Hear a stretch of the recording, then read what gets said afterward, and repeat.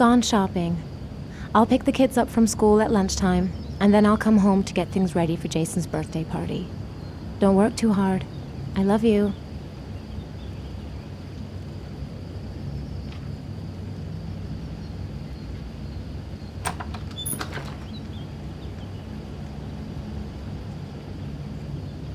I better take a shower and get dressed before I go downstairs.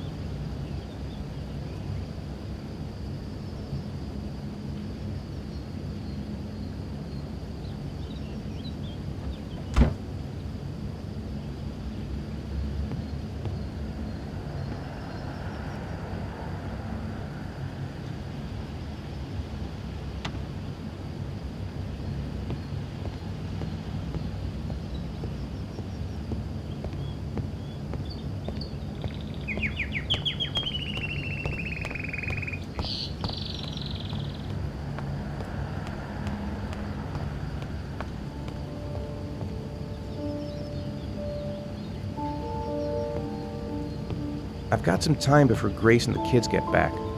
Better get some work done.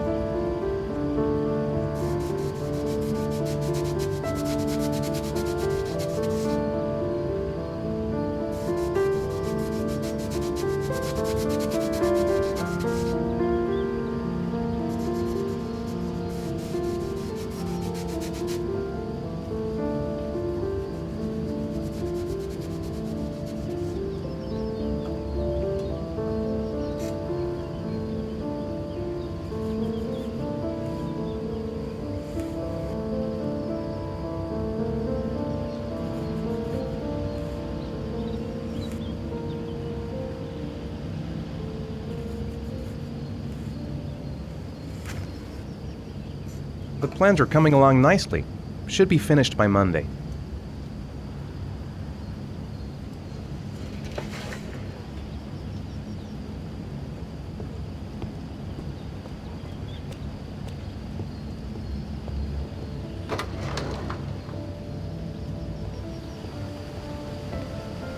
It's almost lunchtime. Grace and the kids will be back any minute.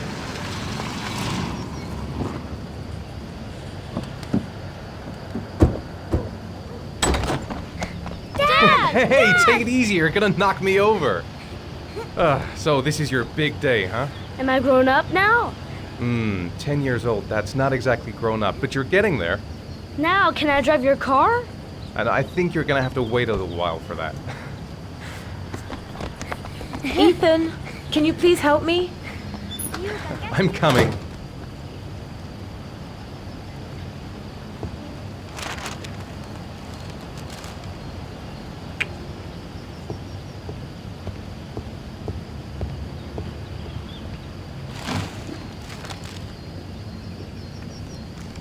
They've been so excited since this morning. I could hardly keep them in line in the supermarket. How's your day been? Managed to get any work done? I made some pretty good progress. I've just got to work on a few more details, and then I should be ready to present the plans to the client. I've got a billion things to do. It'll never be ready before Jason's pals arrive. Can you please help me? There should be plates in the living room cupboard.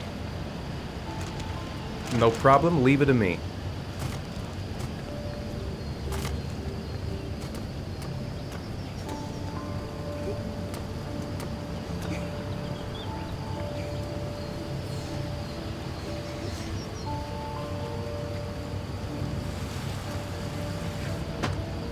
That door is always sticking.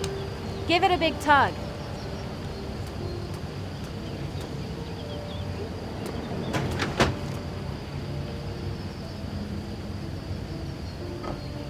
That's the set my mother gave us. Be careful, okay? Don't worry, I wouldn't want to be responsible for a diplomatic incident with your mother.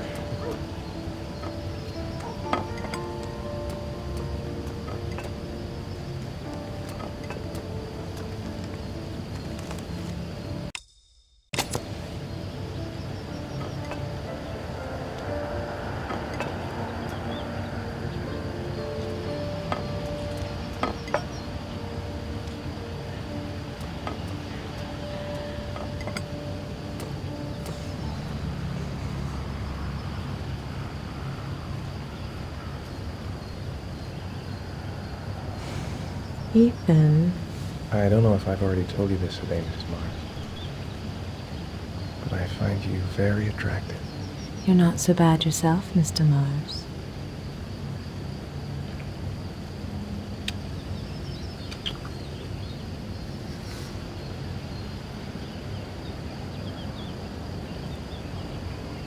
I know what's on your mind, Ethan. But now is not the right time for it. Shame. I've really got to focus on this party. We'll continue this little conversation later.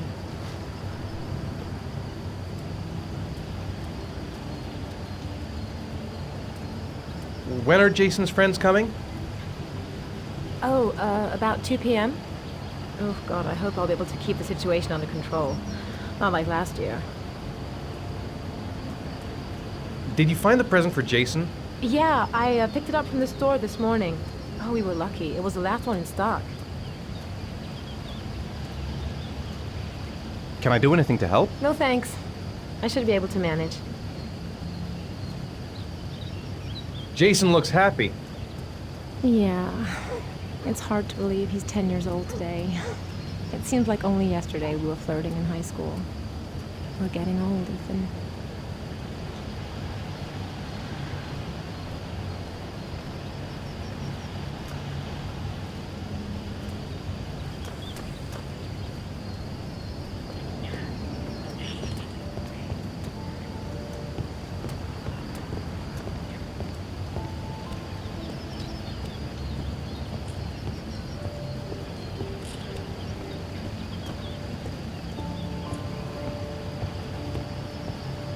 I think I'll go outside and play with the kids.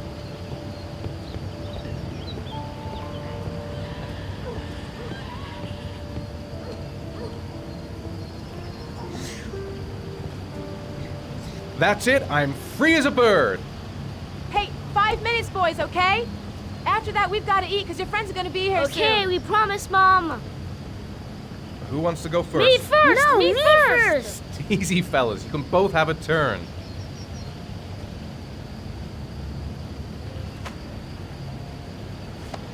All right, Jason, let's do the helicopter.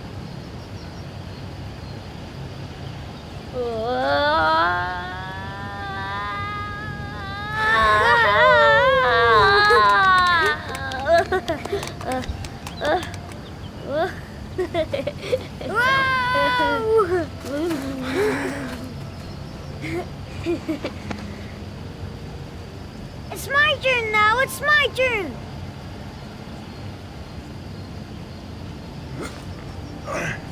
Okay, Shaun, get ready. Here we go.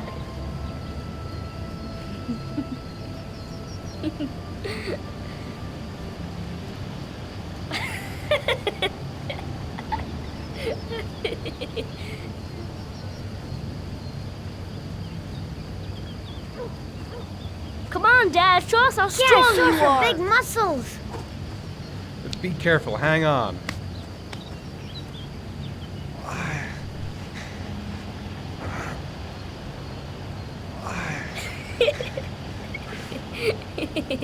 Ah. Oh. Whew.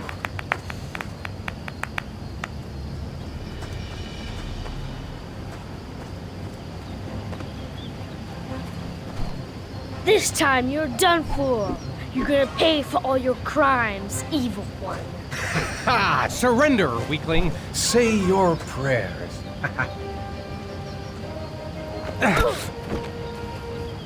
Come on, Jason. Hoya! Give up. I am victorious.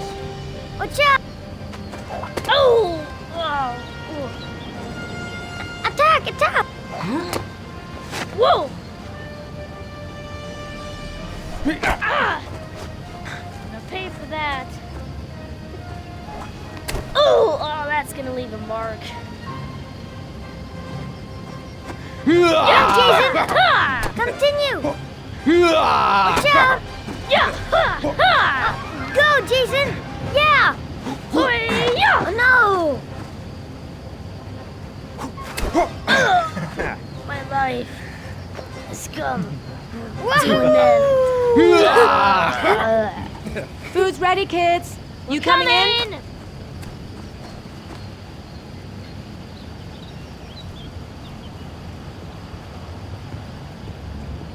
Shaun? Lunch is ready. I'll go get him.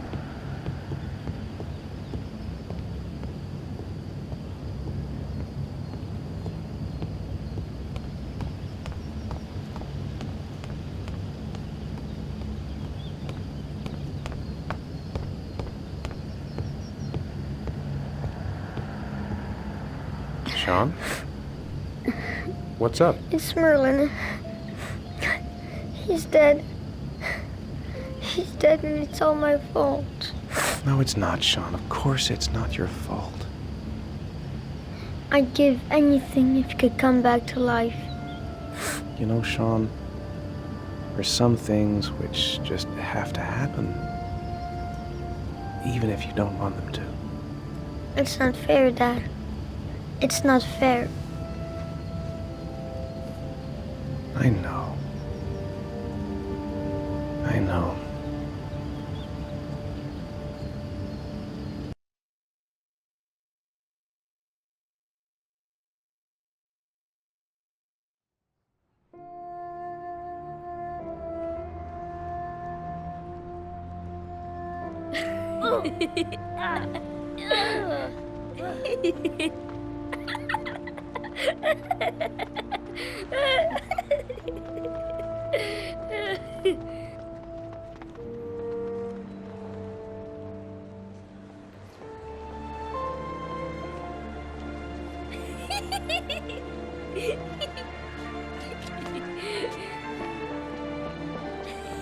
Oh, I'd like to have a quick look at some shoes for Shaun.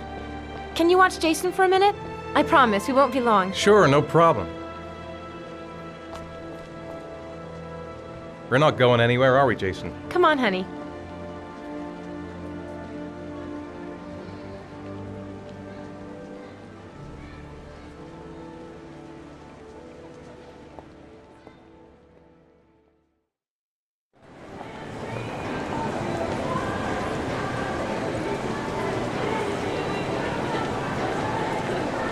Jason!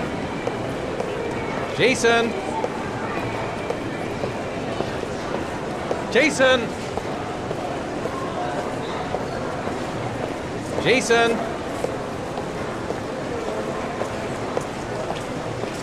Jason! Jason! Jason!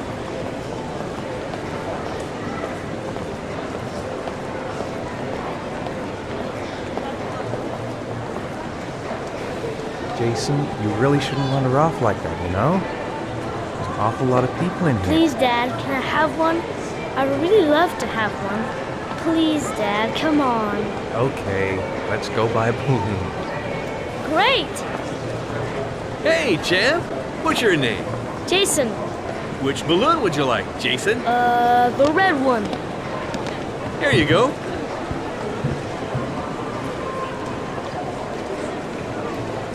That'll be $2, sir.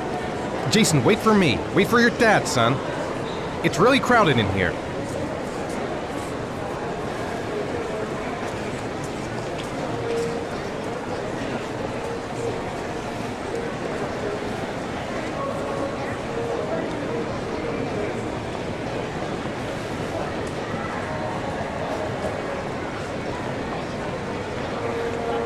Keep the change.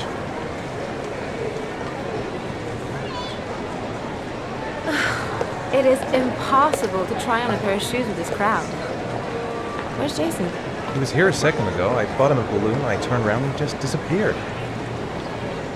Disappeared? What do you mean disappeared? Stay here. I'll go get him. I'll be right back.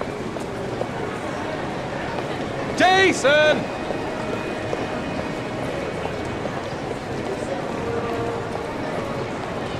Jason! Jason! Jason! Jason! Jason!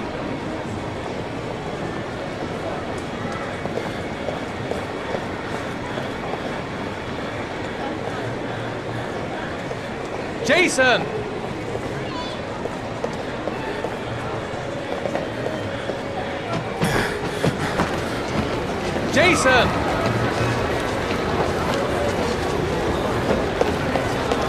Jason!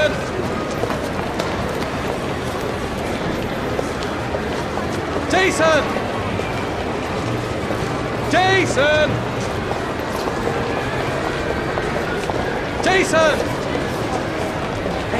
Jason! Hey, man, watch it! Jason!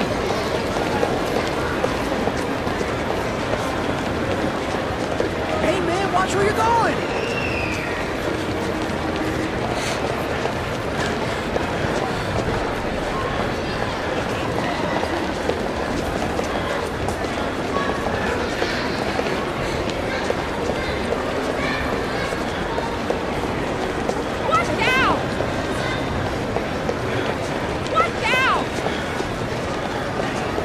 Jason, God, you really had me scared there.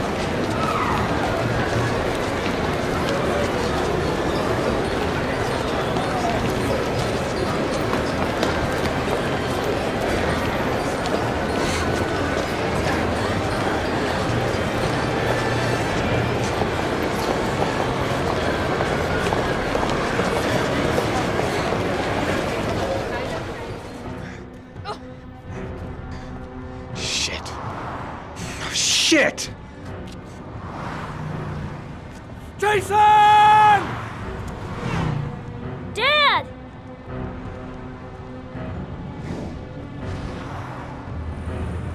Jason! No! God! Jason! Jason! Oh my God, no! No! No, Jason! Oh my God, no! No!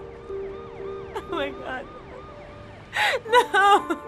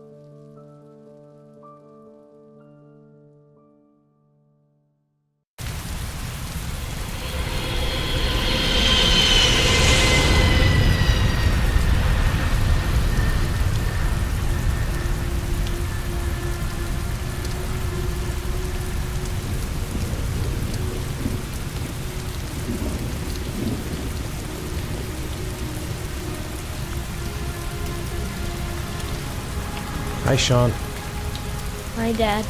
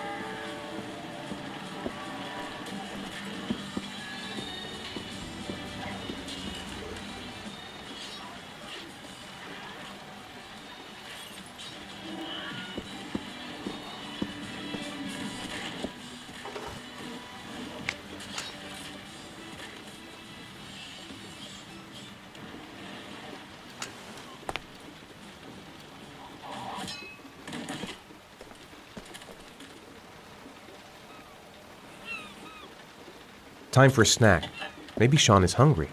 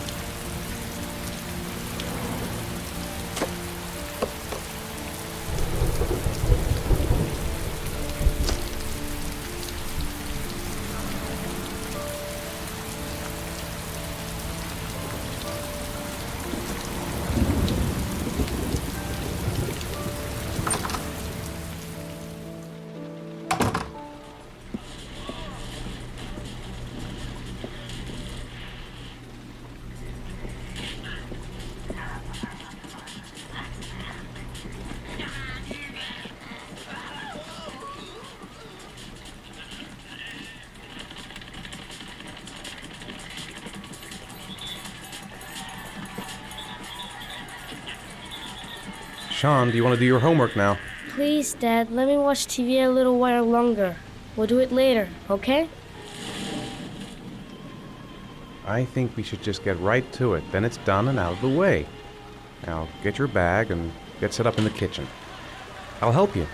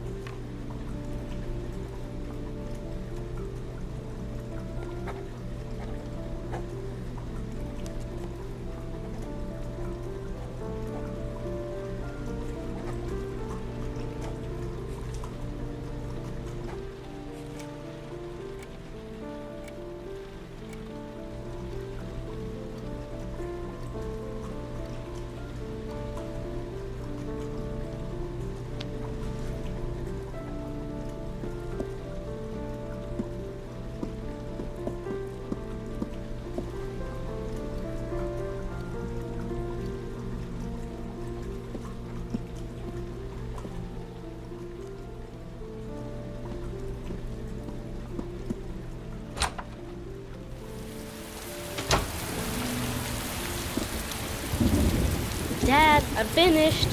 Can I go watch TV?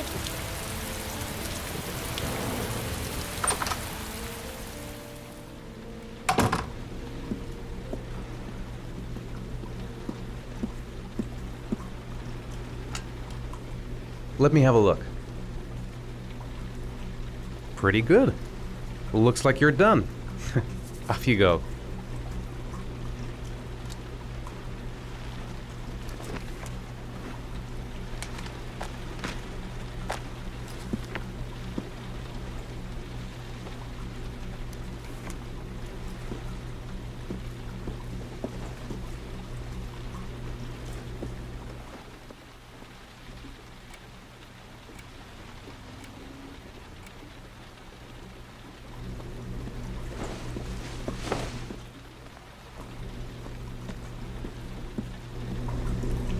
It's getting dark.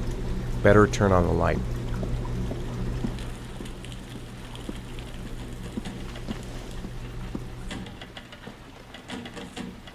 Grace has Shaun this weekend. Seems like he can't wait to get back to his mother.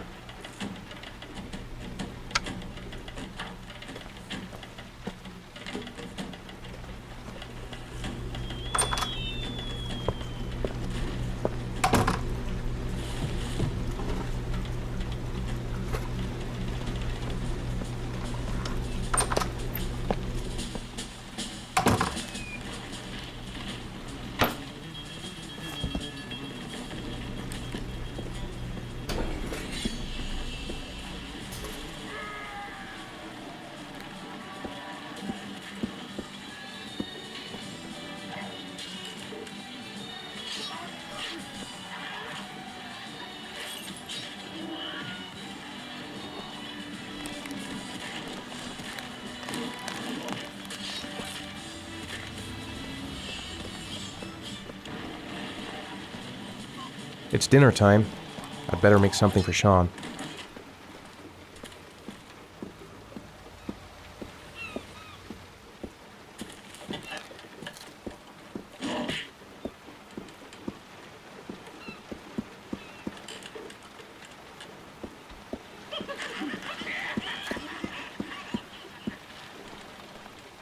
Come to think of it, if he's not asking for anything, it must be because he's not hungry.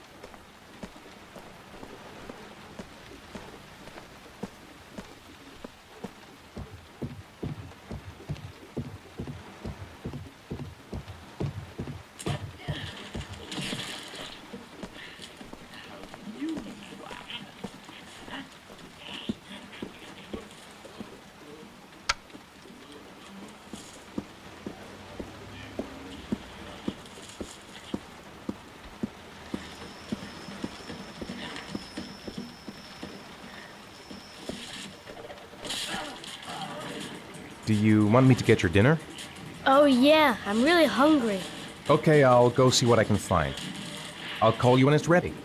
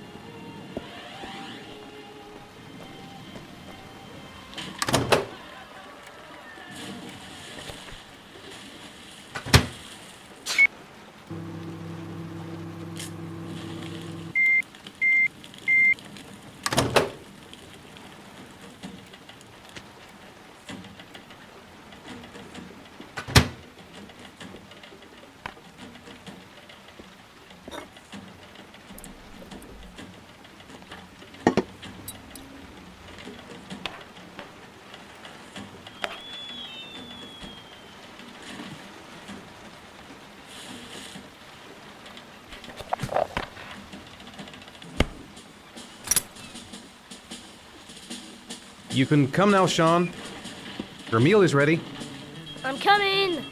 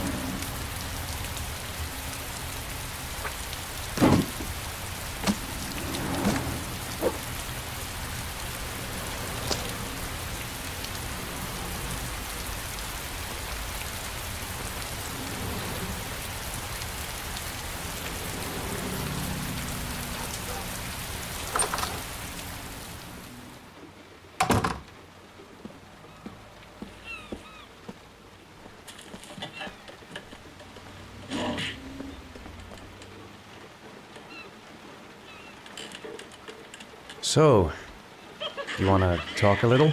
Talk about what? I don't know, about you, your friends, how things are going. Nothing special. How are things at school? Is your teacher nice? Everything's fine, Dad.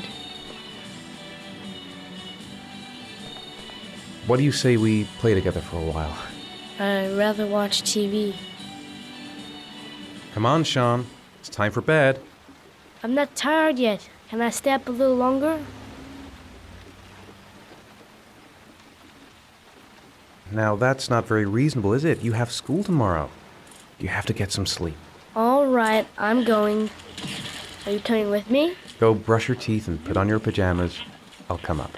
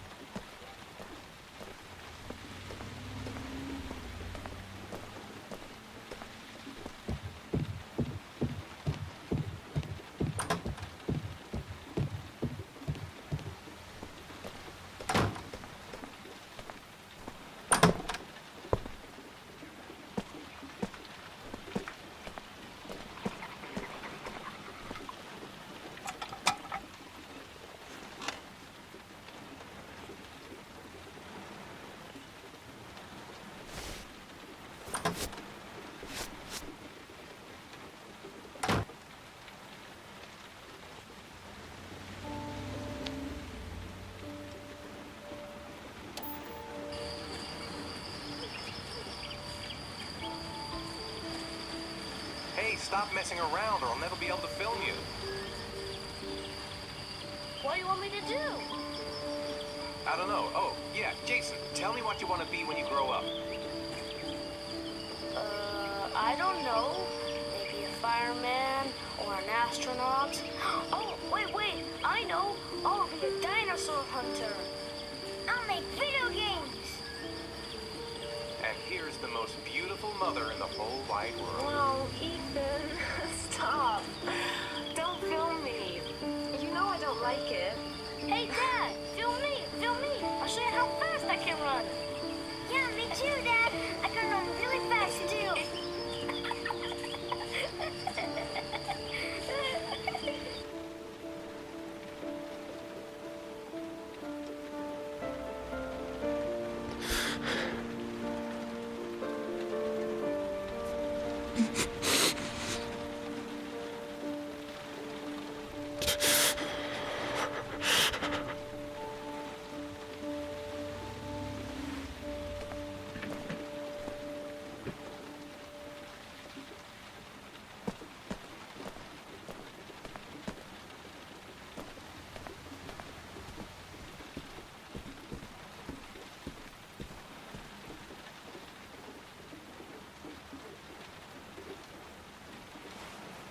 Good night, Shaun. My teddy! I haven't got my teddy, Dad. You must have left it somewhere in the house. Do you have any idea where it could be? No, Dad. Please, I can't sleep without him. All right, I'll have a look around and see if I can find it, okay?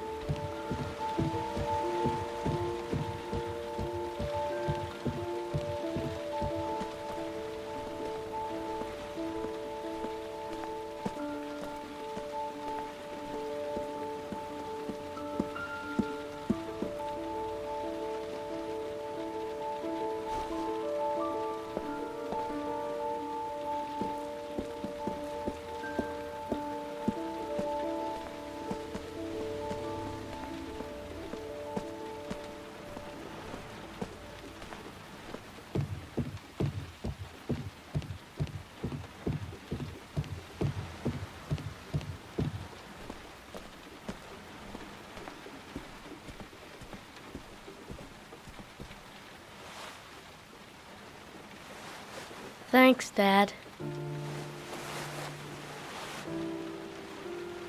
Good night, Shaun. Night. Dad, Yeah? why do you look so sad? I think I just need some time. To get back to the way things were. You know, Dad, what happened to Jason wasn't your fault. Good night, Shaun.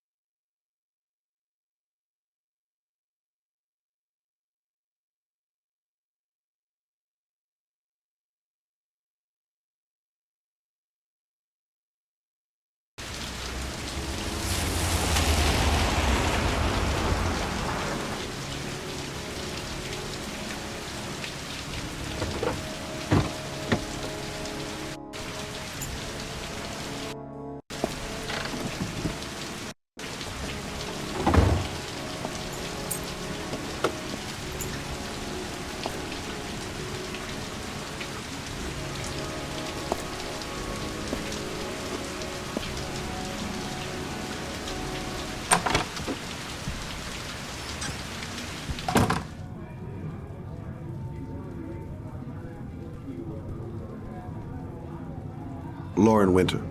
Ring any bells? Nope, can't say it does.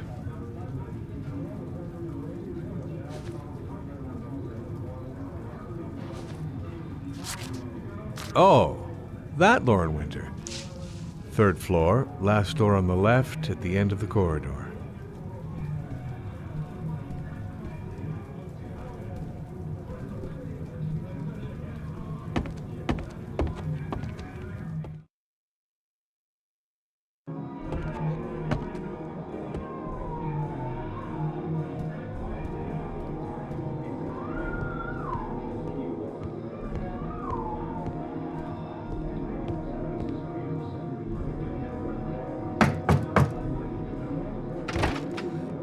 Lauren Winter? Sorry, I only see clients by appointment.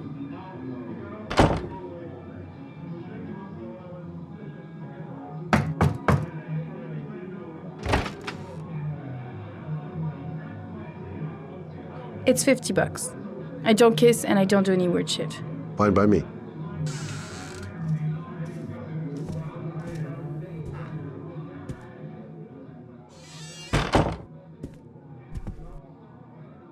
Put your money on the table. You got exactly 10 minutes. When the alarm rings, it's over, okay?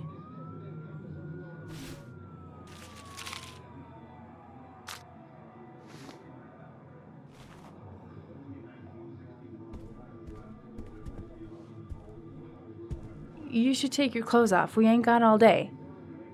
Actually, I'm not a customer. Shit, a cop. I should've known. What you want, a freebie? Is that it? My name is Scott Shelby. I'm a private detective. The families of the victims of the Origami Killer asked me to investigate the murders. I came here just to ask you some questions about Johnny. I already told the police all I know and I have nothing to add. Leave me alone. I understand, Lauren. I know what you're going through. Oh yeah? You know what it feels like to find your own son's body on a wasteland?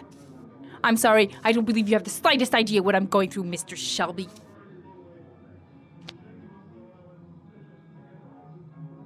The killer is walking around free as we speak. He'll kill again if he's not arrested. My Johnny's dead, so what difference does it make? If we don't find the killer, there'll be other mothers who find their son's body on a deserted wasteland. But you're right. Why should you care? It's not your problem anymore, right?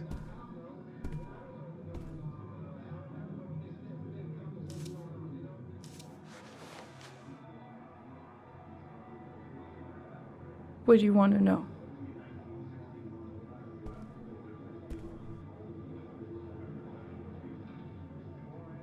How did your son disappear? He used to go play with the neighborhood kids after school. It was pouring down something awful that day. I'll never forget it. All his friends came home around 5. All except him.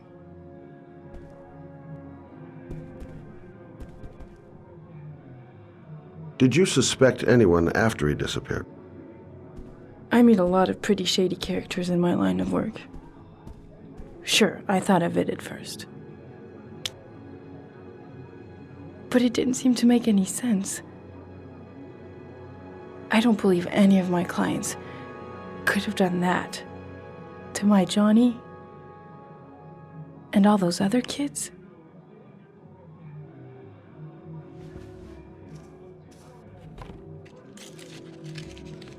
You want one?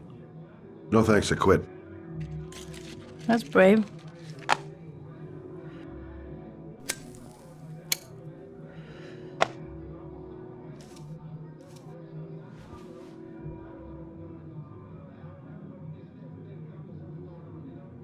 Tell me about Johnny.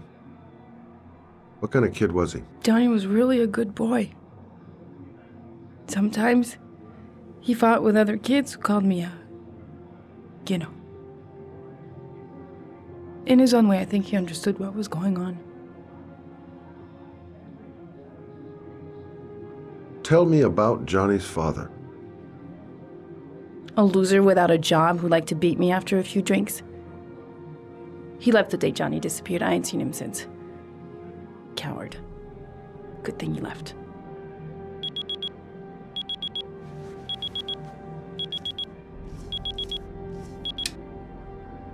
Time's up, Mr. Shelby. I hope you got what you wanted. Now get out of here.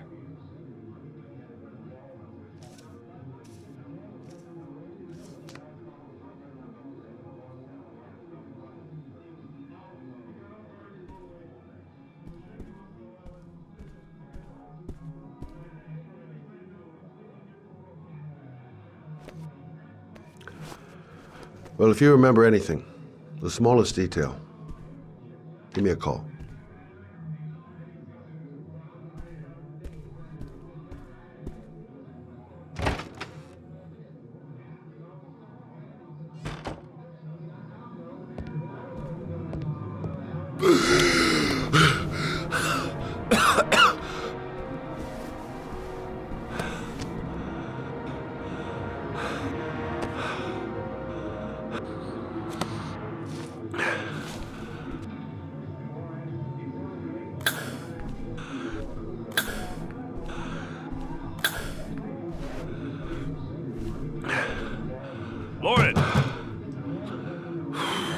Lauren, open up, baby.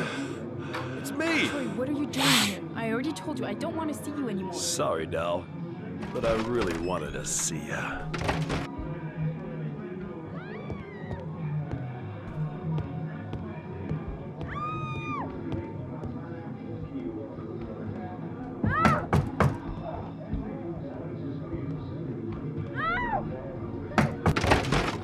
What do you want, asshole? Lauren, is everything all right? She's just swell. Now beat it, loser! You again? If you're looking for trouble, you found it. I'm gonna beat the shit out of you. Oh!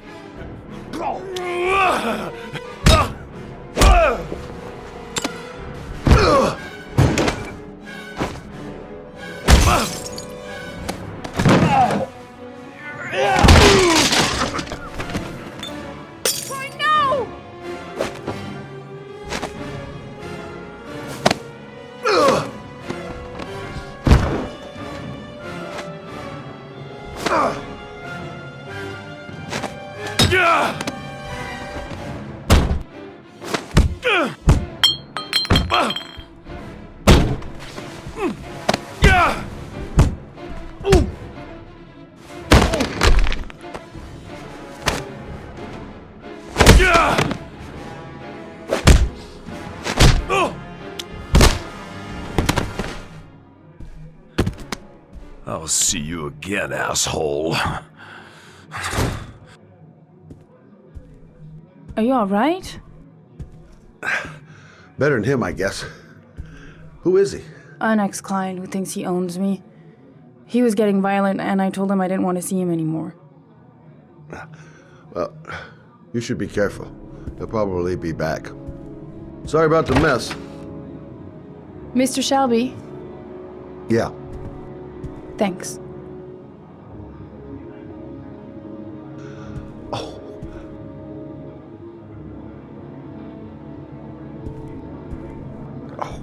God.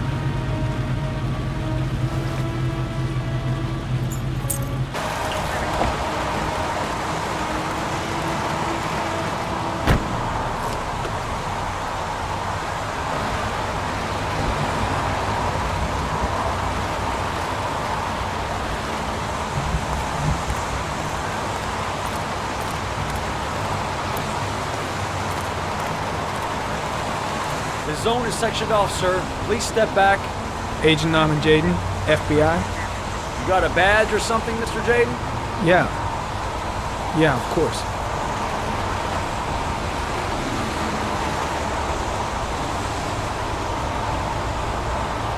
Check. You can pass. I'm looking for Lieutenant Blake. Is he around? I saw him arrive earlier. He's here somewhere. Thanks.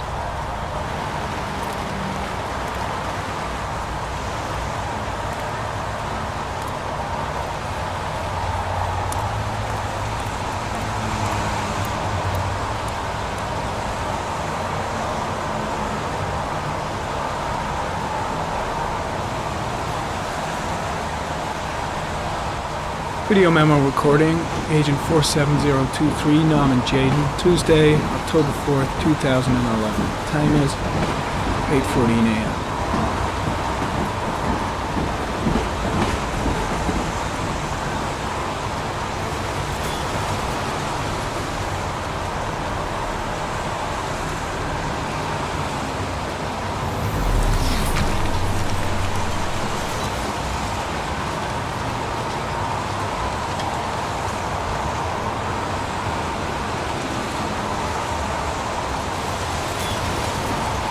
Unrelated to the investigation.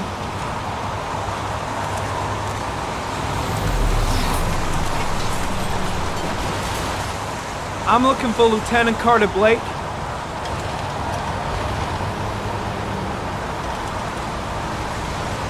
Thanks.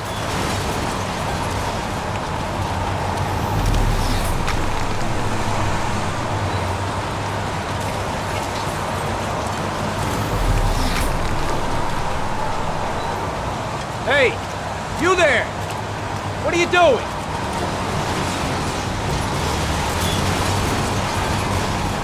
Lieutenant Blake? I'm Agent Norman Jaden from the FBI. I went by your office this morning. They told me you'd be here. Now, if you're looking for rain, dead bodies, and highways, you come to the right place. Mike, will you tell that asshole with the bulldozer to stop for 5 minutes? I can't hear myself think here. Right away, Lieutenant.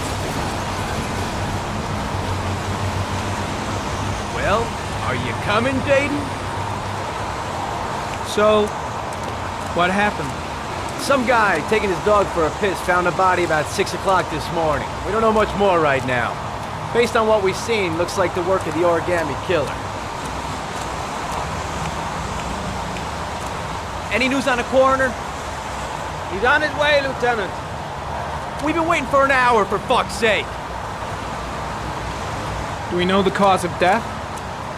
There are no marks on the body. Chances are he was drowned, like the others. Has the time of death been established? Based on the rigor mortis, must be less than 6 hours ago. We should know more once the coroner has had a look. Has the body been identified? No, not yet. We should know more later today. Tony, I don't want to see a single shit-stirring journalist within a mile of here. You got it? Yes, Lieutenant. Any witnesses? None yet. Given the neighborhood, I'd be surprised if anybody saw anything. There are a lot of people on the crime scene. Aren't you afraid your men might destroy some clues? You don't find proof sitting behind a desk. We're not in the habit of trampling things into the ground, even if we're not in the FBI. No, of course not. That's not what I meant. Listen, I'm a little busy here. Why don't we discuss all this a little later, back at the office? Oh, no problem. I understand. Do you mind if I have a look around? Be my guest. Hey, Jaden, you come and see me if you find anything, okay? We're on the same team now.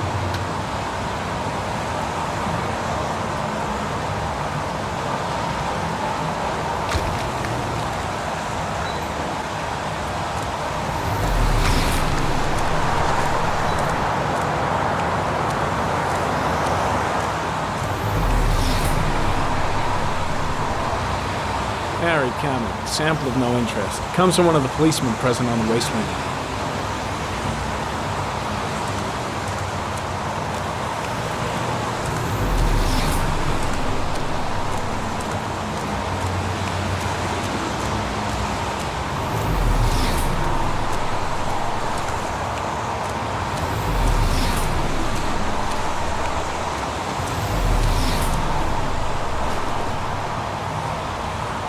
Harry, comment. The victim is lying on his back. No visible signs of violence.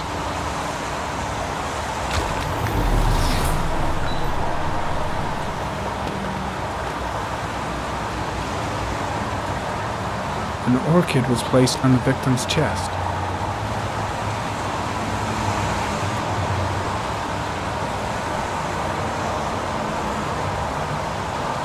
A small origami figure in the right hand. Fingers were probably closed after the time of death.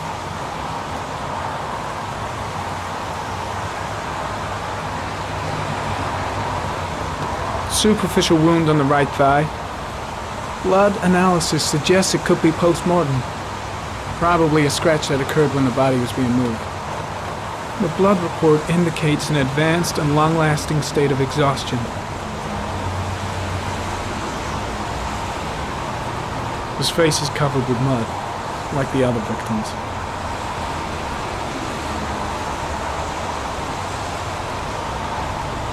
The victim is Jeremy Bowles, declared missing 5 days ago. See reference file.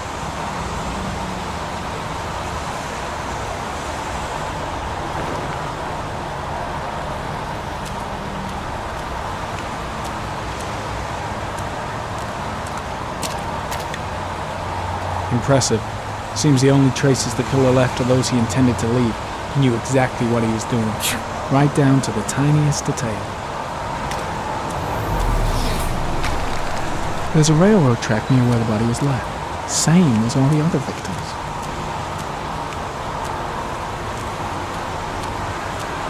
The killer must have carried the body here. Gotta be tracks around here somewhere.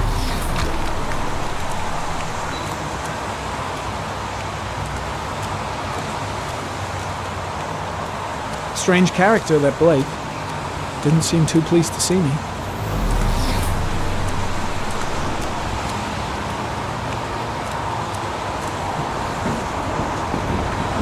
The body got scratched when it was moved. There may be more traces of blood around here.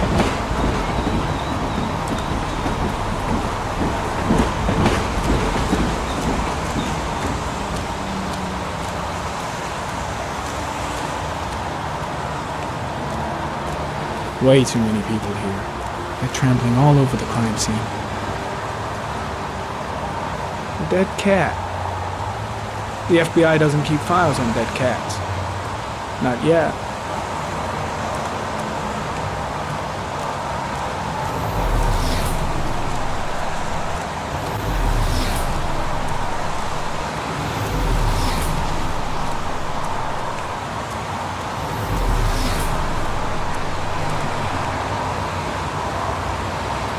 Harry, comment. Orchid pollen detected. Probably from the flower left on the body.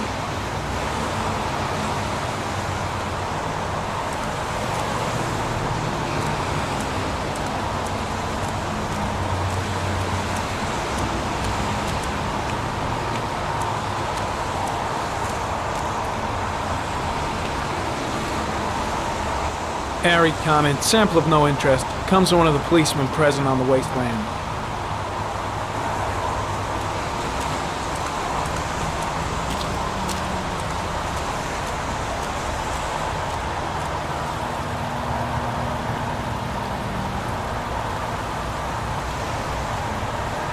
Harry, comment. Sample of no interest. Comes from one of the policemen present on the wasteland.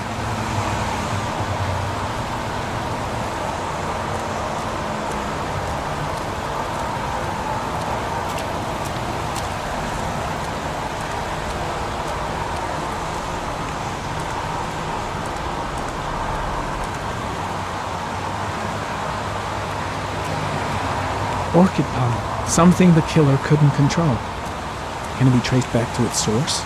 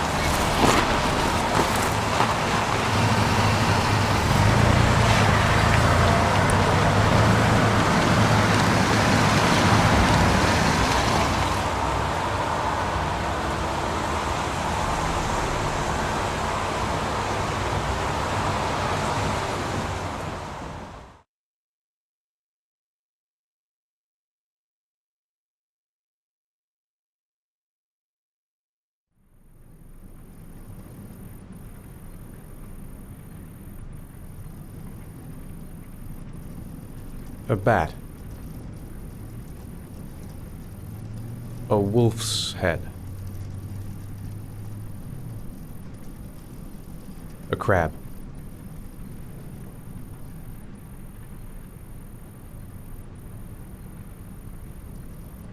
Blood. Blood spreading through water.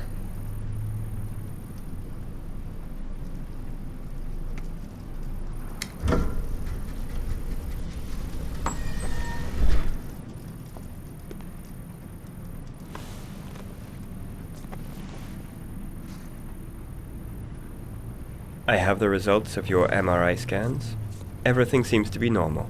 There is no physical damage from the accident. However, I am worried about your psychological condition. I know it's not easy, but you've got to start over, Ethan. You're not responsible for what happened. It's my fault Jason is dead. He'd still be alive if I'd been looking out for him. It was an accident. Accidents happen every day. You can't blame yourself forever for your son's death. How is Shaun? He's a very solitary kid, you know, very focused within himself. He's really close to his mother. With me, he's more distant. And what about you, Ethan? What do you feel?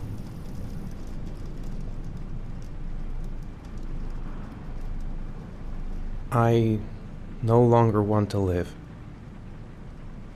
I have no reason to continue. Not even for your son, Shaun. I couldn't save Jason. Shaun doesn't need a father like me. Is there something else you wanted to tell me, Ethan?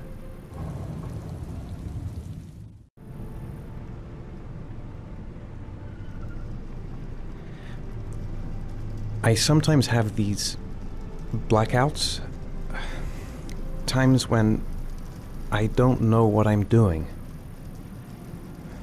I recover consciousness sometime later, but I'm someplace else. And I have no idea how I got there.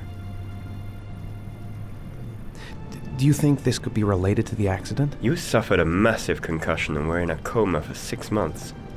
We really don't know what effect a shock like that can have on the brain. That's the end of this session. We'll continue this conversation next week. You were lucky, Ethan.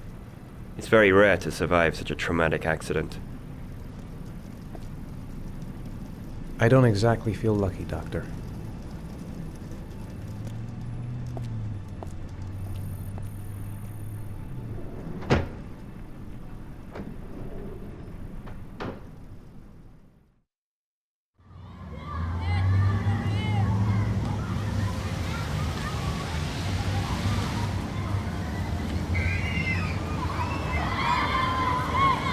Aren't you gonna go play with the other kids?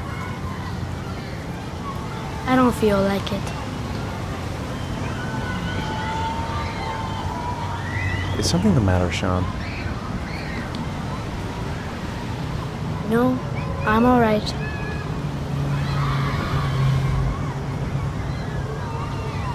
How did things go at school today?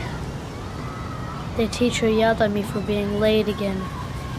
She's gonna send me home the next time it happens. I'm sorry about that, Shaun. Next time, we'll really pull it together, okay? Do you want to eat something?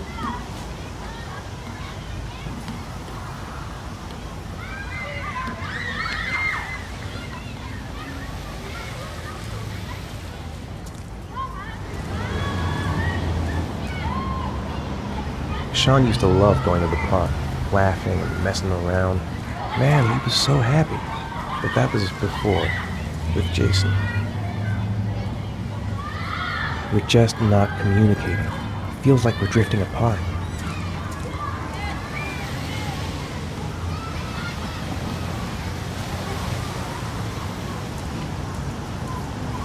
What am I going to do to cheer him up?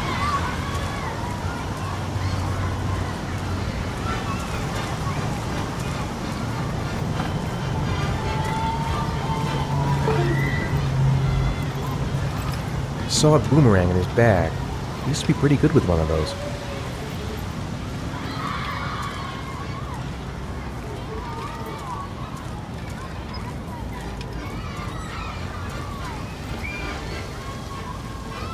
Maybe you're right on the merry-go-round. Poor Shaun. He probably got into trouble at school because of me.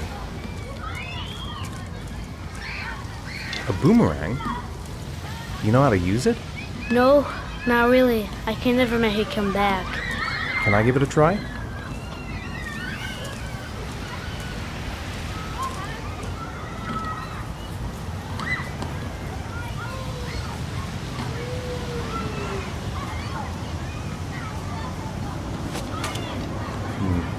I seem to remember I was better than that.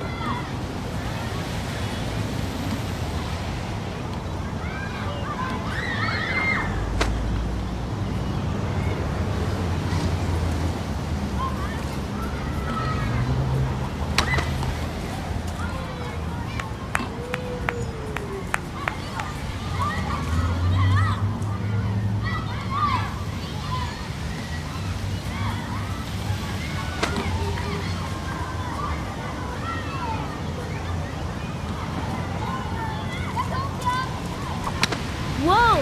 You did it, Dad! Do you want to give it a try? I won't be able to do it. Oh, come on, let's try it together. Now, the main thing is to get the right position at the beginning. Now, you gotta throw it straight and a little to the right.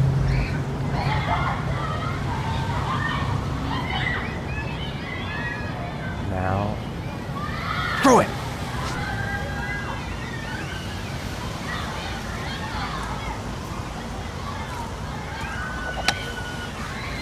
I did it! I did it, Dad! Good job, Shaun. See? That wasn't so hard.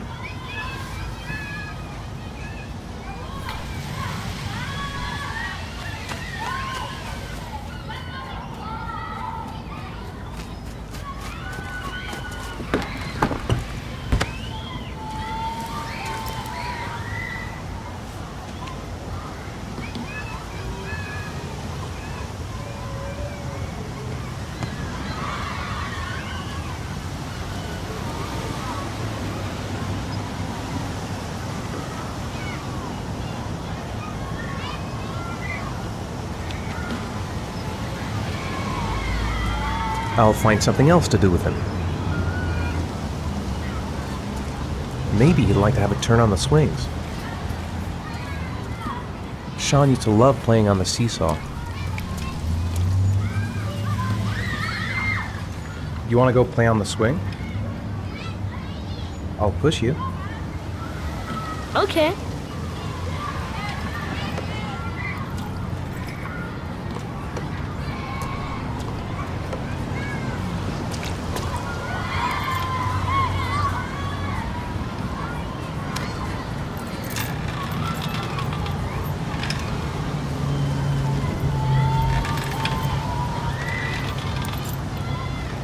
Dad, higher!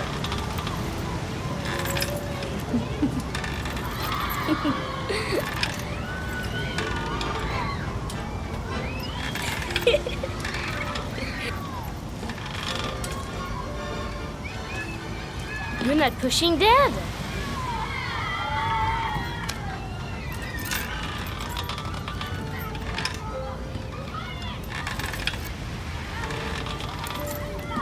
Come on, Dad, higher!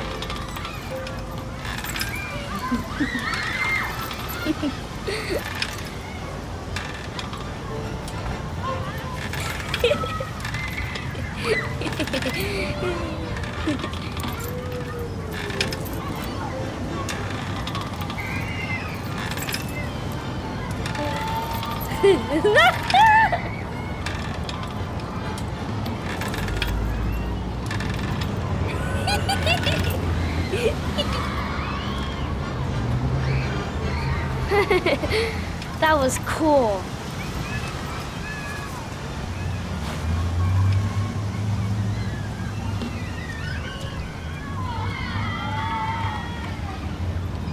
He seems to be having fun.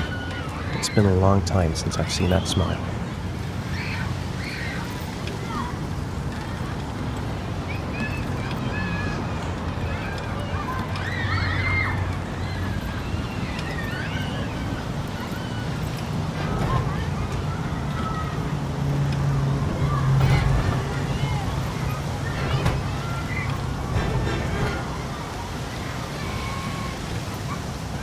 I'll find something else to do with him.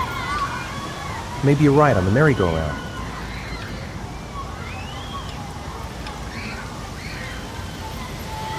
Shaun used to love playing on the seesaw.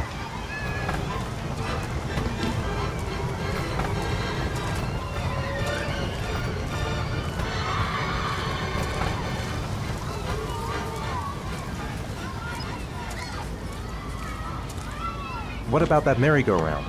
I bet I can push you so fast you won't be able to stay on it. Great!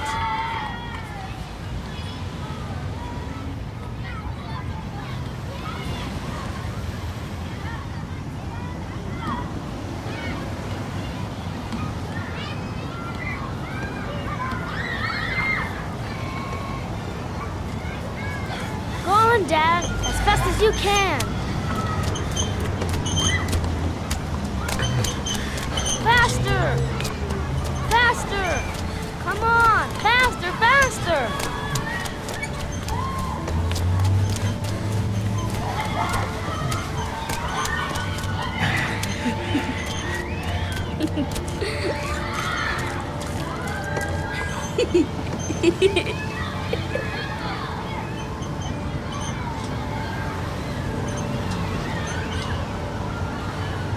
Whoa! I think my head is spinning. Good training for astronauts, though.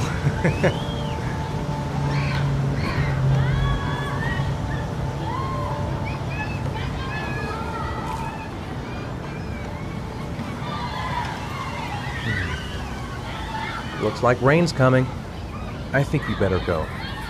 Okay.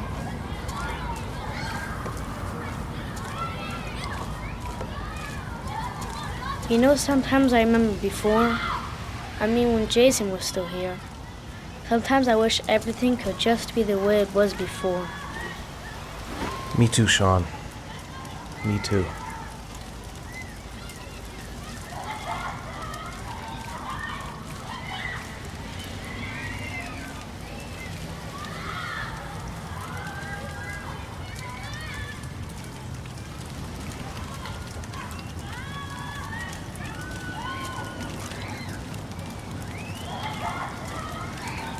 Hey, Dad, can I have a ride on the carousel? Can I? Sure. Go pick a horse and get on. I'll get a ticket.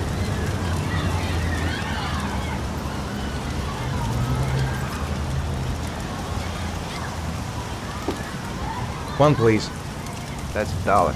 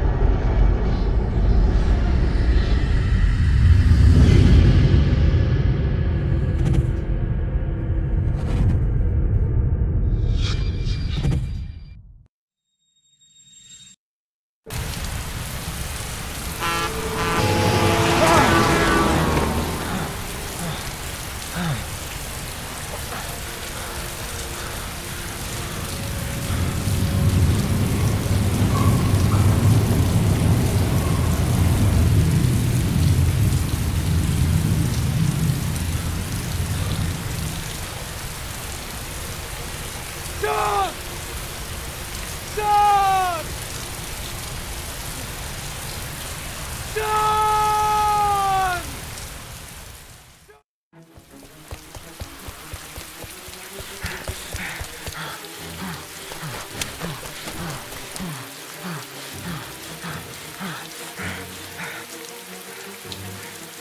Shaun! Shaun! Shaun! Shaun! Shaun, where are you? Shaun! Shaun! Shaun!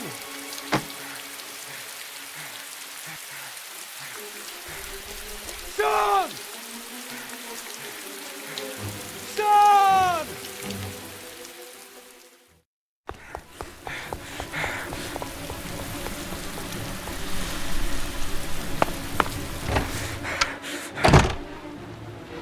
Shaun! Shaun! Shaun!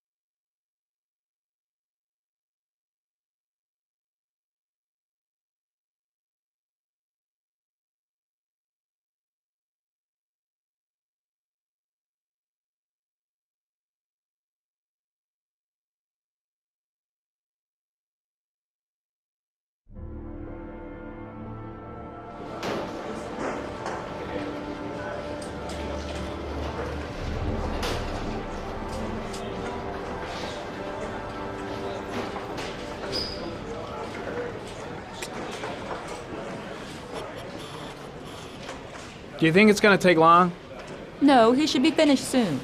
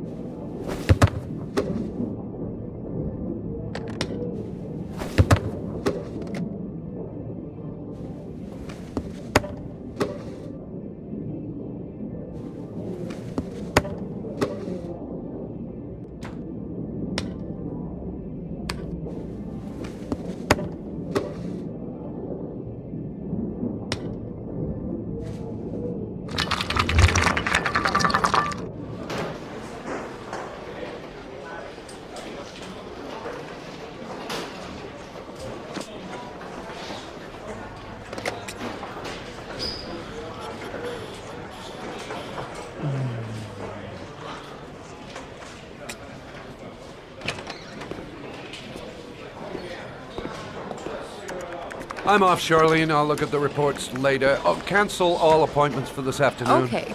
Oh, Captain. Agent Norman Jaden from the FBI is here.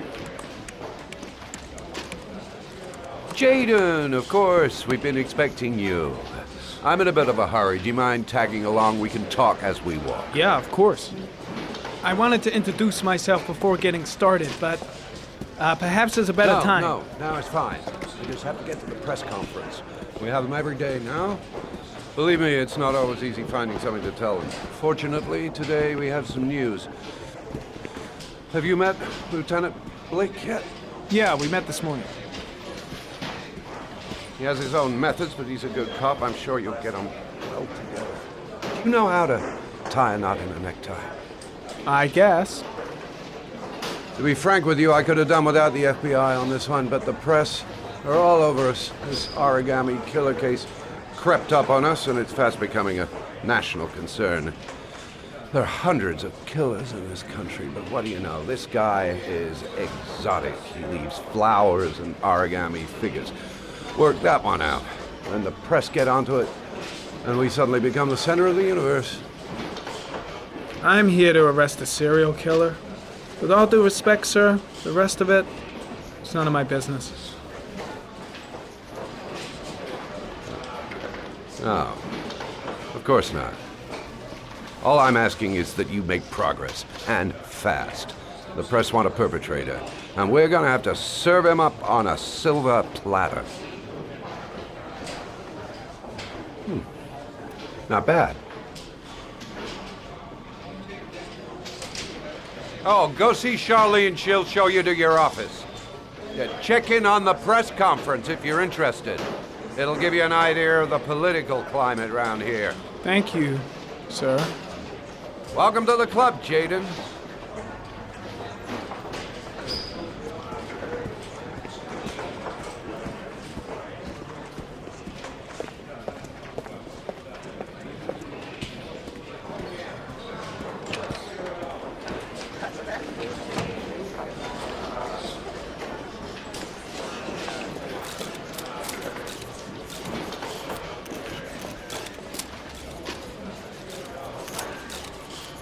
The body of Jeremy Bowles was found this morning on a patch of wasteland in the East End at about 6:30 a.m., 5 days after he was reported missing.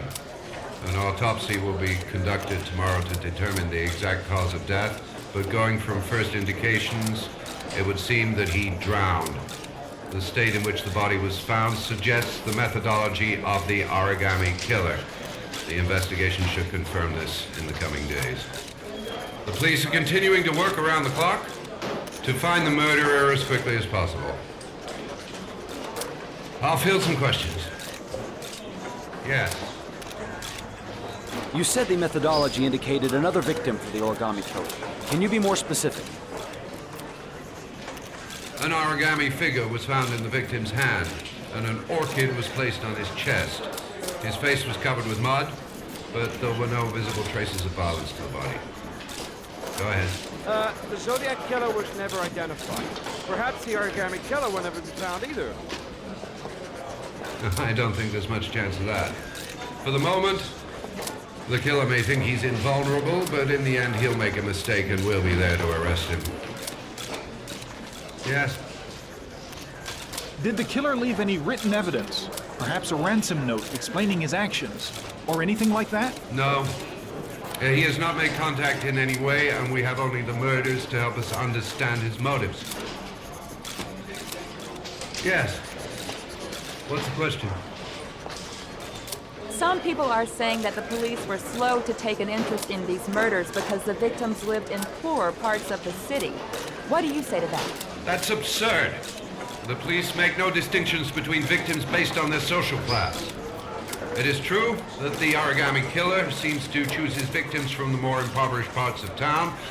The higher crime rate in these areas makes the investigation more difficult. Time for a couple more.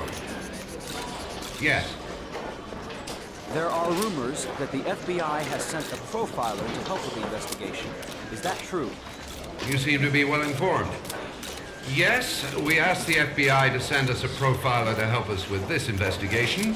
We were planning to announce this in the next few days, but it seems that won't be necessary. According to certain sources, the town hall's been applying pressure to avoid any mention of a serial killer in order not to have an adverse effect on the mayor's election campaign. Do you have anything to say about that? Pure speculation. At no time has the mayor been involved in this investigation, except to support the efforts of the police force, of course. Thank you for your cooperation. One question, please, sir. One last question. Captain Perry, one more question, please.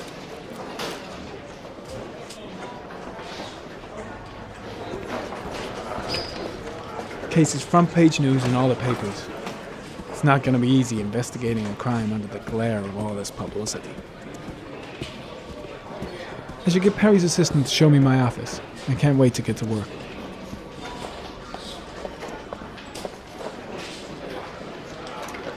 Nice watch. Oh, it's the present we offer to our new lieutenants. We bought the same model each year for the past 20 years for each promotion. It optimizes everybody's time, and it's the kind of thing that always goes down well. You can contribute to our fund if you like. We're still a few dollars short. Congratulate Larry on my behalf. I'll be sure to do that, sir. Captain Perry said you could show me to my office? Yes, of course. Follow me.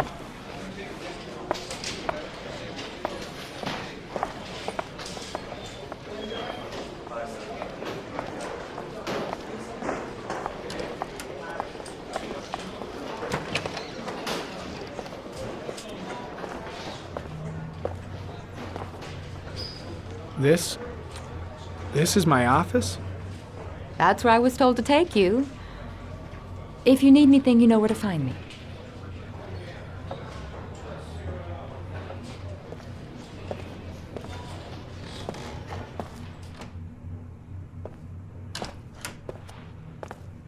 Okay, time to work.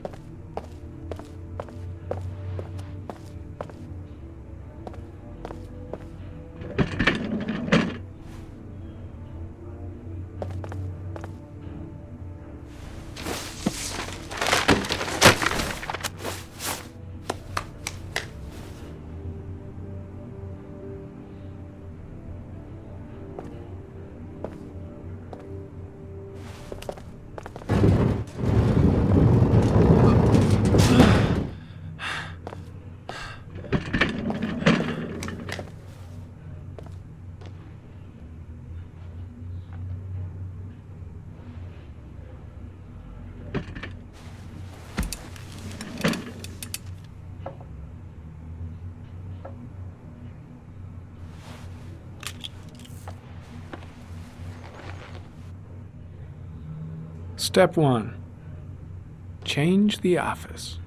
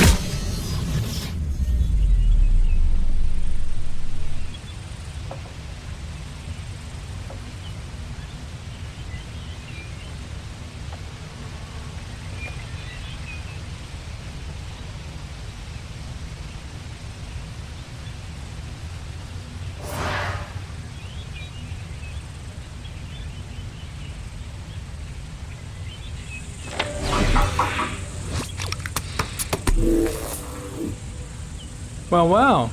Looks like there's something new.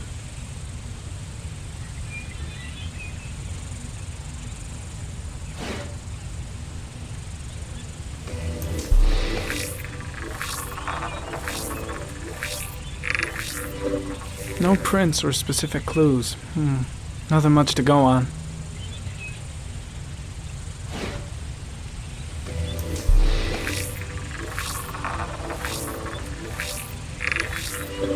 A common species. That doesn't help much.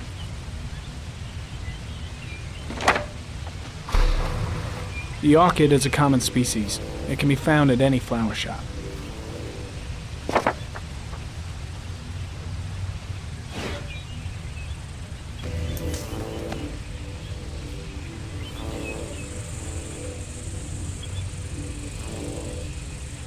Harry, comment. Tire tracks on the side of the road behind the railroad line. It may be the killer's car.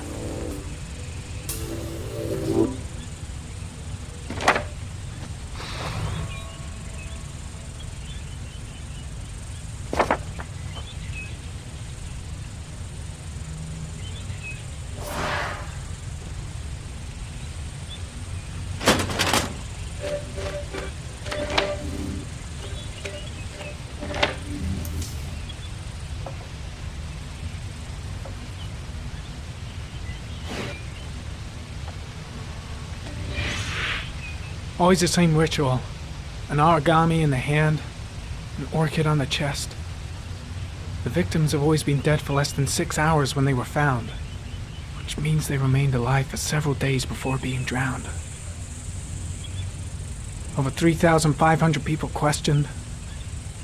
Over 100 suspects interrogated. Not a single lead to go on.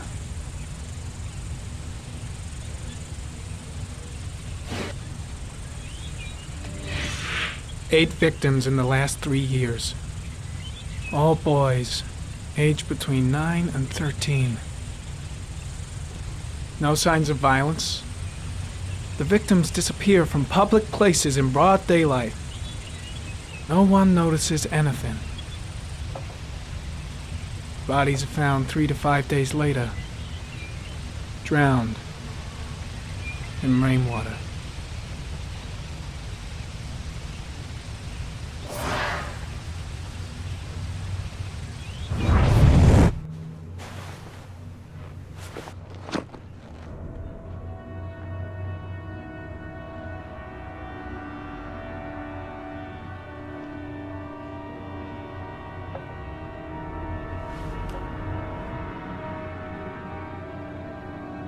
Here we go again.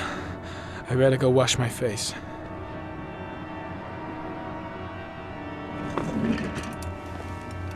I need to take some. I'm gonna faint if I resist.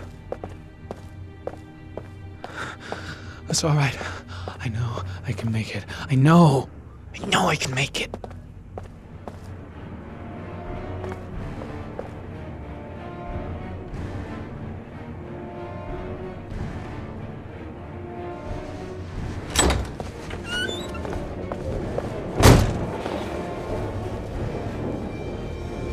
Is everything all right, sir?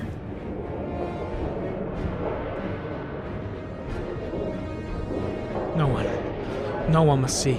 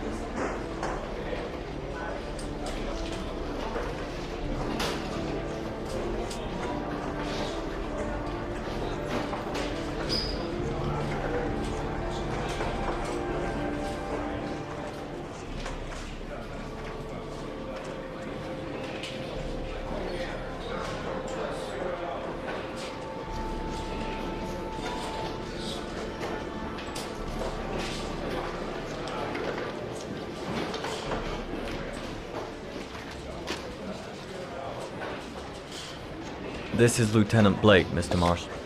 Could you please tell him what happened? It was this afternoon. I went to the park with my son, Shaun. We played together for a while, and then he wanted to go on the carousel, so I put him on one of the wooden horses, and when I turned back, Shaun had disappeared. Exactly what time did you arrive at the park?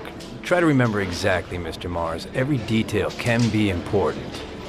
It must have been about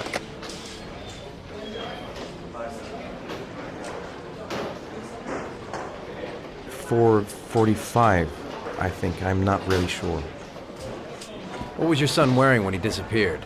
He was wearing a coat.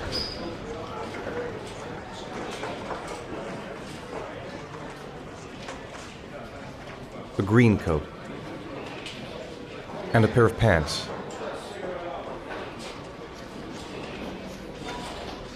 Beige pants. How could Shaun have disappeared without you even noticing? Weren't you right by the carousel?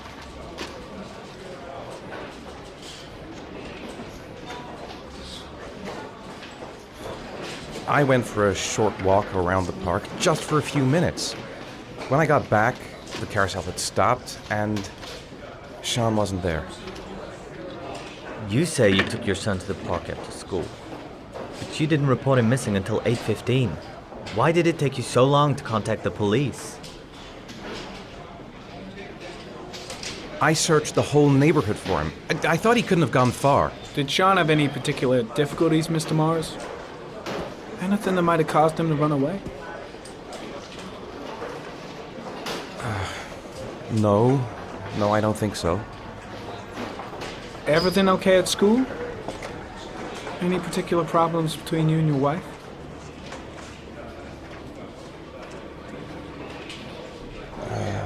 My wife and I have been separated for the last 6 months. But Shaun would not have gone off without telling his mother or me. All right. That's all the questions I have for now. You're free to go, Mr. Mars. We'll continue to look for Shaun overnight. We'll contact you if we have any more questions. Do you think the Origami Killer... Listen, your son's probably just run off and he'll turn up in a couple hours. But what if it is the Origami Killer? Well, then we have about 4 days to find him alive.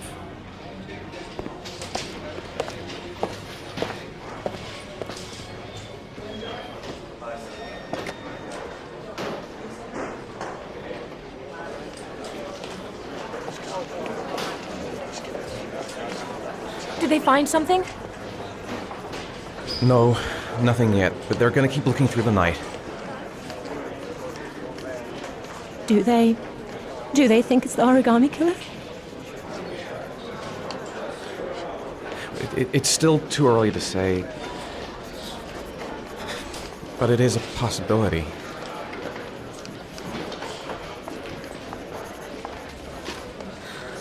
What happened, Ethan? How could you lose Shaun like that? You should never have taken your eyes off him. I mean, for God's sake, how hard is it to keep your eye on a child in the park? Why did you leave him, Ethan? Why? Wasn't it enough losing Jason?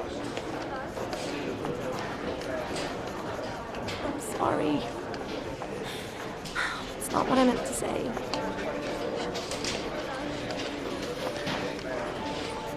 I miss him so much.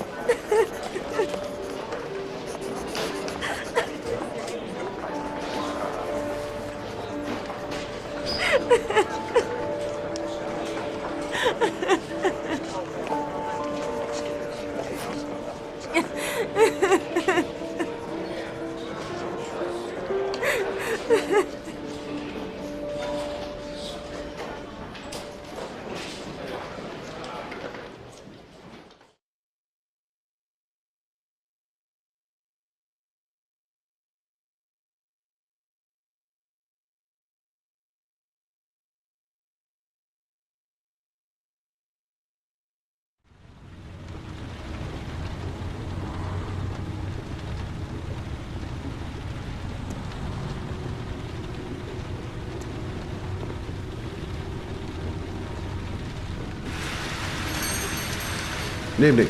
Good evening to you, sir. Can I help you, sir? Well, I hope so. My name's Scott Shelby. I'm a private detective. I'm investigating the case of the Origami Killer. I'd like to ask you a few questions. My son is dead, Mr. Shelby. I have nothing more to say. I also lost someone I loved. I know what you're feeling. Then you will understand that I do not wish to talk about it.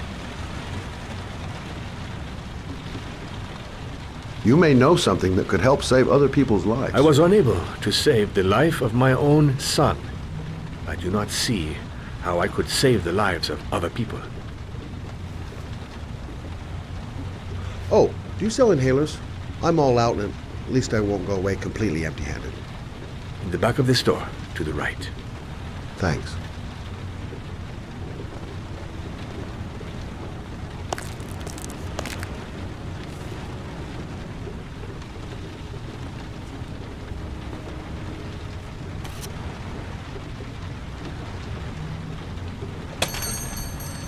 Good evening, sir. Are you looking for something in particular? Give me what you got in the register. Don't fucking try anything. Open the register, you dumb fuck. Put the money on the counter. Shit, are you deaf or what? Are you gonna open that fucking register or not? No, sir. You do not have the right to steal that money from me. I have worked very hard to earn it. You cannot have it.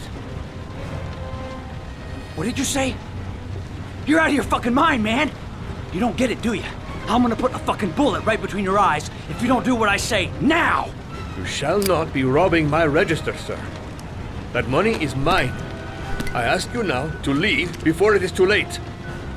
Christ, goddamn idiot! Open the register! Don't make me fucking kill you! No, sir. That I cannot do. Don't turn around.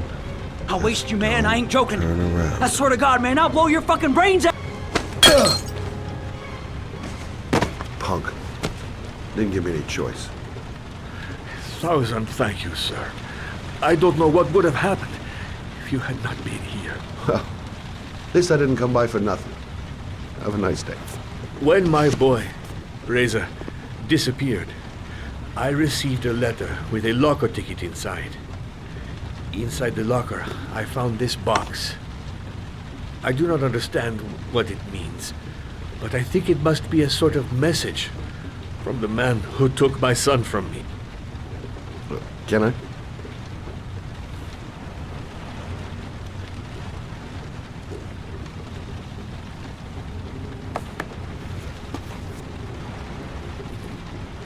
Please, take the box if it can be of any use to you at all.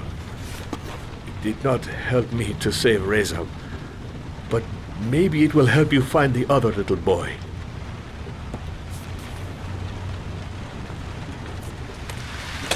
Mr. Shelby, I was beginning to think that there was no good to be found in this place. I can see now that I was wrong.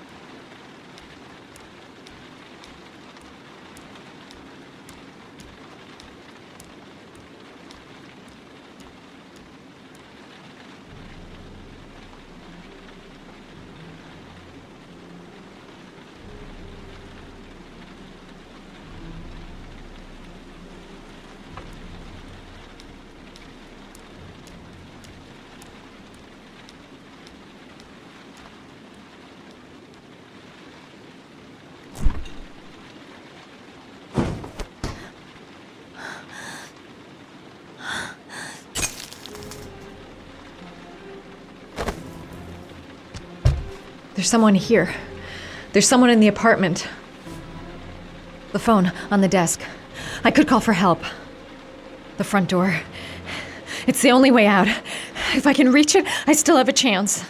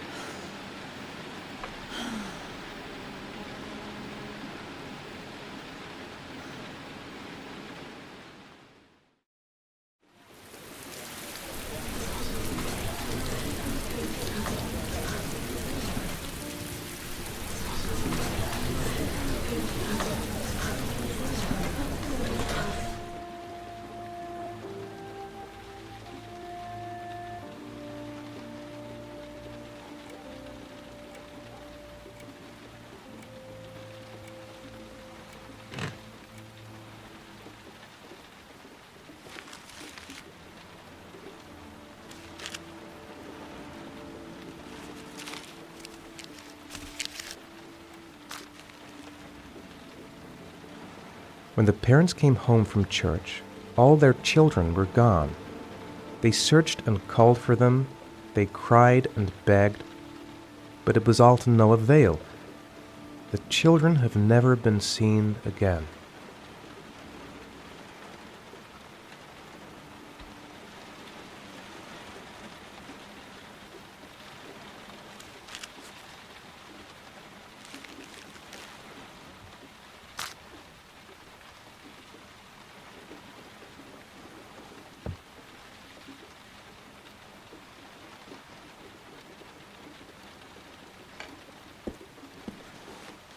I have to get out of here and find out what this ticket is about.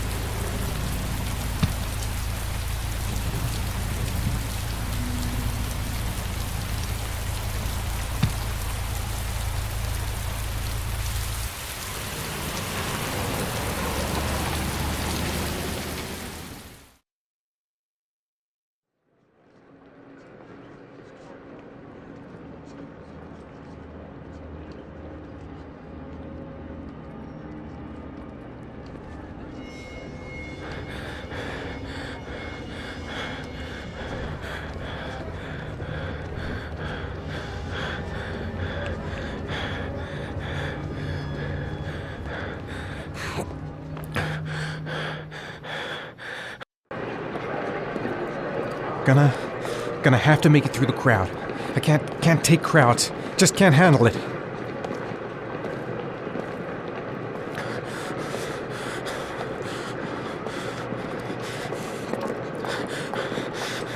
No time to waste. I need to find out what's in that locker. I can't make it. Too many people. Too many people.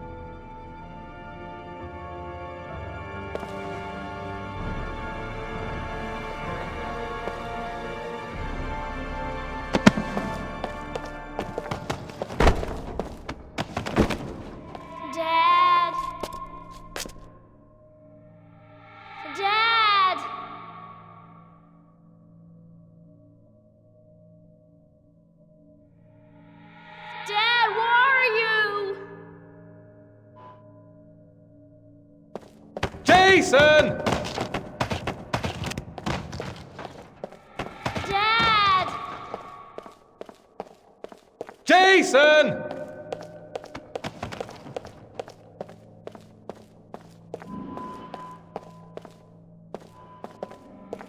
Dad! Dad! Jason!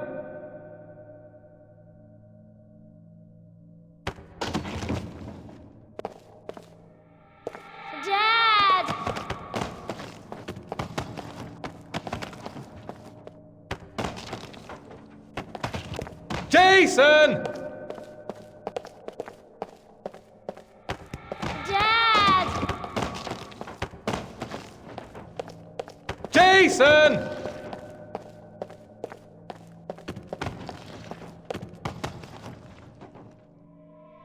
Dad!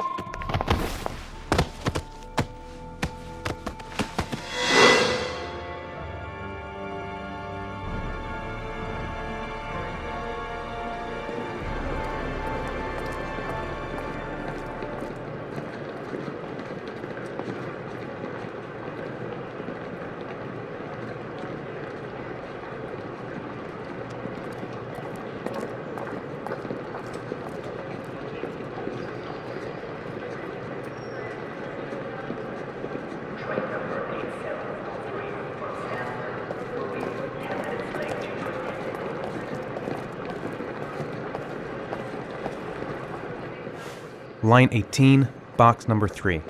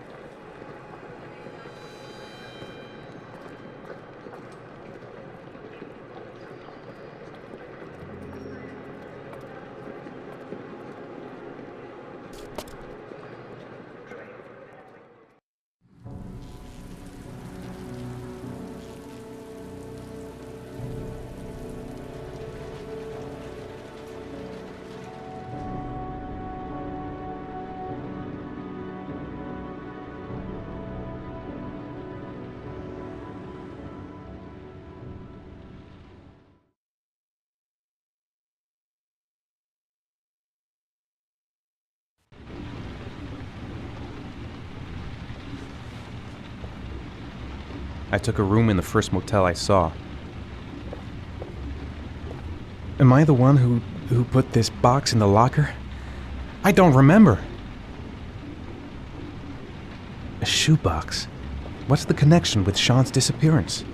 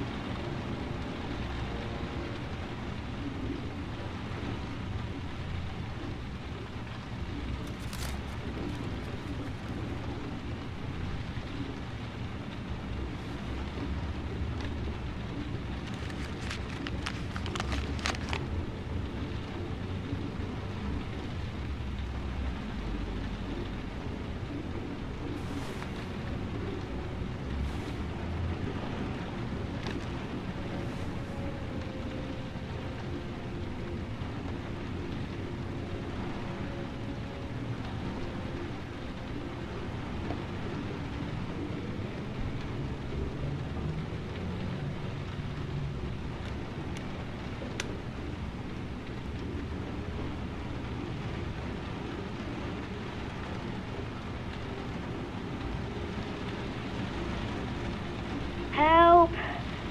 Dad! Shaun! Where are you? I'm so cold. Dad! Dad!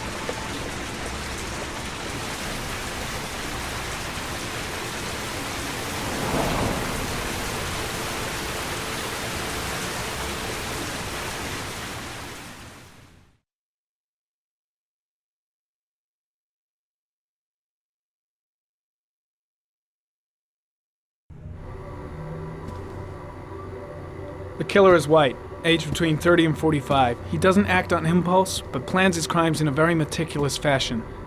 He doesn't have anything personal against the victims. That's why he covers their faces with mud, to make them anonymous. Why does he kill them if he doesn't have anything against them? For him, they're more of an image, a symbol. That's probably why he gives them an origami figure and an orchid as gifts, to apologize for what he's done to them. Very interesting. And where does all that get us? The best way of tracking a predator is to be familiar with his behavior. That may be true in novels, but there's a child's life at stake here. Continue, Jaden.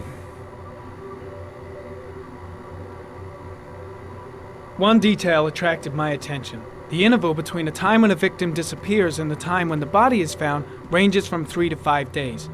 But the rainfall is always at 6 inches, give or take 10%. What on earth does that mean? All the victims were drowned in rainwater. The killer kills only in the fall when there is plenty of rain. It could be that he puts them in some sort of well or tank that is open to the skies and that fills up with rainwater. The more it rains, the less time the victim has to live.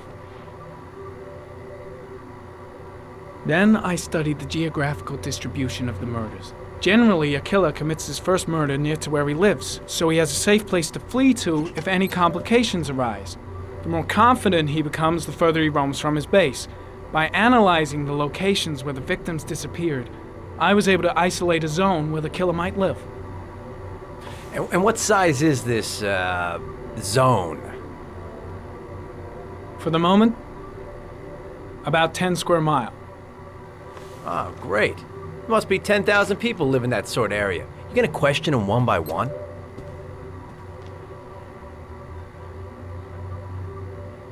The more clues we get, the more we can reduce the zone. We can then cross-check it with our list of suspects and identify the killer. So what's next?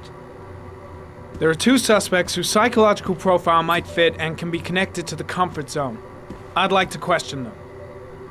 God damn it. We're wasting our time with this bullshit. The killer's out there somewhere, and we gotta get off our asses and find him. The killer is no ordinary murderer. He is intelligent, organized, and methodical. You won't find him by patrolling the streets.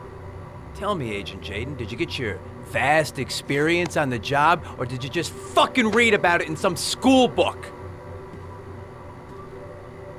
I came here to find a killer. And that is exactly what I'm gonna do. With or without your help. Fucking asshole! That's enough! You said it took 6 inches of rainfall before the victim died. How much time do we have left? If the weather forecasts are right, less than 72 hours.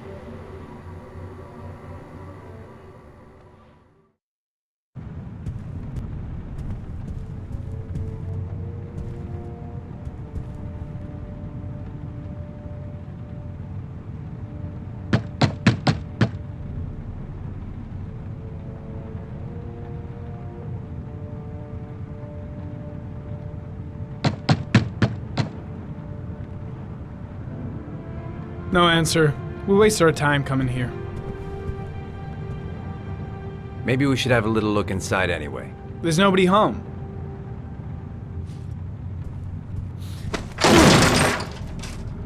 There is now. I'm not sure that's entirely legal. Call the cops.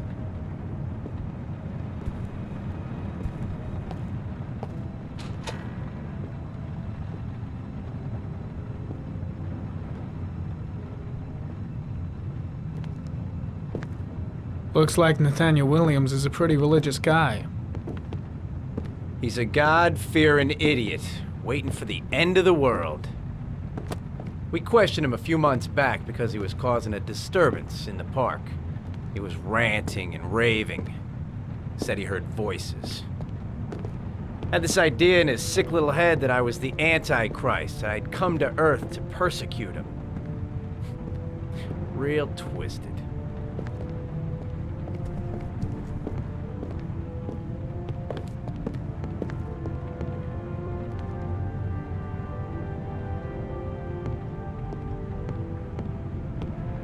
The walls are covered with writing. Quotations from the Bible.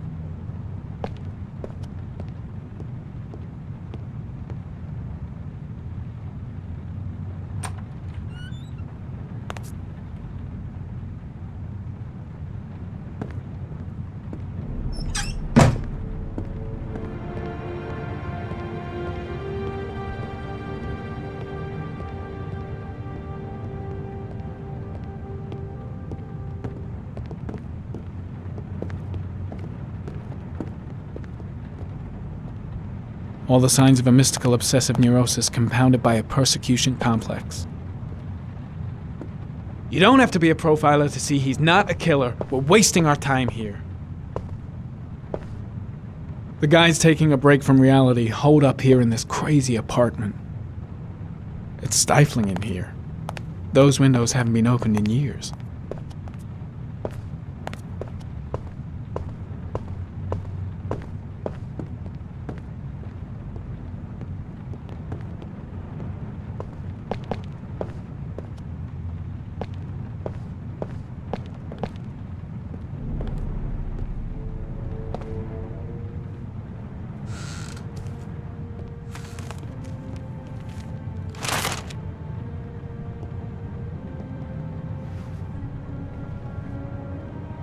Good timing, Nathaniel.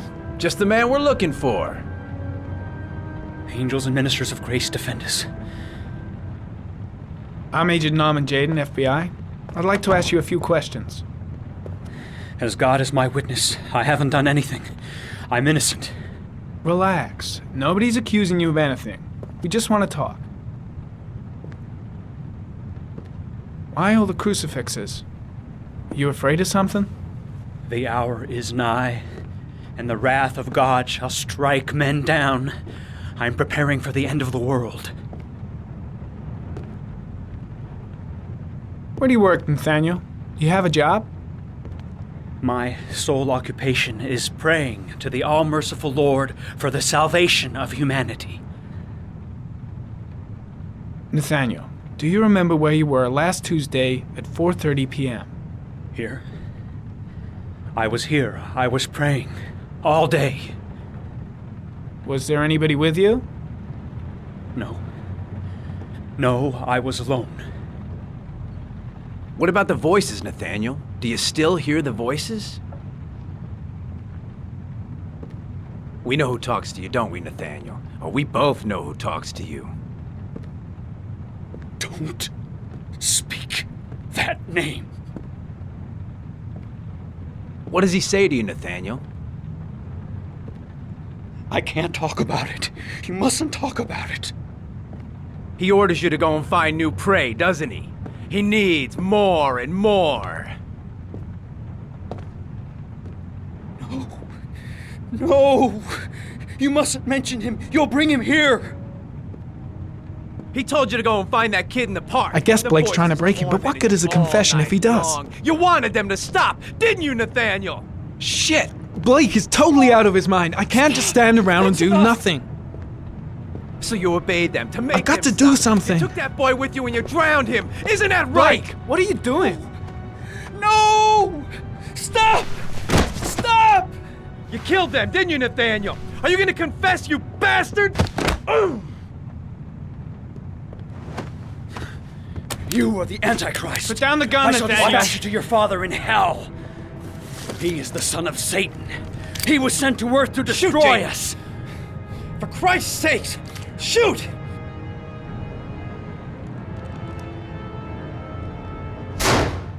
I shot him.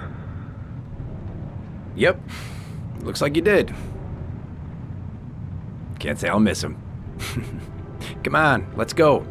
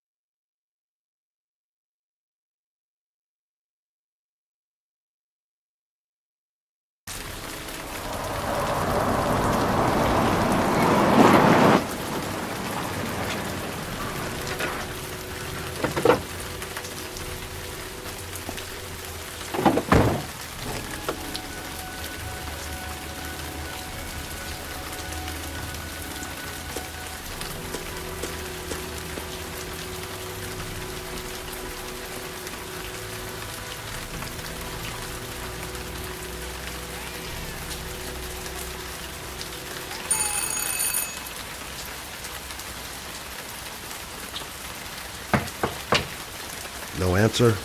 Baby screaming inside. Not a promising start.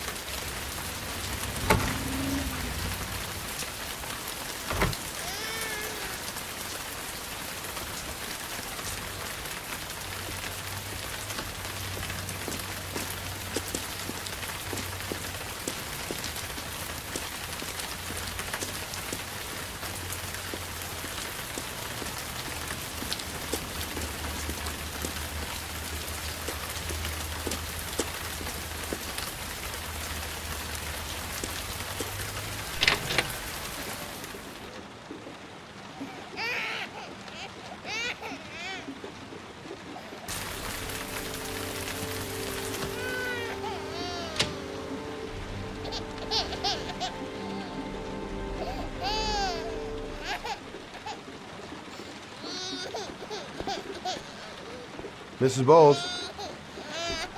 Anybody home? Oh, Jesus.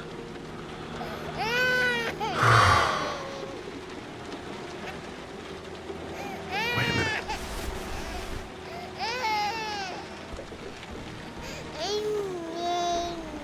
Hello, little cutie. Oh? You looking for your mama?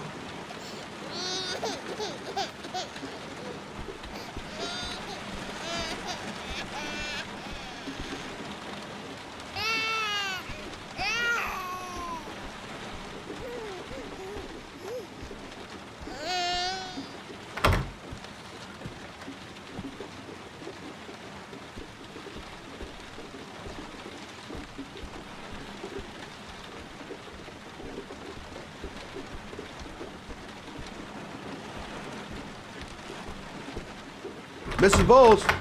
Mrs. Bowles, are you there?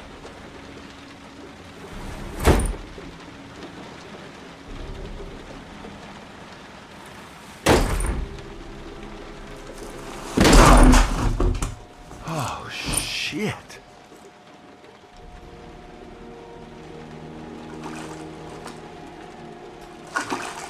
Mrs. Bowles! Mrs. Bowles, can you hear me? Wake up! Wake up!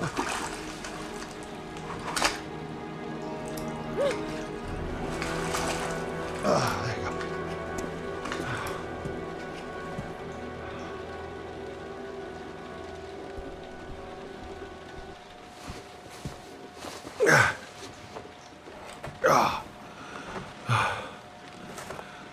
I'm gonna call an ambulance. No, I don't want to go to the hospital. Please.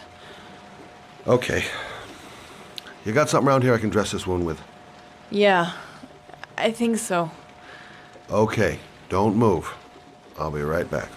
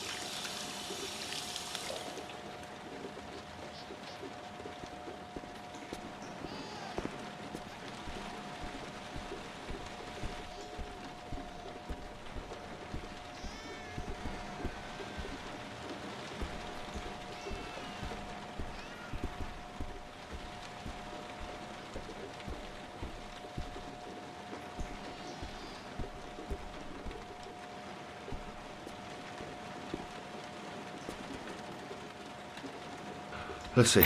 I need this, and this, and this.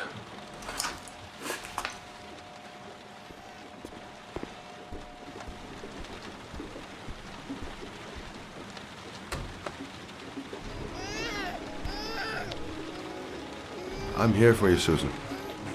You'll be all right. I'll take care of you.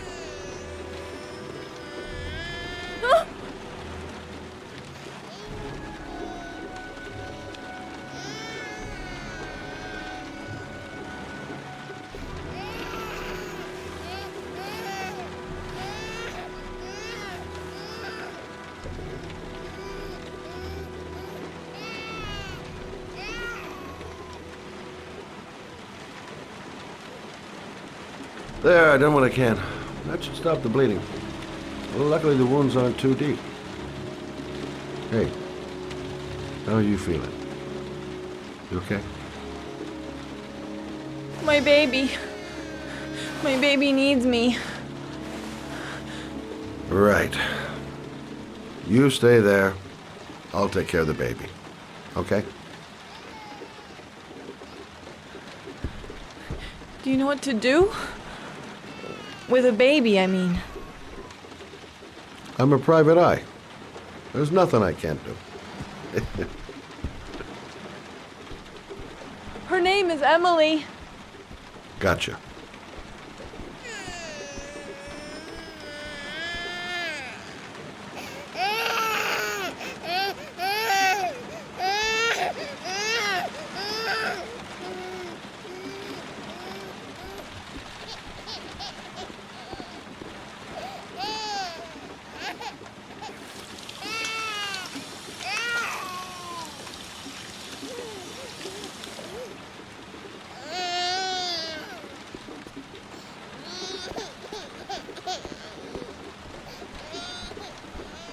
Hi there, Emily. So, what seems to be the problem, huh? Oh! Going by the smell, I got a pretty good idea.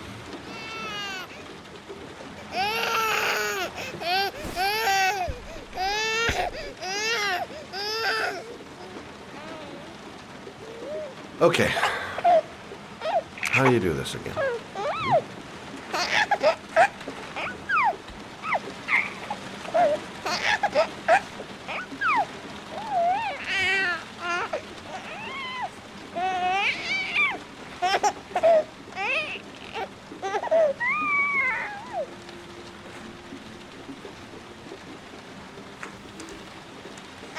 No, brother, that's not the right way.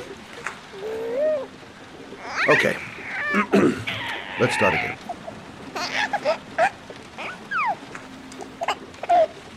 No, brother, that's not the right way. Okay. Let's start again.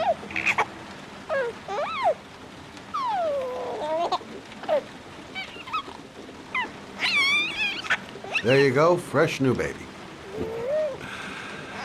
That should feel better. Right, Emily?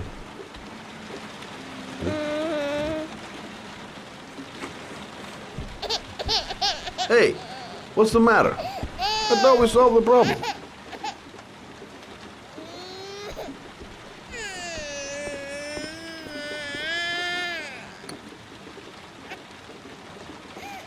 I guess I better warm this thing up.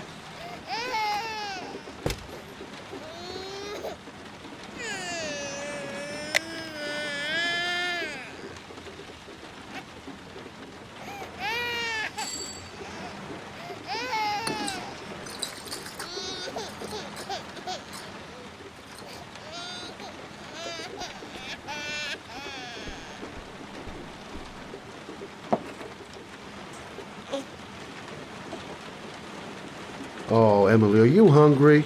Huh? You hold on. I'll just tilt this bottle a little bit so you don't choke.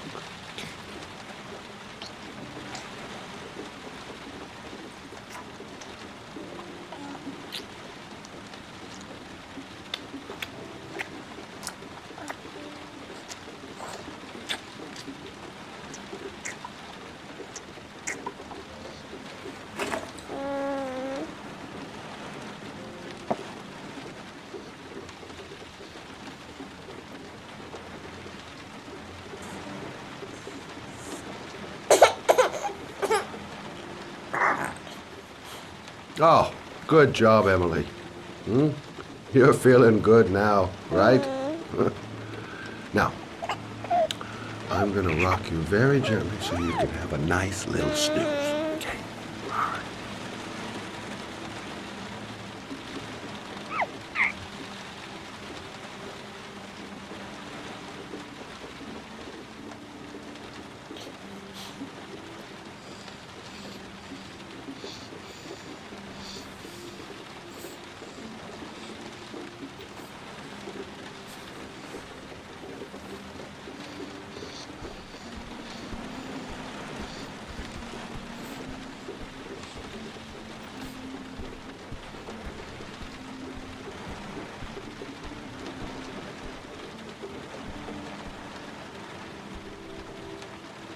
Thanks for looking after my baby.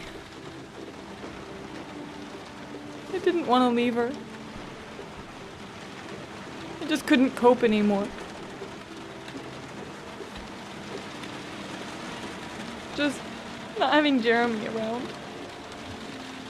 He was such a good boy. Can't understand why anyone would want to hurt him. Do you take care of this baby on your own?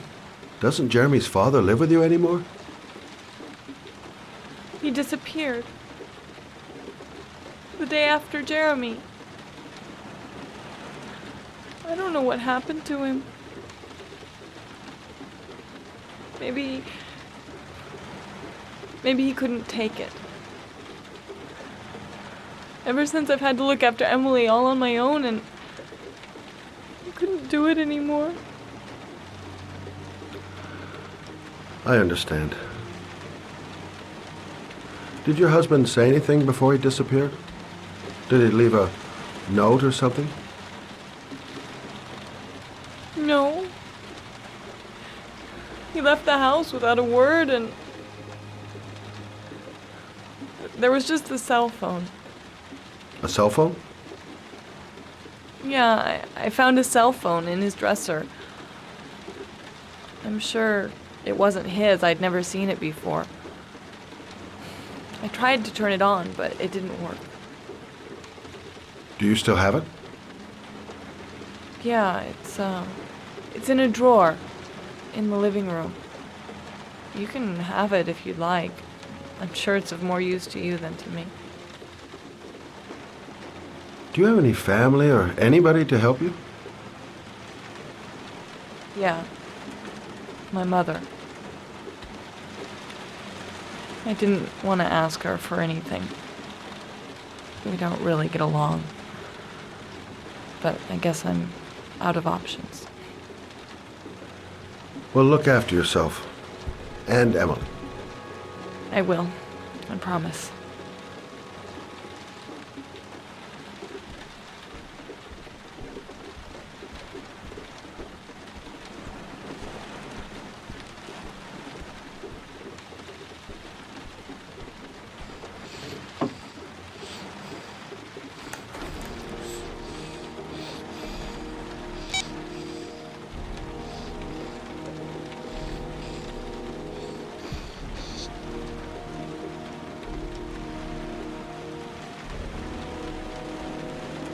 Good luck, Emily.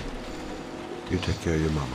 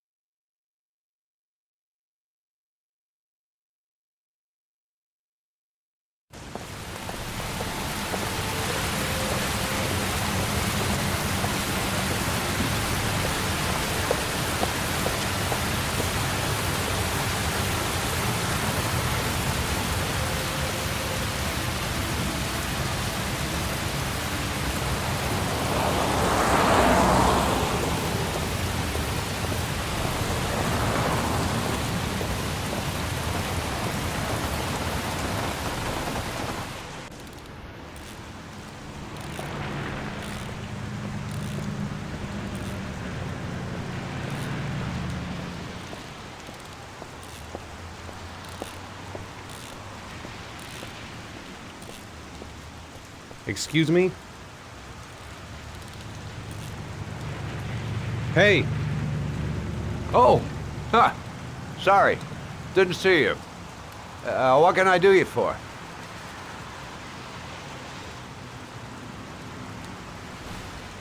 I'd like to get my car.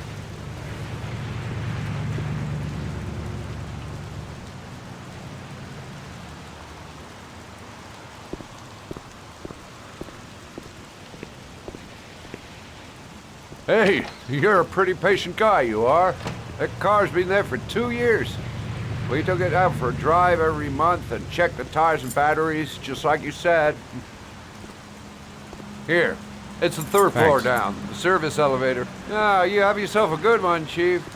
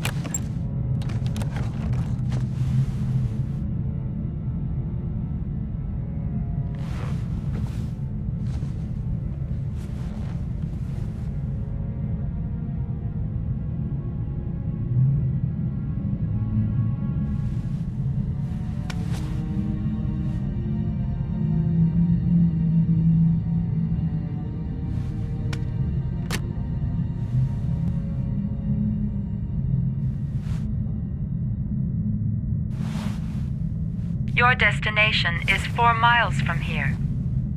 Leave the parking lot and take the first right.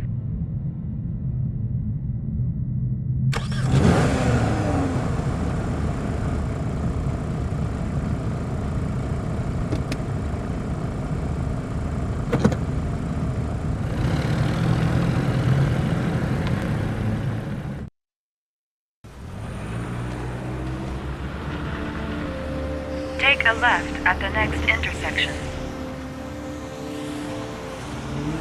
Keep to the right and take the first exit.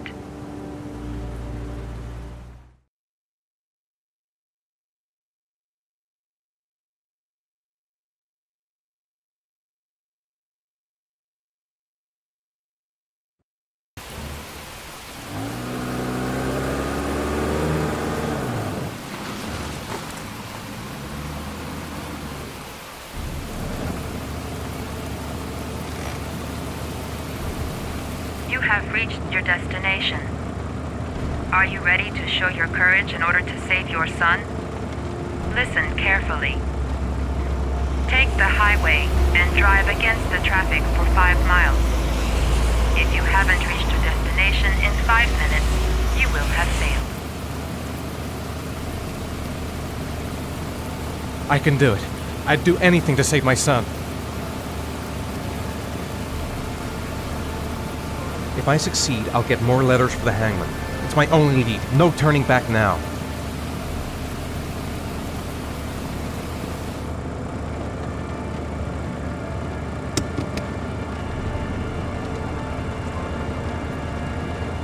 I've got to do it.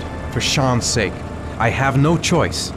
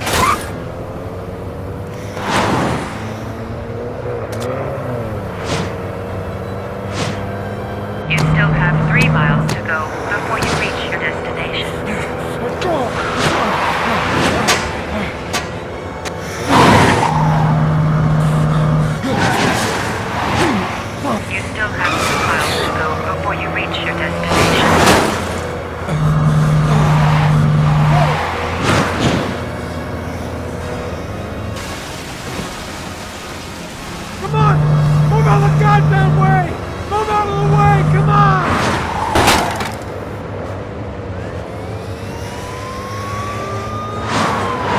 You still have 1 mile to go before you reach your destination.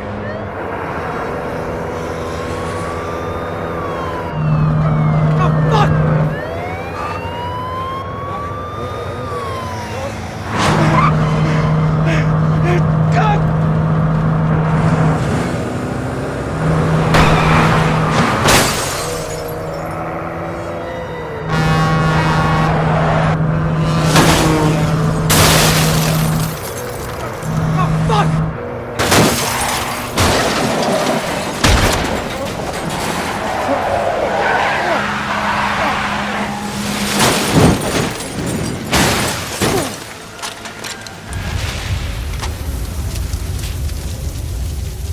Destination reached. Please press the screen. Destination reached. Please press the screen. Destination reached. Please press the screen. Destination reached. Please press the screen. Your reward is in the glove compartment. The key is inside the GPS. Your reward is in the glove compartment. The key is inside the GPS. Your reward is in the glove compartment.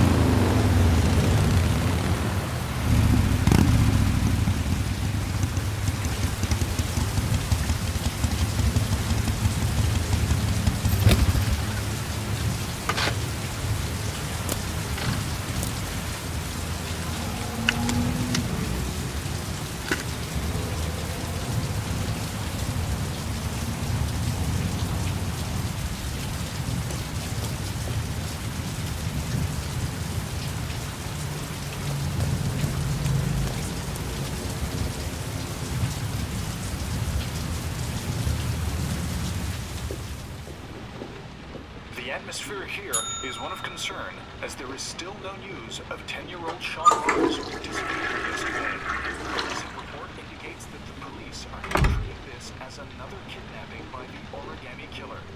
If this information is confirmed, Hello there, sweetheart. What can I do for you? I'd like a room. For you? Anything. Feeling the register.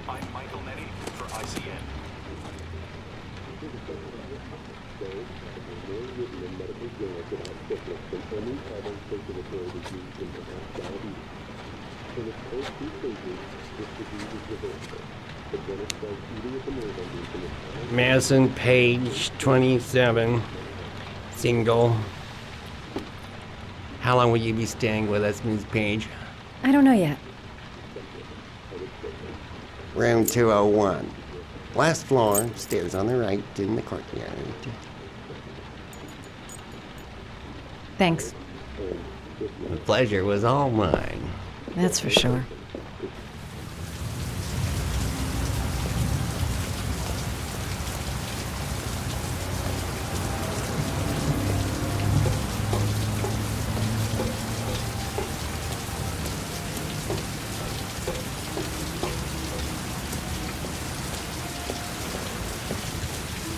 Room 201. Stairs on the right, last floor.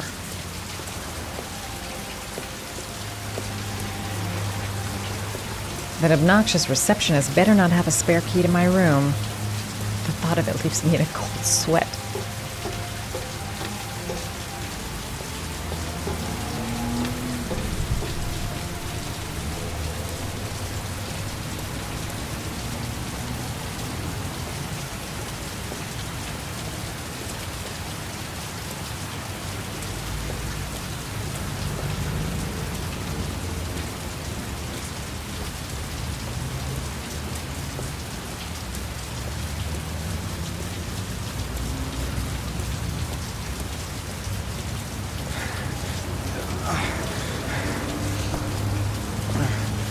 Sir?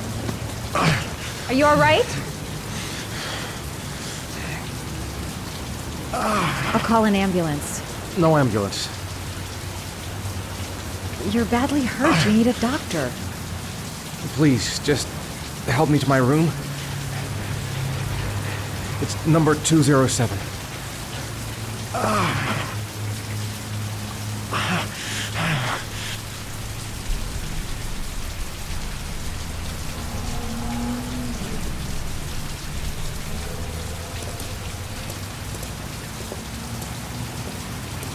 He's really out of it.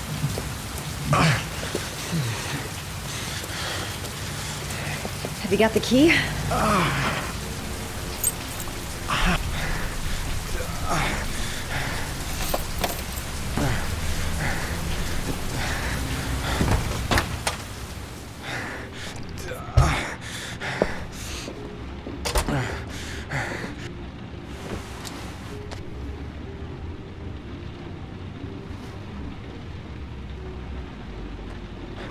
You're really in bad shape. You should see a doctor.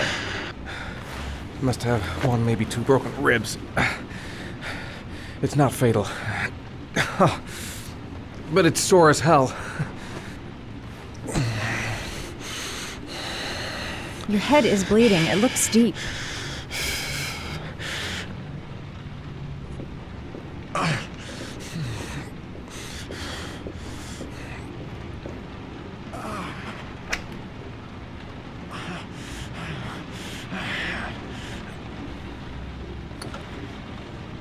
I should disinfect his cuts.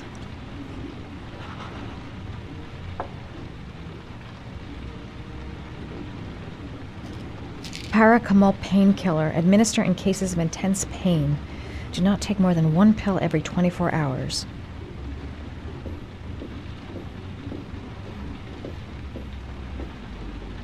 Here.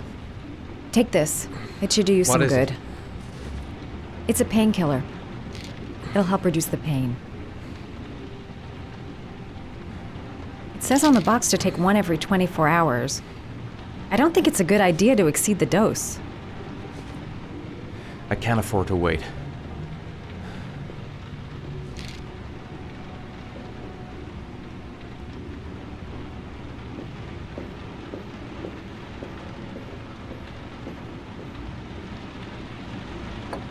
Paraphenol anti-fever.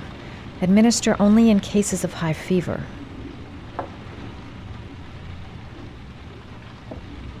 Necophren 100 antibiotics. Administer to combat infection.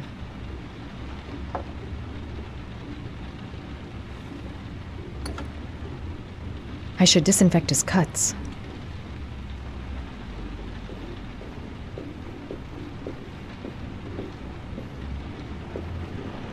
I'm gonna disinfect your wound. This might hurt a little.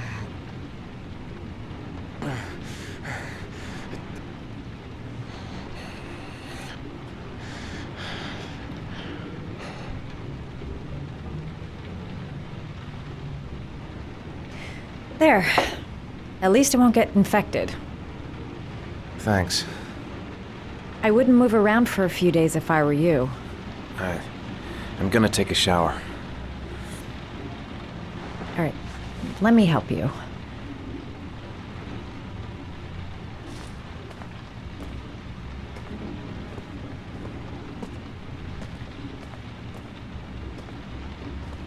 I'll wait here until you come out. Let me know if you need anything.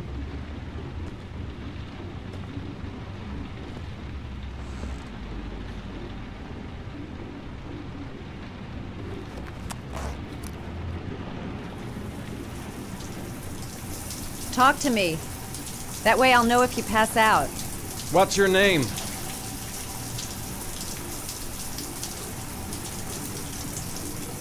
Madison. Are you staying in the hotel? No, I live in town. I suffer from chronic insomnia. I seem to only be able to sleep in motels. Don't ask me why. Whenever I get too exhausted, I come and spend a night here. I'm just passing through. And what else do you do, Madison? Apart from fixing up strangers. I'm a photographer. I take pictures of furniture for fashionable design magazines. And you? I'm an architect.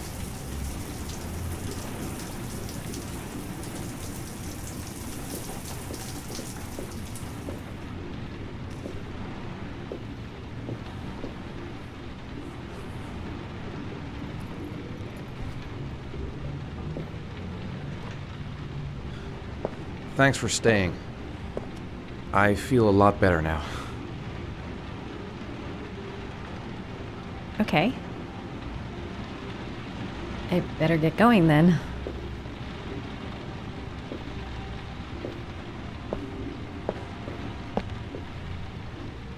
By the way, you never told me your name.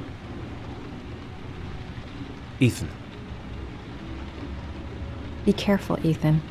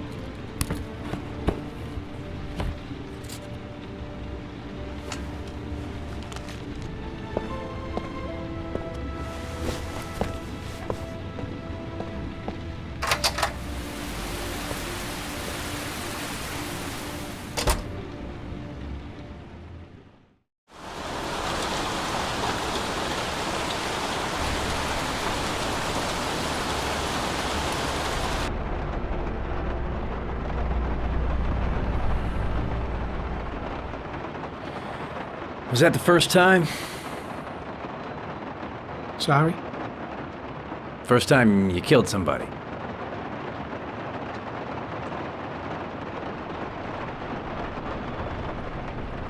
It always does something to you the first time. Then you get used to it.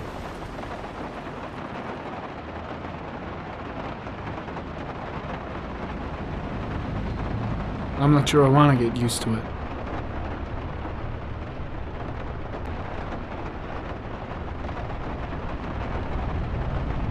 That's him.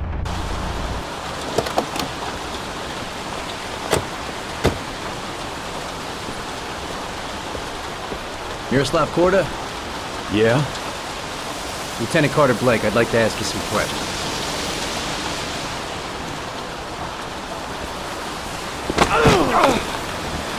Shit, don't just stand there. He's gonna get away. Ah! Hey, man, watch it, dude.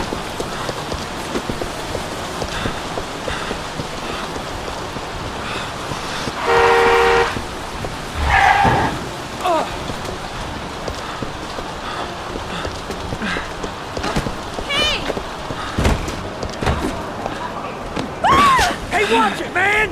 Whoa!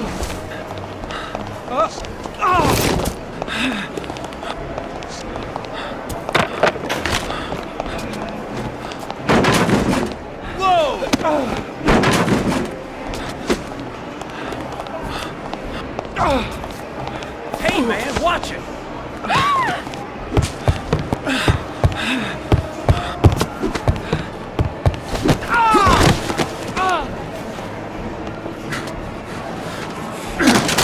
Hey, man, what's your problem?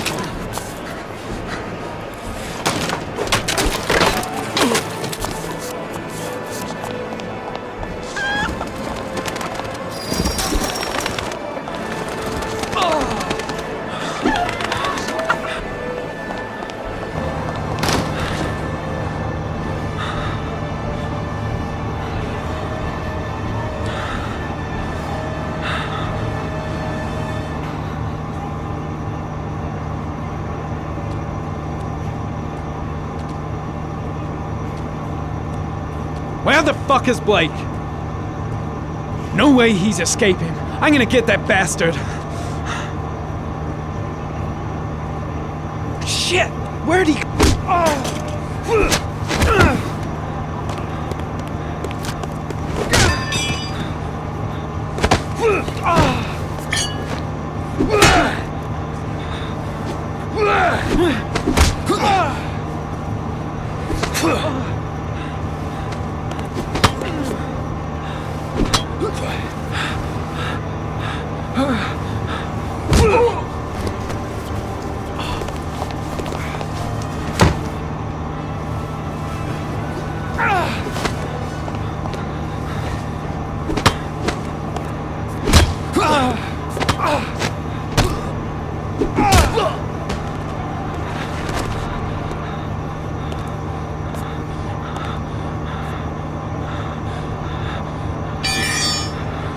This time it looks like we got our Origami Killer.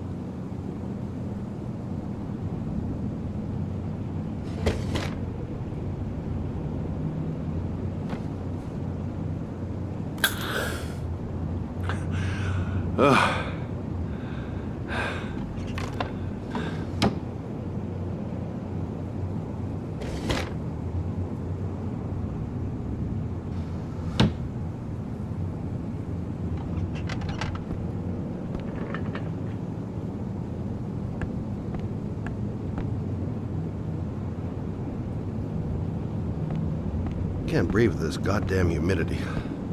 Hope it stops raining soon. I've seen the parents of all the victims. And all I've come up with is this telephone and a box of origami figures.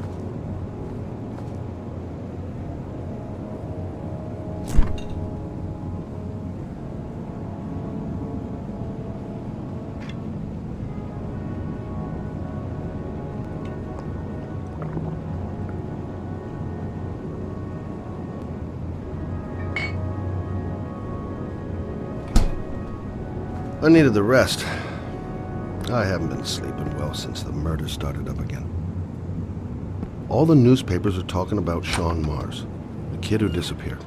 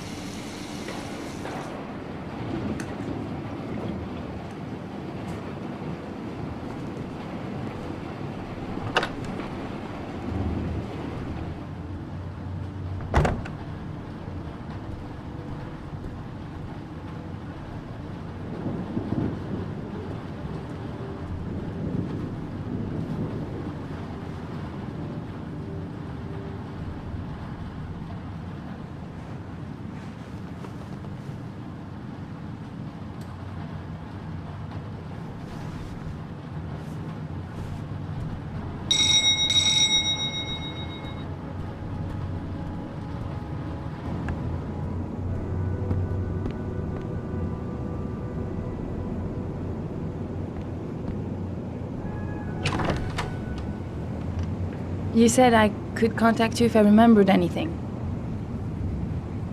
Can I come in? Sure.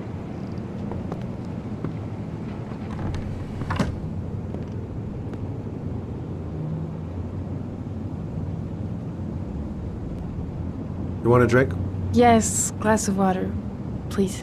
Take a seat, I'll get it.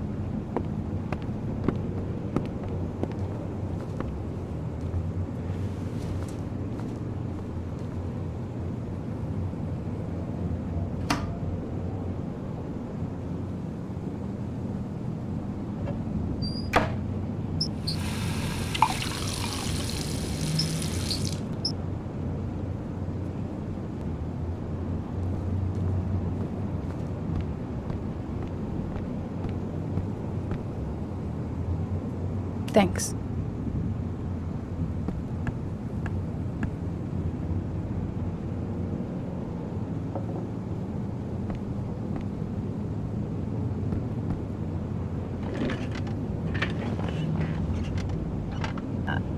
I just remembered something. Maybe it's not important, but a letter arrived in the mail the morning Johnny disappeared. A letter? What kind of a letter? It was addressed to Johnny's father. I don't know what was inside it, but he read it and then he left. That's the last time I saw him. And you think there's a connection between that letter and Johnny's death, is that it? You remember anything else about the letter? Well, I don't know why, but I kept the envelope.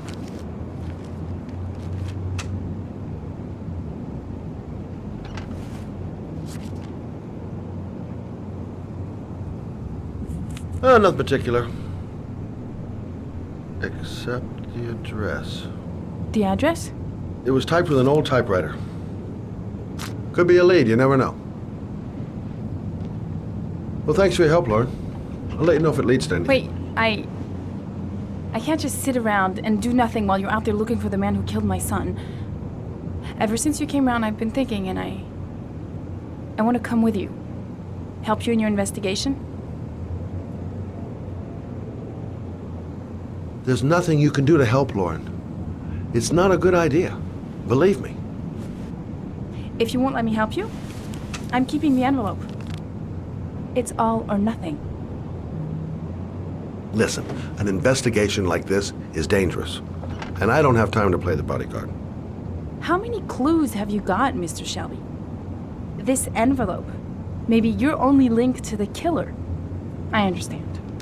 It was a stupid idea. Sorry for wasting your time, Mr. Shelby. Wait. You're really something special, Lauren. I'll give you that. I'm just a mother. A mother who wants to find out who killed her son. Are we partners?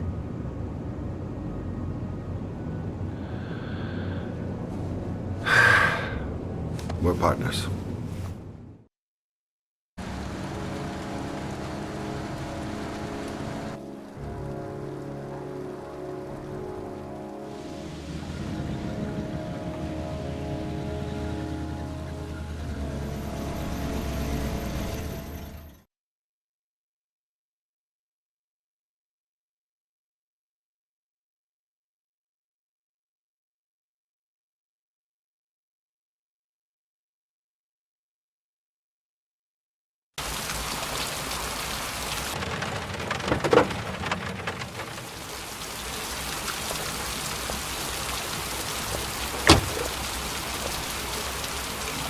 Maybe you better stay in the car. We're partners, remember? Wherever you go, I go.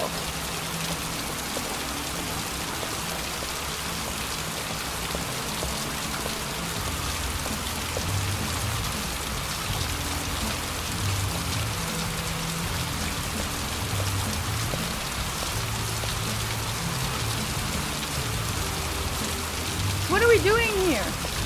We come to see Gordy Kramer. Kramer? The bigwig tycoon from Kramer Construction? No, his son. You think maybe he's the Origami Killer? For now, I just have a few questions that need answers.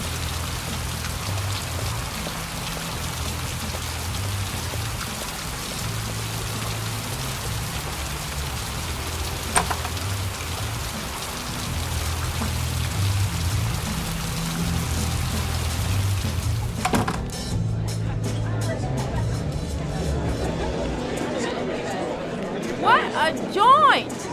Kramer must be loaded. What'd you think he paid for all this shiny crap? We'll discuss Kramer's decor another time. Are we gonna be here long? This place gives me the creeps. I'm gonna go find Gordy Kramer. You stay here till I come back. Okay? Okay. Just let me know if you need me.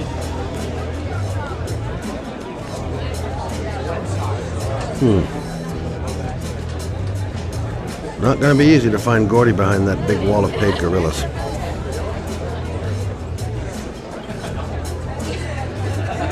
Don't know why they have that goddamn music so loud. Can't hear myself thinking here. Hey. Good-looking girl. Keep your mouth. Excuse me! I'm looking for Gordy. I saw him going upstairs a while ago. I'd be surprised if he comes down again this evening.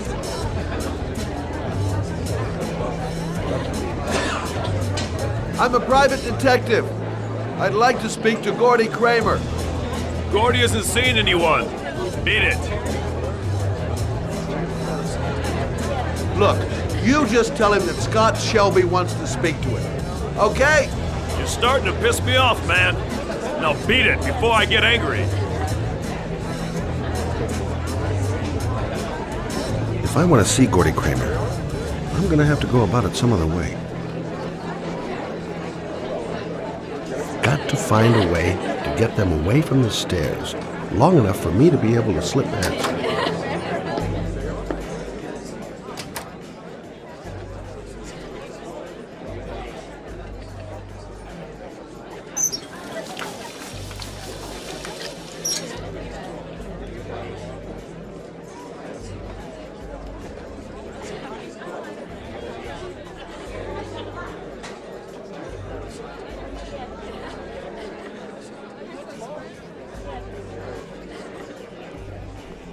Maybe a little guest relations incident will bring over our goons for a bit of customer service.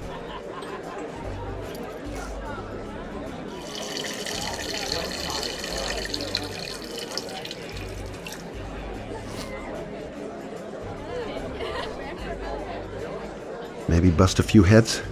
Yeah, tempted. But not such a good idea. Too many goon-shaped reinforcements around here.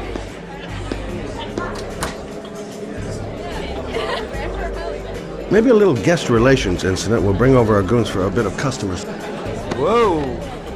You see that guy over there? Oh. Do you know what he said about you? What'd he say? The bastard! Ah, sort him out! You motherfucker!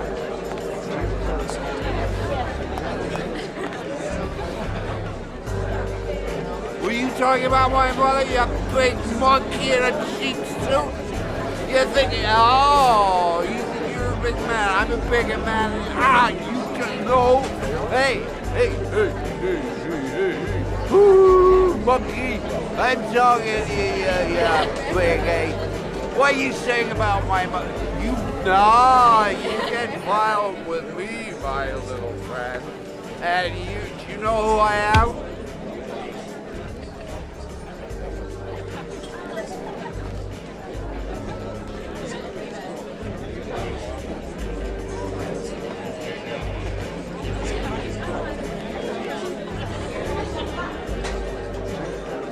Gordy must be up here somewhere.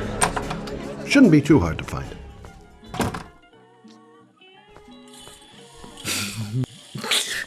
Mr. Kramer? Shh! This is the best part.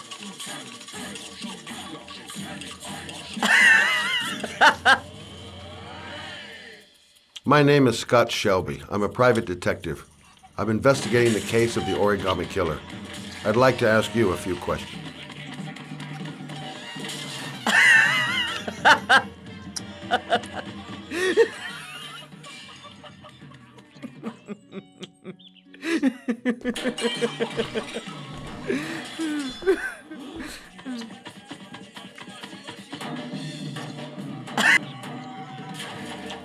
I'd like to know exactly what happened to little Joseph Brown. Beat it! You hear me? Get the hell out of here!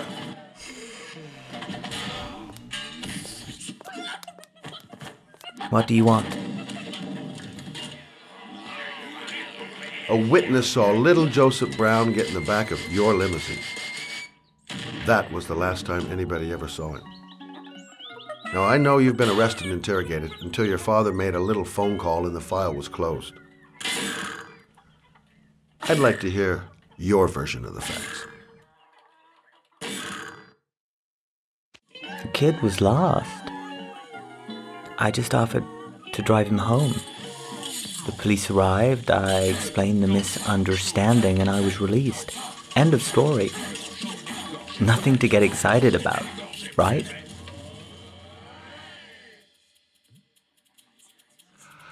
I don't know why, but your story just doesn't check out. You're giving me the crap now. Tell me something I can't believe.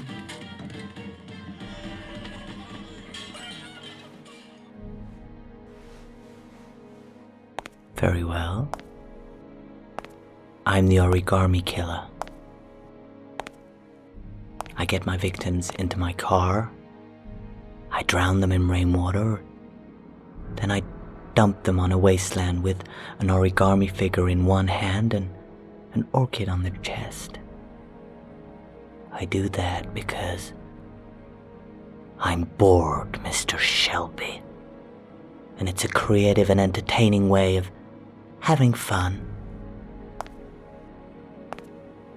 Is that good enough for you? Or do you want more? This interview is over. Get rid of this clown!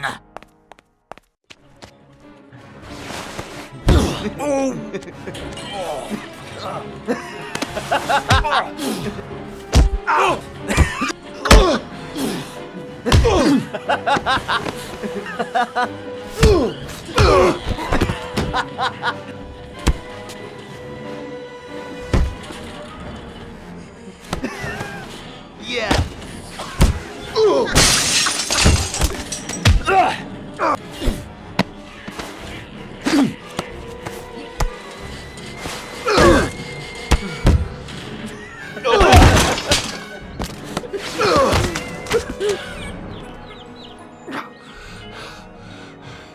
It's a dangerous game you're playing, Kramer.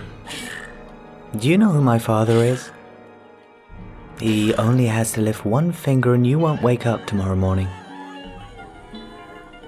You're the one that should be afraid, Mr. Shelby, not me.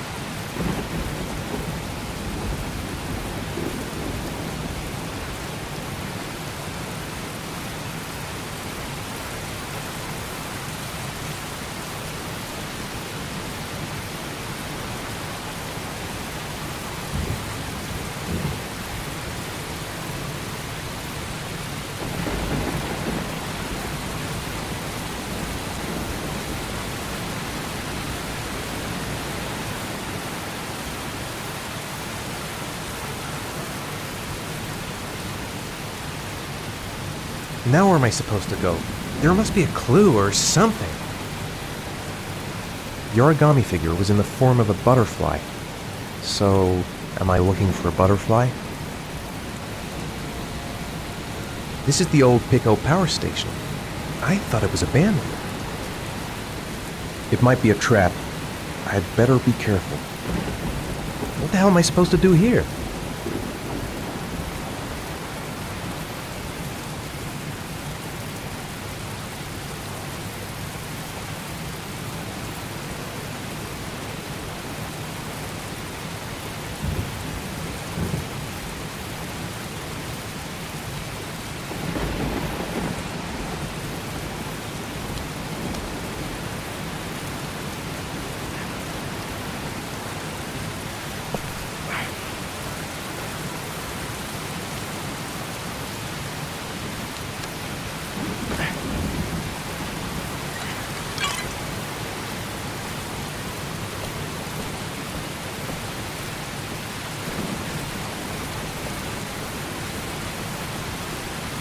There's got to be a way into the building.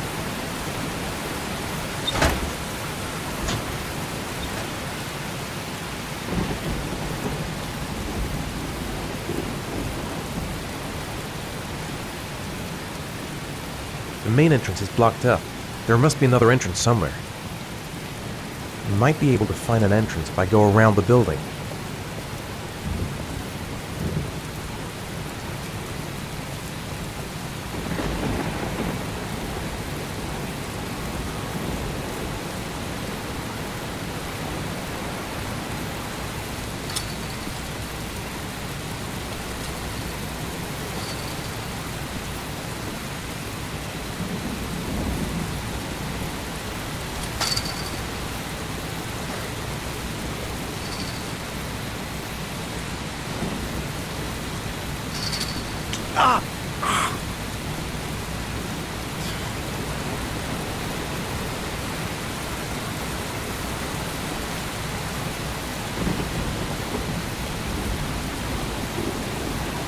Electrical condensers. Going by the sound of them, they're still active.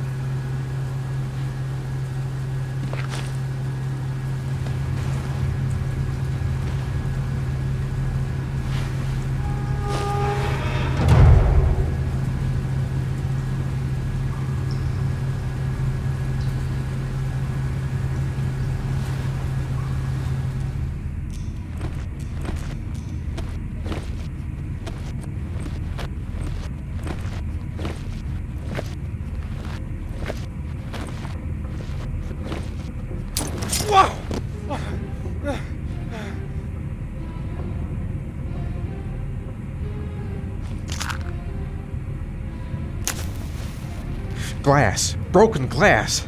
Sharp as a razor. Impossible to go back. I'm gonna have to crawl through it, slowly, so I don't tear up my arms.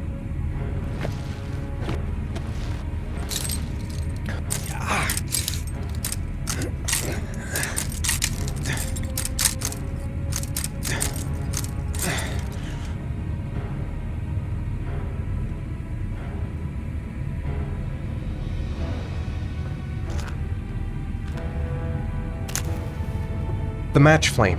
It indicates where the fresh air comes from. All I have to do is follow the wind.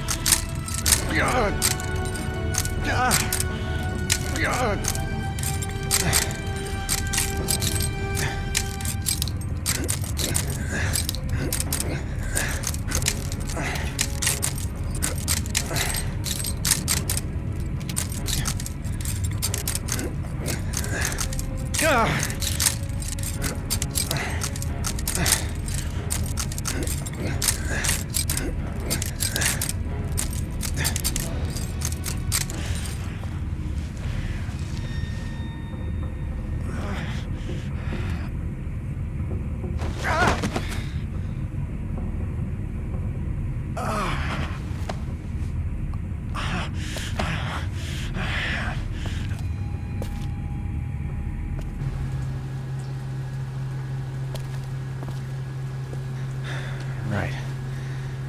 I guess I don't really have any choice.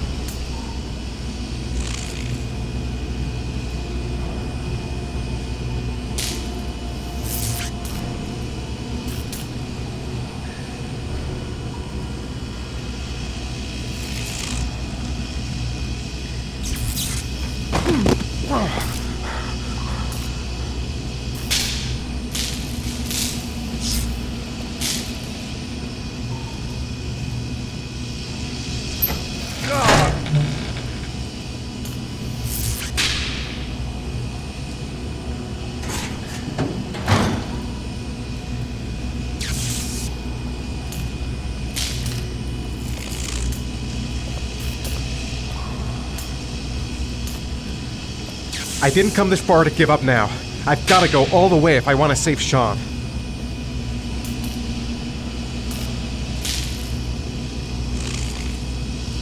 Better have a good look at each one of those condensers.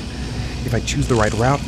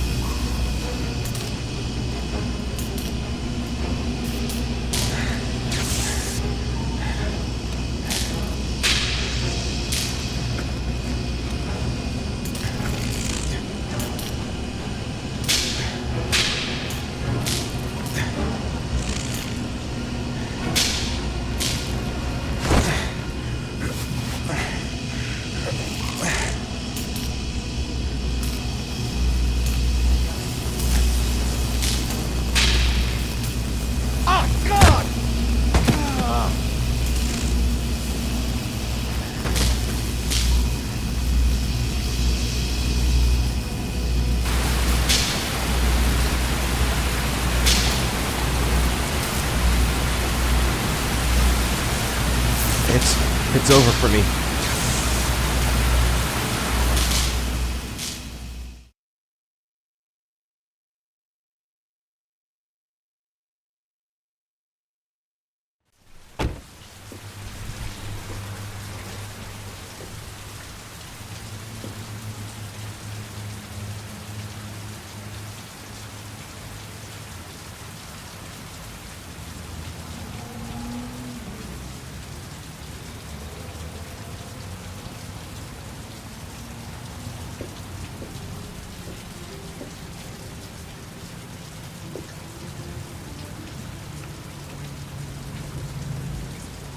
Oh my god.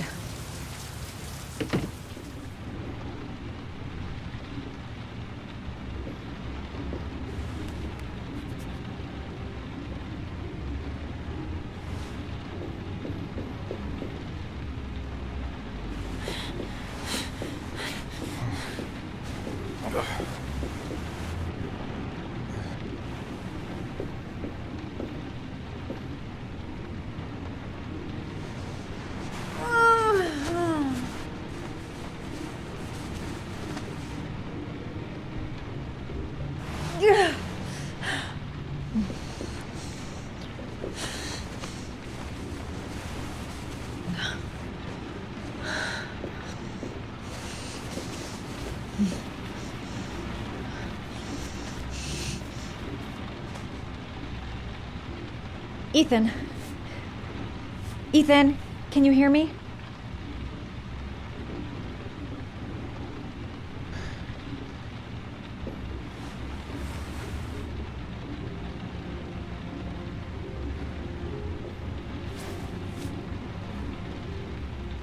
You've got a hell of a fever.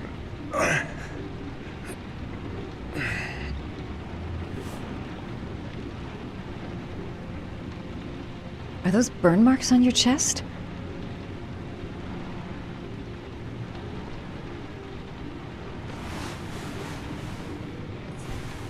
I'm gonna have to get your clothes off to disinfect those wounds.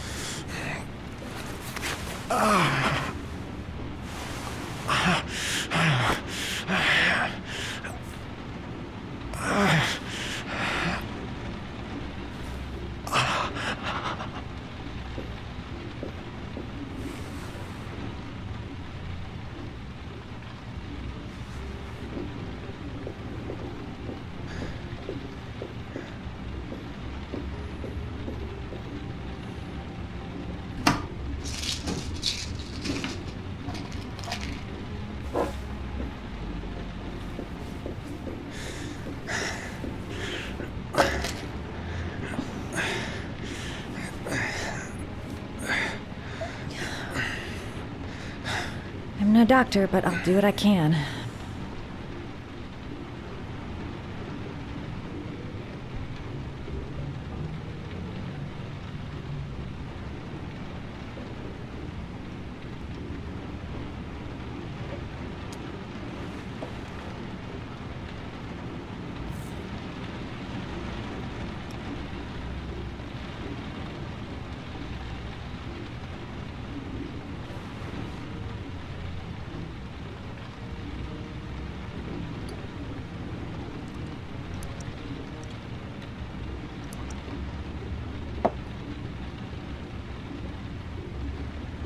Crap. That's disinfectant. Not terribly good for burns.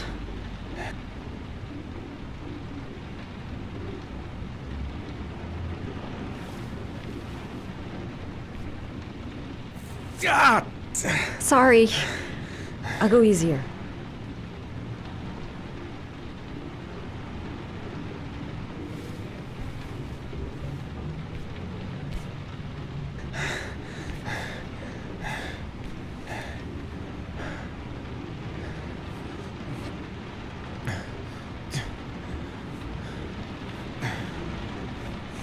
Your wounds are disinfected.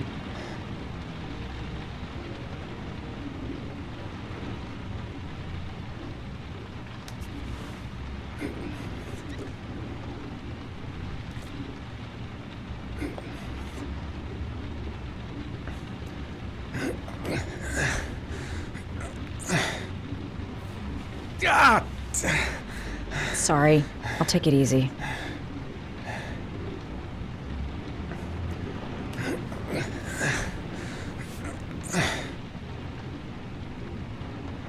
That should ease the pain.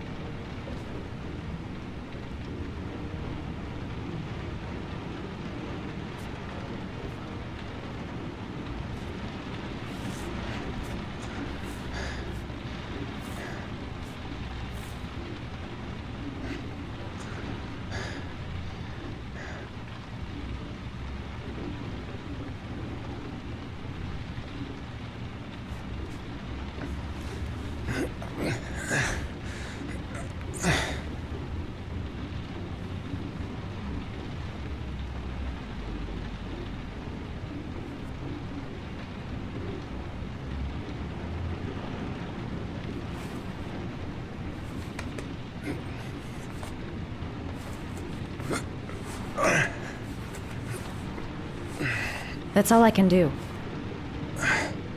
How do you feel? Ethan? He's unconscious. Now I'll just have to wait. And hope he wakes up.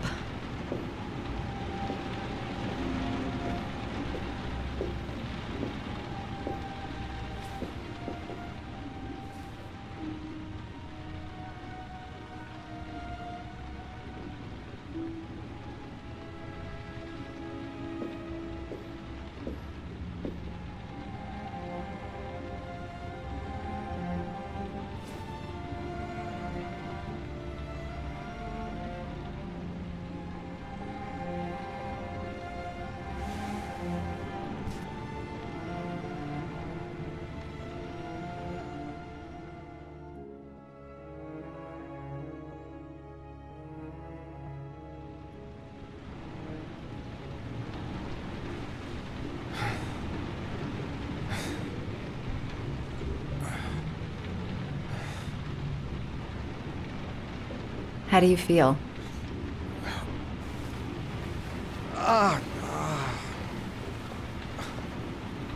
I've been better. Was I out for long? About 3 hours. Why the guardian angel act? You don't even know me.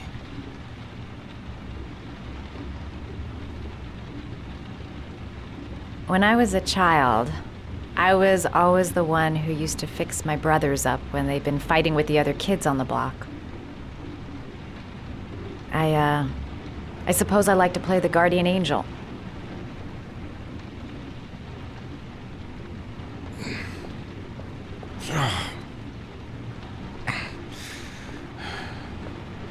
You said you were here because you're an insomniac?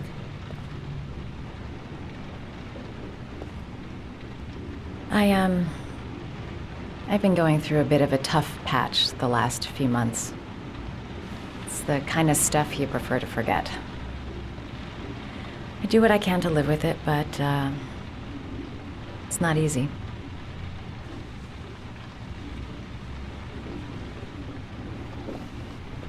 You seem to lead a dangerous life. It's not the one I chose.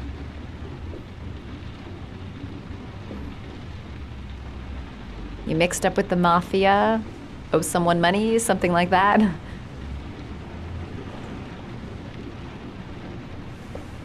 Listen, I'm truly grateful for your help, but for your own sake, I think it's better if you don't ask any questions. Maybe I could help you. No one can help me. You've already done a lot, Madison. Right. I'm gonna go. Take care.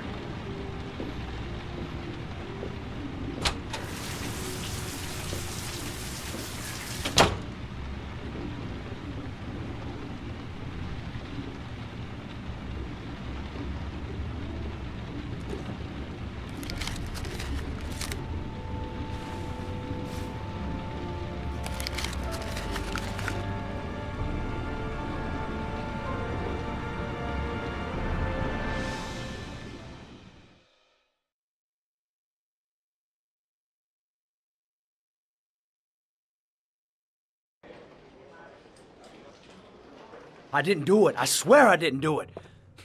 I've got nothing to do with that business. I never killed nobody. Oh, no? Then why did you run away when they came to question you? I already told you I forgot to report to my parole officer. I didn't want to go back to prison. When I saw the cops, I just bolted. I wasn't thinking straight. We checked out his statement. He has an alibi for at least 3 of the murders. Fuck, that bastard was a perfect fit. Shit!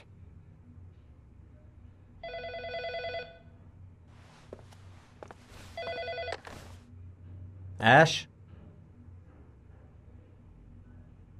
Okay. Shaun Mars's mother's here. She'd like to speak with you.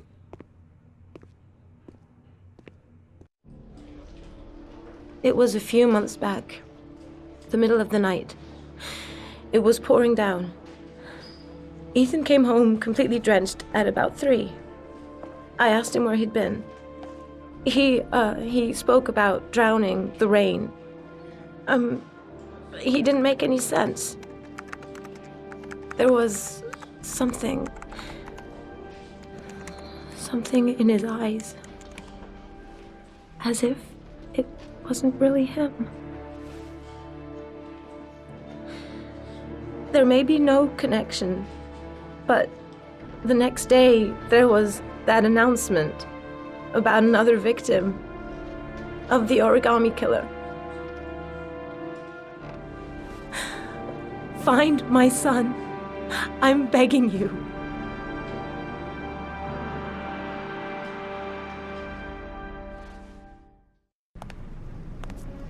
I'm Police Lieutenant Carter Blake, and this is Agent Norman Jaden of the FBI. According to our information, Ethan Mars is one of your patients. We'd like to ask you a few questions about him. I'm sorry, that's impossible. I beg your pardon? I'm bound by an oath of secrecy. Under no circumstances may I discuss my patients. My job is to find Shaun Mars alive, and I don't give a damn about any bullshit oath.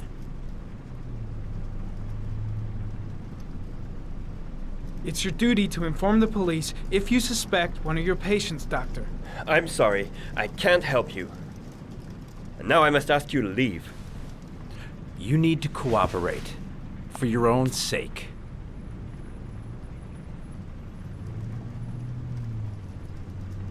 I know you don't want to protect a murderer. If you know anything, you must tell us, Doctor. Are you threatening me? I'm just giving you some free advice, Doc. I suggest you take it.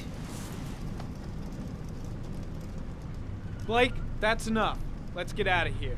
I am going to call the police and make a complaint about your behavior. Doctor, you are really pushing my buttons. The only thing I'm interested in is saving that kid's life. So, you're gonna be a good boy and tell me what I want to know, or I am really gonna lose my temper. What are you doing? You out of your mind? Back off, Jaden. This guy knows something, and I'm not leaving here until he tells me what it is. You have no right!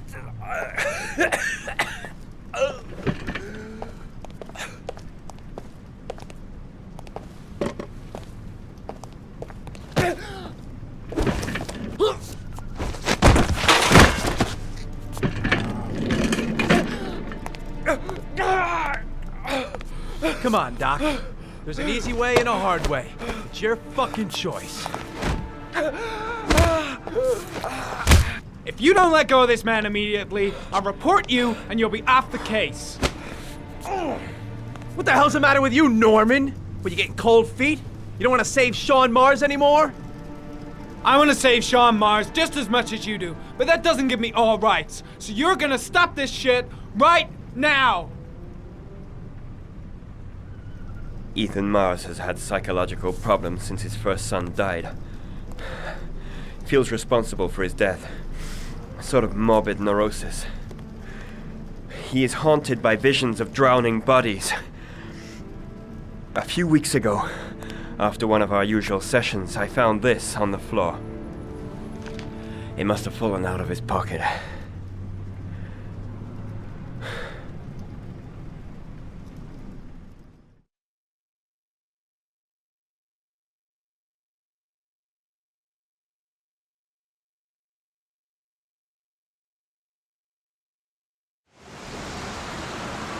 Ash, I want you to assign every available man to finding Ethan Mars. I want a man outside his place day and night. Notify all agencies to start looking for him. I want you to keep an eye on the train stations, the airports, the bus terminals. I want every cop in the city on his ass, so that if he moves, we know about it. Yes, Ethan Mars is the Origami Killer.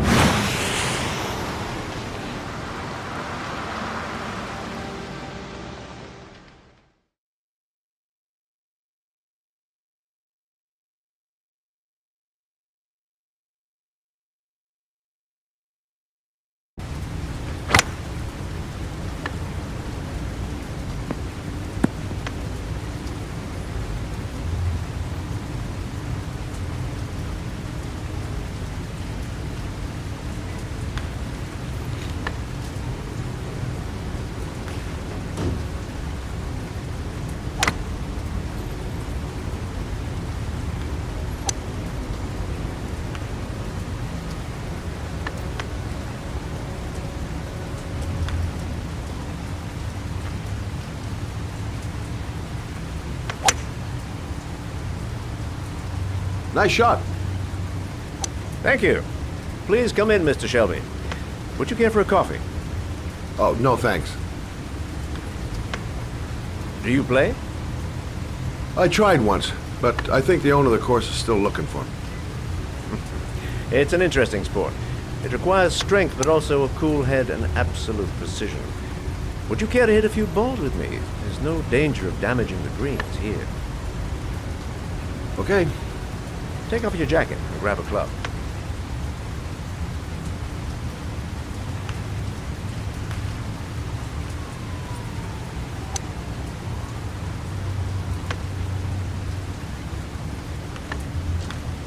The balls are in that basket.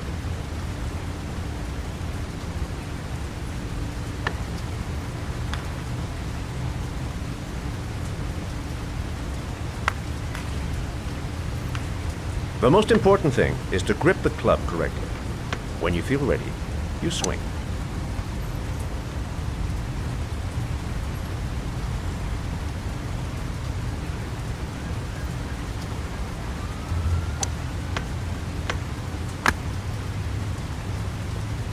Hell, it's only your first ball. You should try to strike it a little harder next time.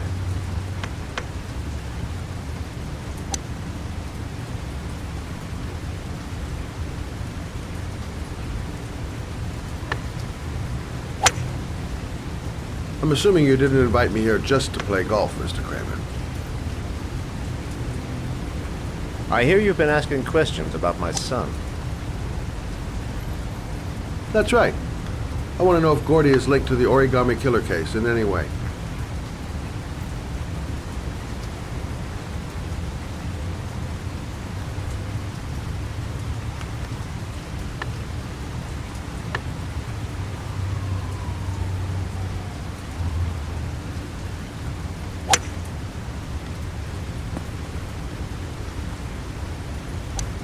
My son had nothing to do with that sordid case.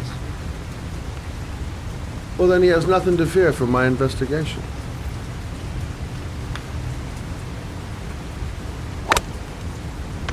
You have no business investigating my son. I told you, he had nothing to do with it.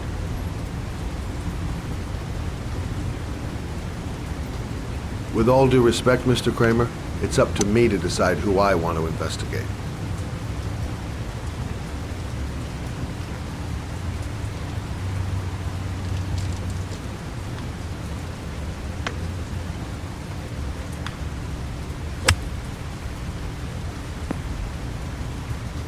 I'm an influential man, Mr. Shelby, and I pay very well for loyalty.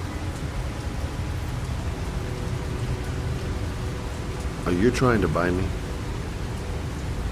Let's just say I'm trying to show you where your interest lies. How much do you want to leave my son alone? I think you misunderstood me. I don't play that game.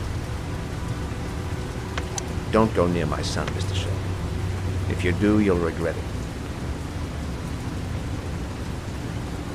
Have a nice day, Mr. Kramer.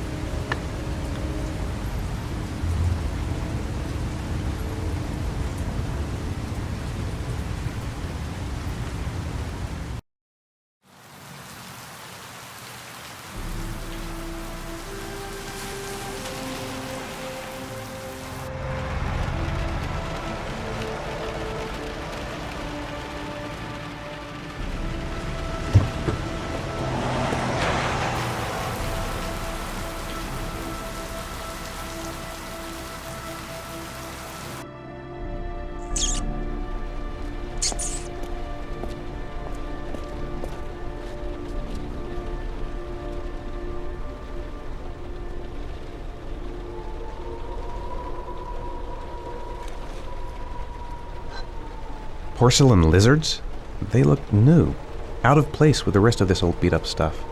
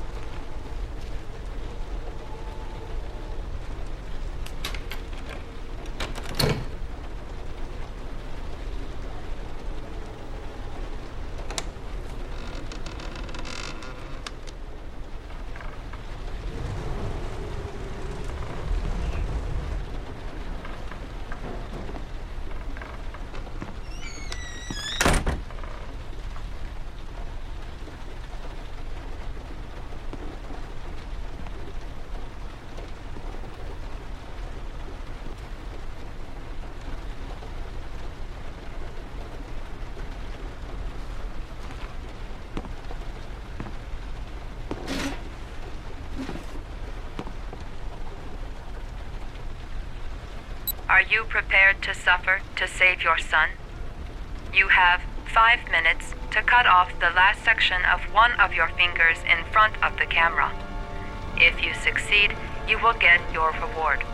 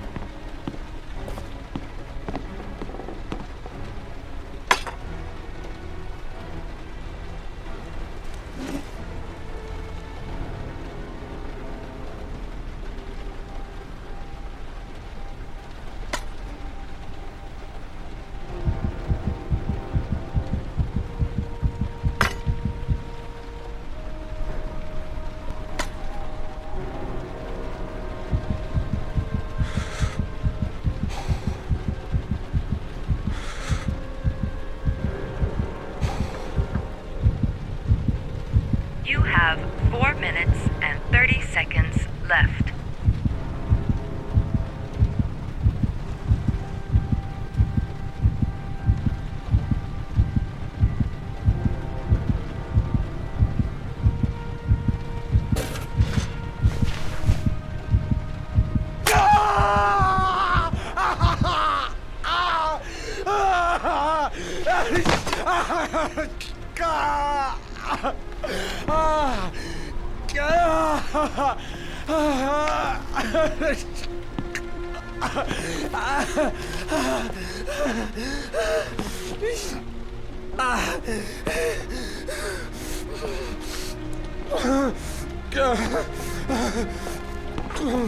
Under the desk.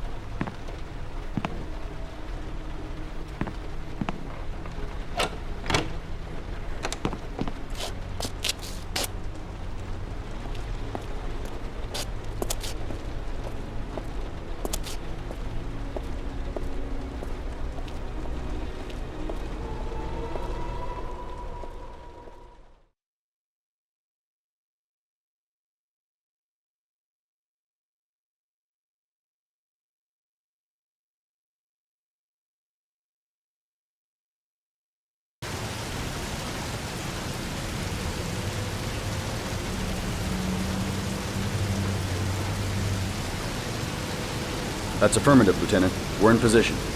Perfect. Nobody moves until I give the signal. Is that clear? We nail him as soon as he sets foot outside. Right, Lieutenant. Lucky that patrol spotted his car. What's he doing in there? Beats me. You're the profiler, right? I thought you were supposed to be right inside the killer's head. Well, that's just it. What I know of Ethan Mars doesn't match the killer's psychological profile. I know what the jury's gonna choose between your theories and concrete proof.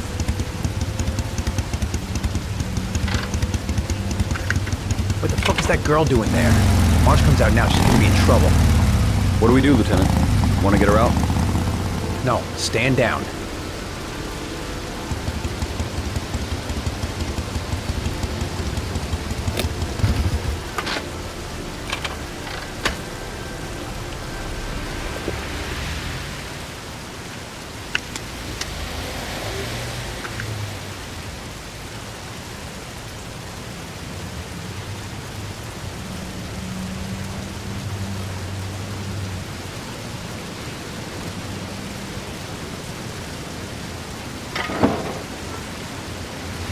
Going inside. Maybe she lives there. Well, it's just as well. We don't want anyone hanging around if Mars comes out. Ethan, what happened? The police. They're out there. I think they're here to arrest you. We've got to find another way out. Shit. What's he up to in there? Wait for a go on my word.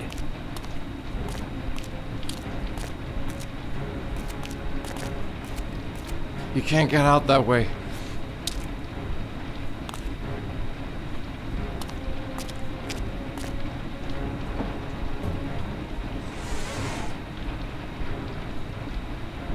They're still out there. We've got to find another way.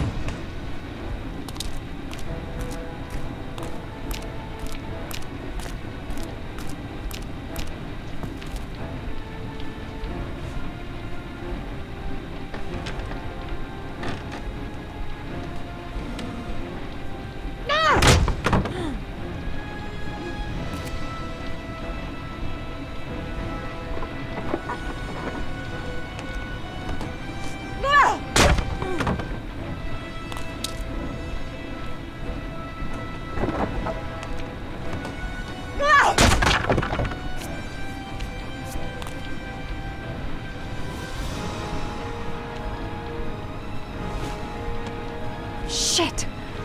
It's too high.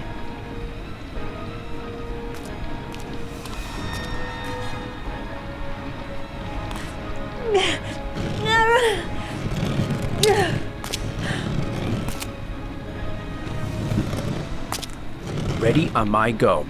Stay here, Jaden. Out of the question. I'm coming with you. 2 men at the door, hold your positions. It's a go.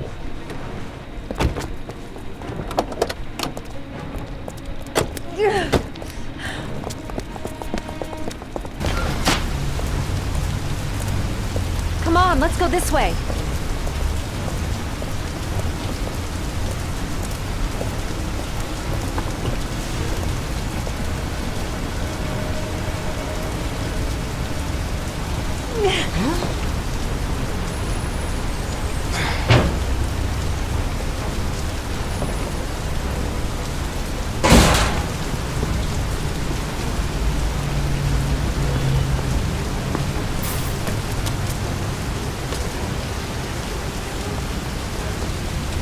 Hey, you, don't move! I'll shoot!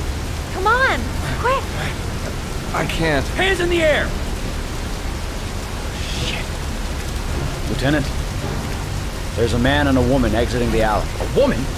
Shit! It's that girl who went in! Everybody downstairs! They're in the alley! Follow them!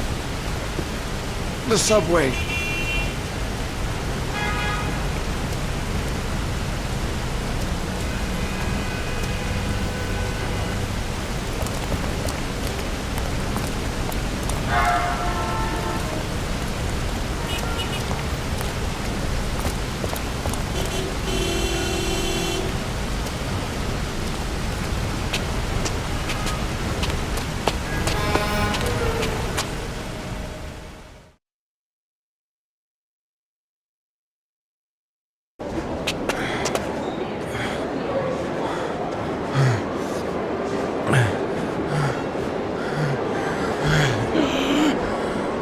Ethan! Ethan, what's the matter? We've got to keep going! Ethan! Ethan, they're coming!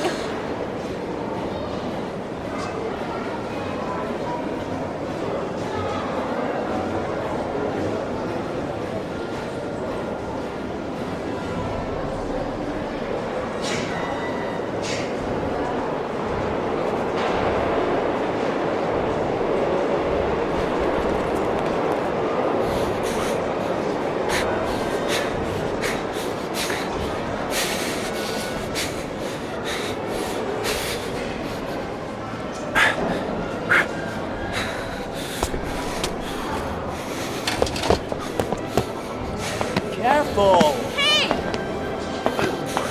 Goddamn it, watch where you're going, motherfucker! Ow! Hey, watch it, man! Police! Stop or I'll shoot!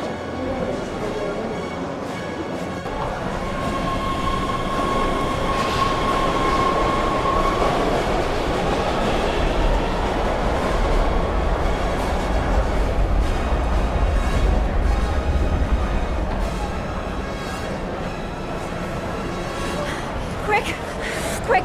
Ethan, quick! It's gonna hit us!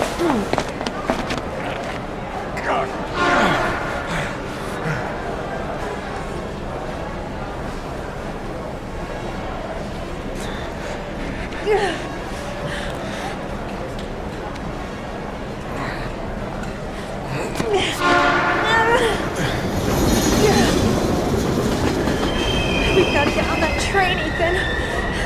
It's our only chance.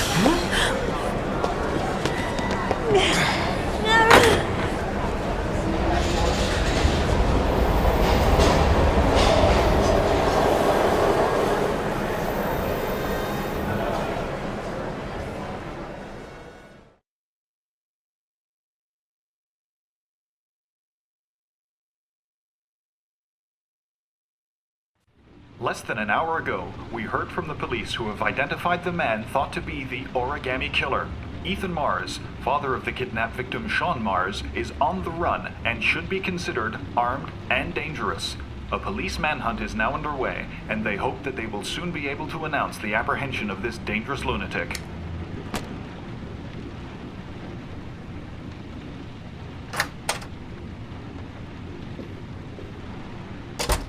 I brought some food. I didn't know what you liked, so I brought some of everything. I hope that's okay.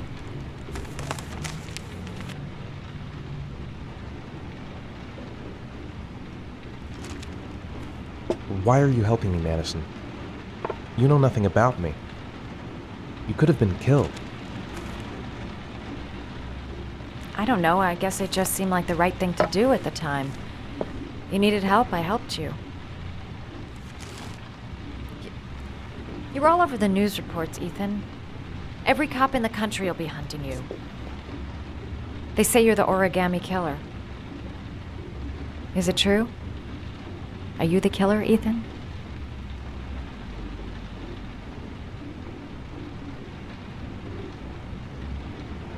I don't know. I don't know. But I'm the only one who can save Shaun. For your own safety, Madison, I think you should go. Go? Ethan, they're after me too. They've seen my face. I'm in this too deep to stop now.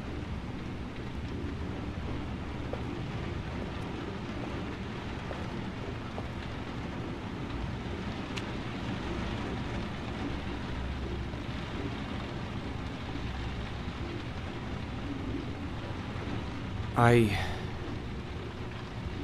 sometimes have these blackouts. Times where I don't know what I'm doing. As if I'm someone completely different. The only thing I remember afterwards is the bodies. The bodies in the water. Why are you hurt, Ethan? Why were you in that apartment? I think my other self is testing me, testing my love for Shaun. He wants to know if I love my son enough to save him. That means there's some part of me that knows where Shaun is. But the only way to find him is to go through these trials. Why can't you tell that to the police? And tell them what? That I'm a schizophrenic who drowned his victims and has kidnapped his own son? They'd never let me go, and I have to stay free to save Shaun. I have no choice. I'm his only chance. When Shaun is out of danger, I'll turn myself in, but not until then.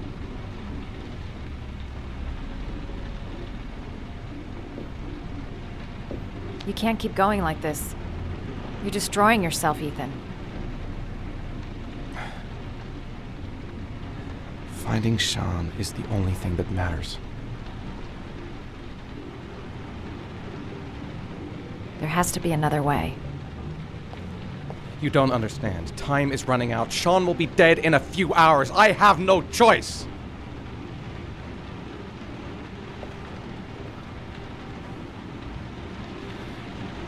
Please, Madison, leave. Forget everything that's happened. There is nothing more you can do for me. If you want to help me, leave. Leave me to do this on my own.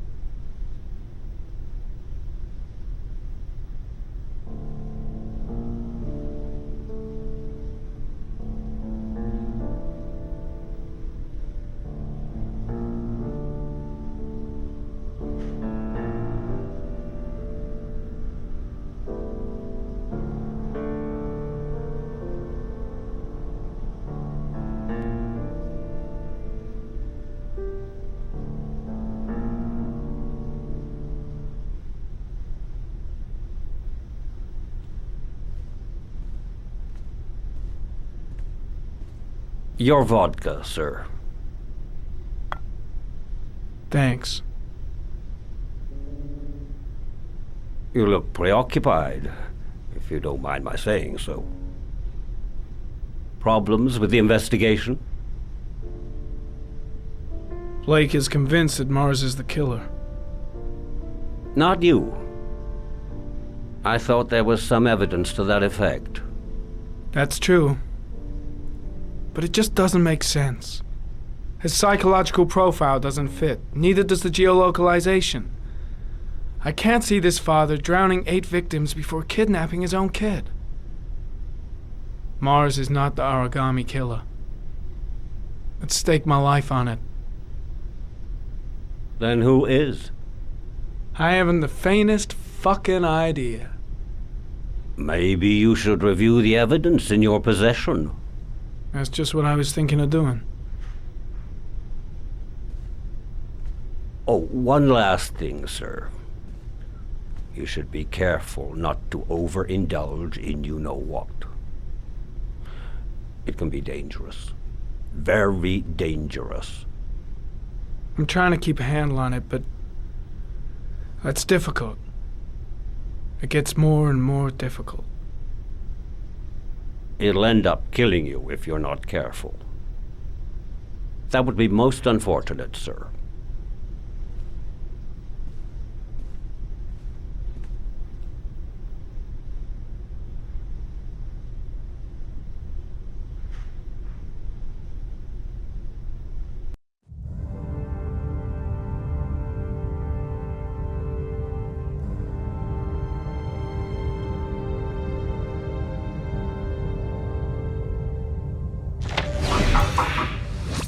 Well. Looks like there's something new. The video recording from near the park on the afternoon Shaun Mars disappeared. I doubt there's anything on it, but you never know.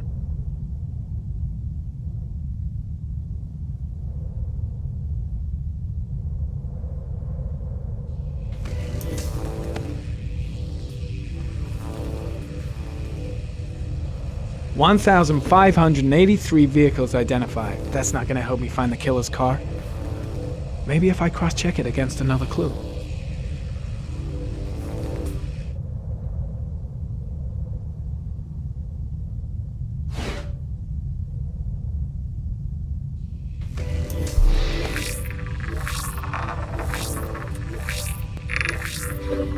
The killer's car is probably a Chevrolet Malibu 83.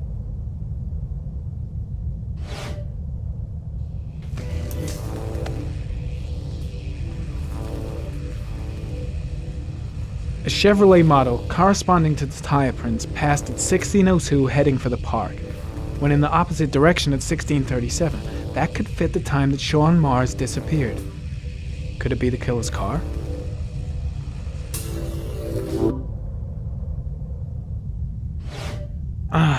Pity we can't see the driver's face.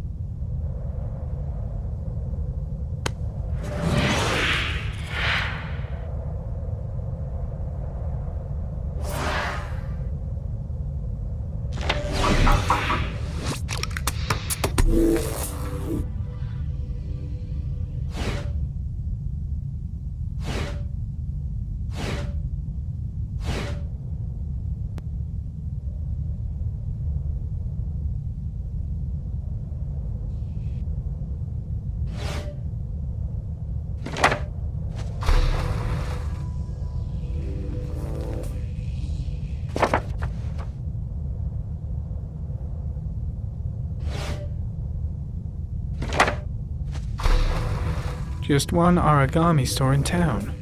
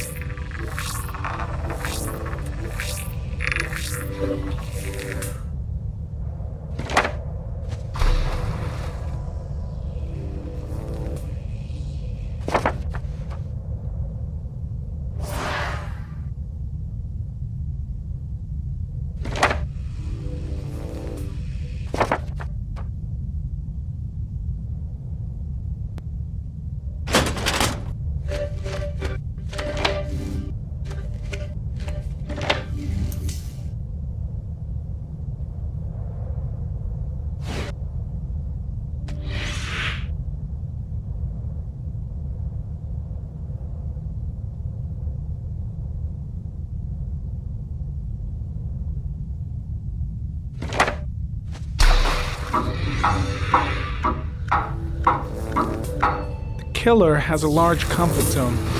He gained confidence rapidly and moved away from his base. This won't make the geoprofiling any easier.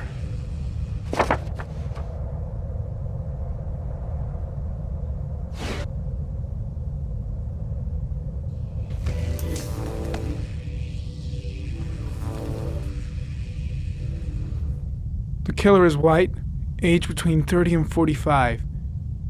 He is intelligent, calm, and determined. An organized type. He has a car. He's probably employed, but his work allows him free time.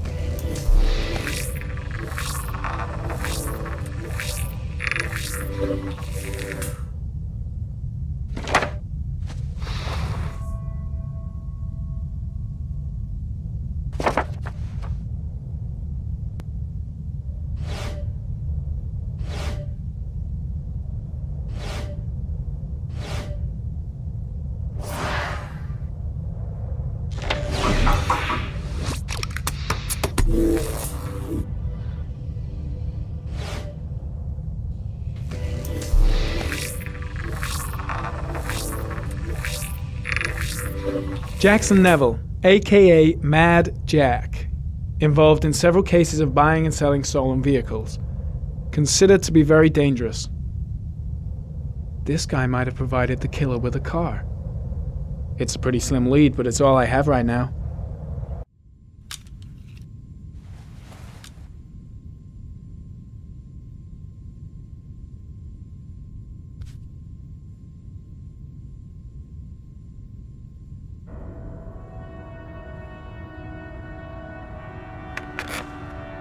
Oh, one last thing, sir.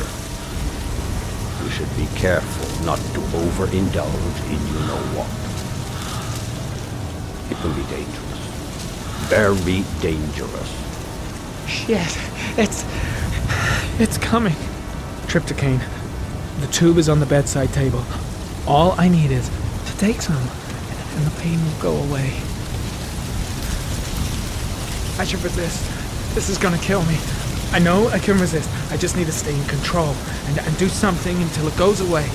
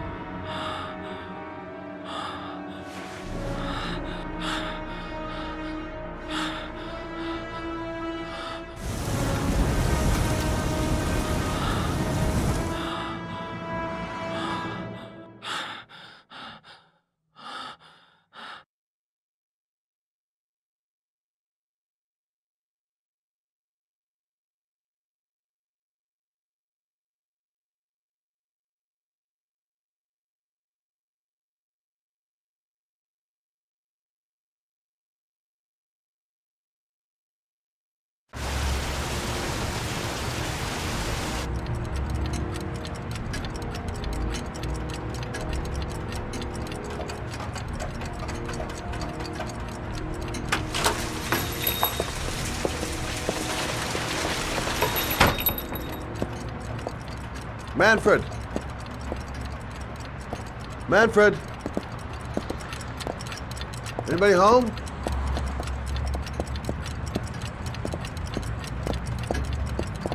Nothing much changed here. Just the dust. Hi there, Manfred. Who is it?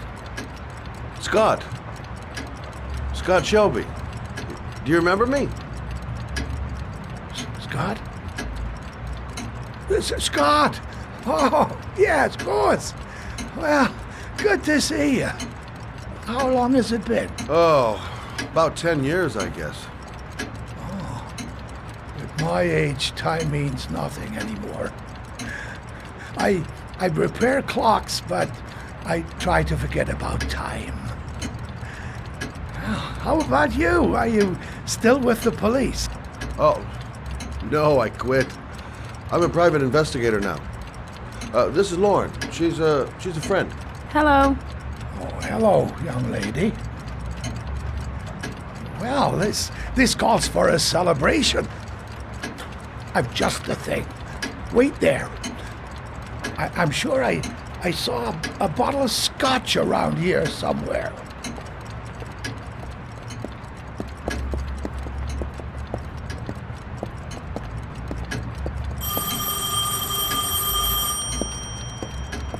Do an old man a favor, would you, Scott? Tell them to call back this afternoon. Sure, no problem. Hello? Yeah, this is Manfred's.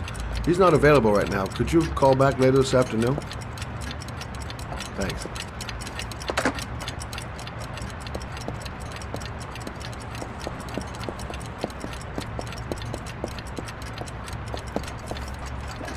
Well, to old friends.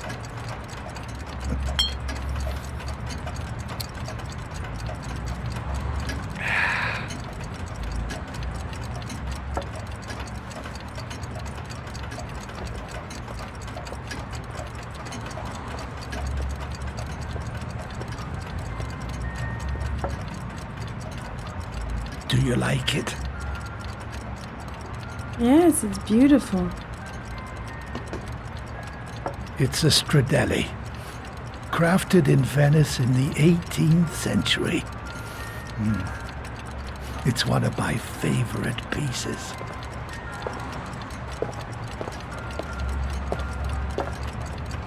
Tell me, Scott, what brings you back after all these years? I'd like you to have a look at an envelope. I thought maybe you could tell me about the typewriter that was used to type the address on it. Oh, let's have a look.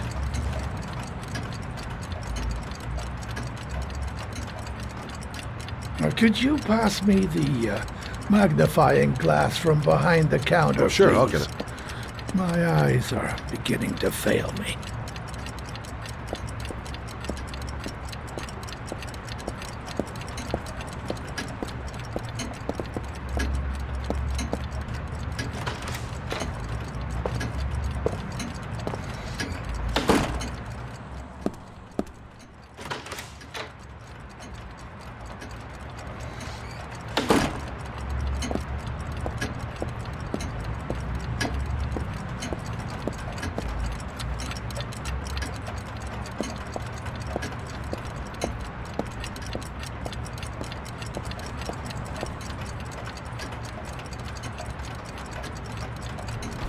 Thanks.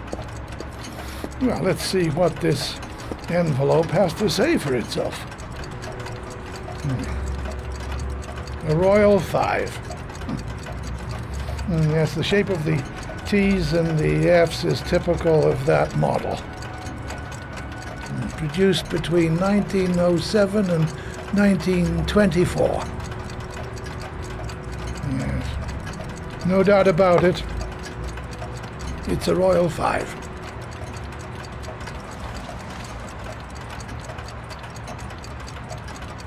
These typewriters, are they rare? No, they're fairly common.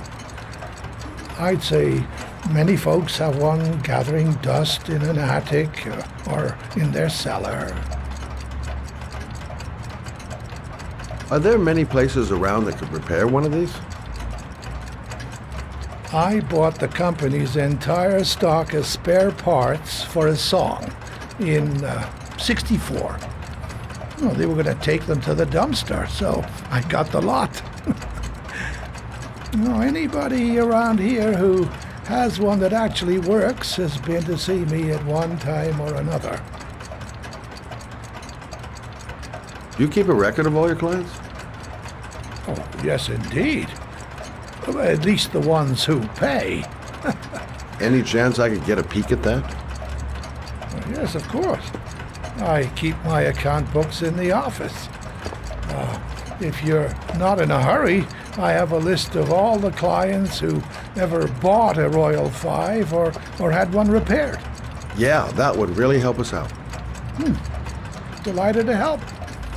Give me 2 minutes, and I'll be right back with the list.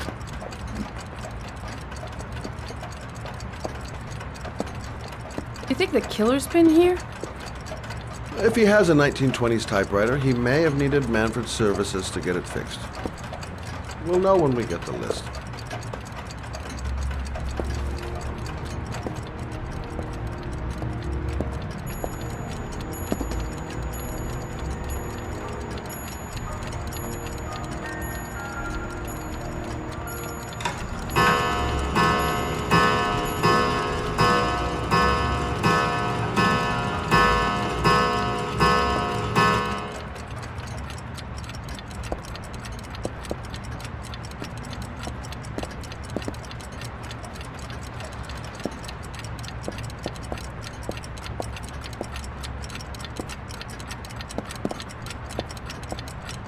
Been a while since Manfred went into his office.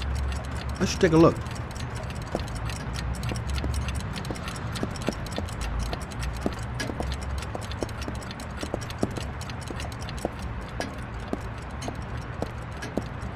Hello? Manfred! Hello? Your call is logged, sir. A police car will be there in a few minutes. I need to know who you are, sir. Sir? Hello?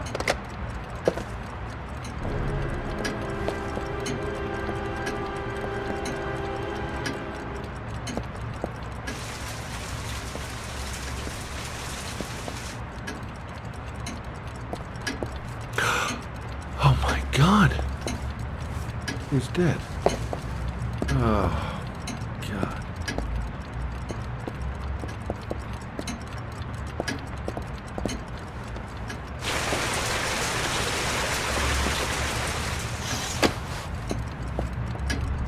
Scott? Oh my God. What are you doing? I'm calling the police. The killer has already called the police. I think he wants us to be his scapegoats. We gotta get the hell out of here. What do you mean? We have nothing to do with his death. We were just here when it happened. Look, we're running out of time to find Shaun Mars.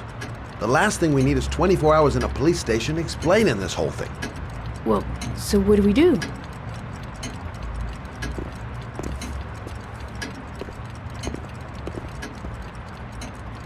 Watch the front door. I'll get rid of our fingerprints from everything we touched since we came in. You better work fast. The police are going to be here any minute.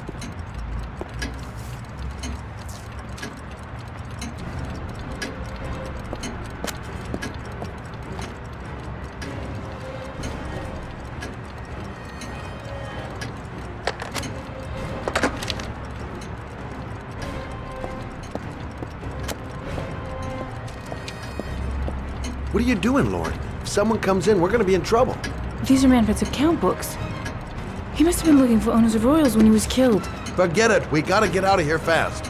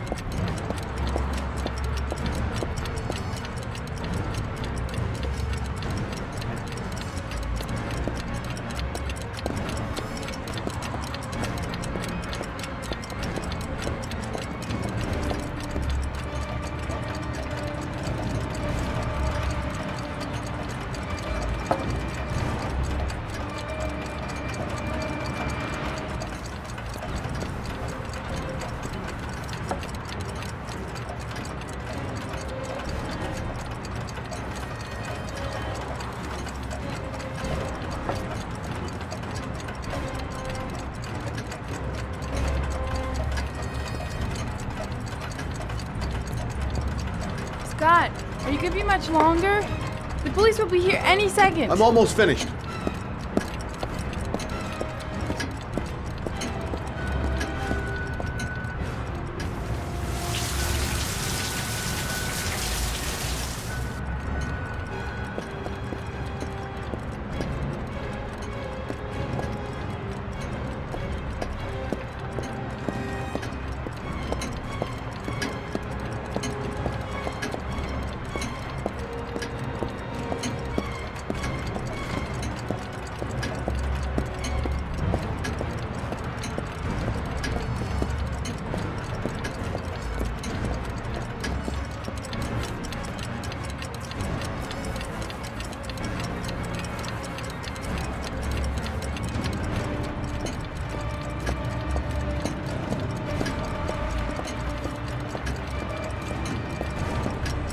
That's it. We're done. You get all the prints?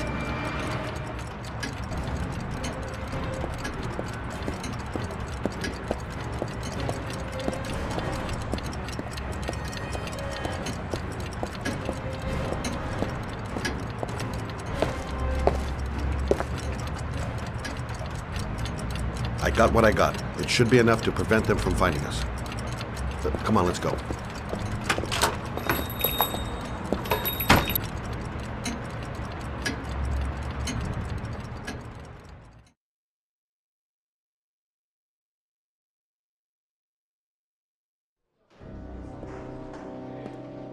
So, you claim the victim was killed while you were in his shop, correct?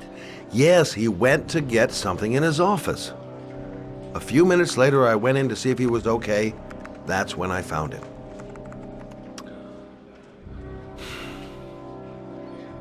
You should have called the police immediately, Mr. Shelby. Would have saved us dragging your ass down here. Listen, we had nothing to do with his murder. We were only there by coincidence. I just wanted to spare myself a few hours declaring I didn't see anything to a police officer. PI or not, Mr. Shelby, don't leave town. And if you end up next door to any more dead bodies, remember to call us. Okay?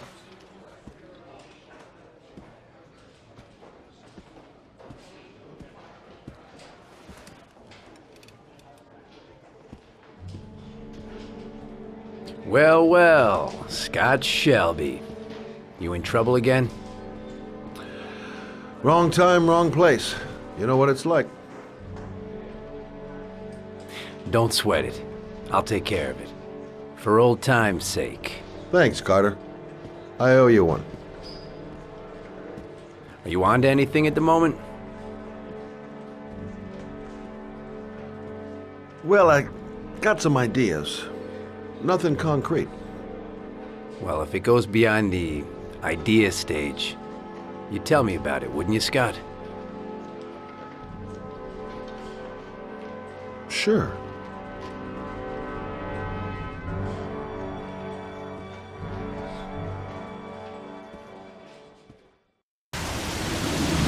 Where are we going? I'm taking you home. This is getting way too dangerous. No way.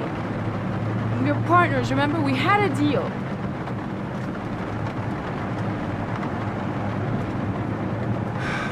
This isn't a game, Lauren. Manfred was murdered because he knew the identity of the killer. He was 10 feet away, for Christ's sake. No. I can't take a chance on the killer getting that close to you again. I'm not a child. I know what I have to do. I've got to find my son's killer. You're not going to stop me.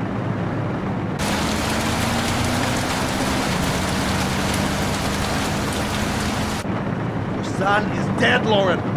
Getting yourself killed is not going to bring him back to life. Stop the car. What? Stop the fucking car!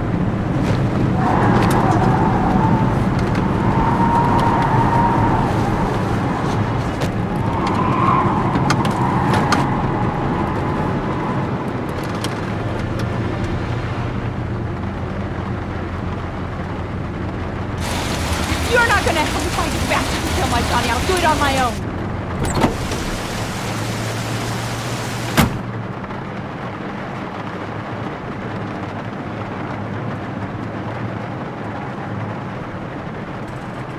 It's all my fault. I should never have let her come with me. Crap, I have no choice. I guess I'm doing this to protect her.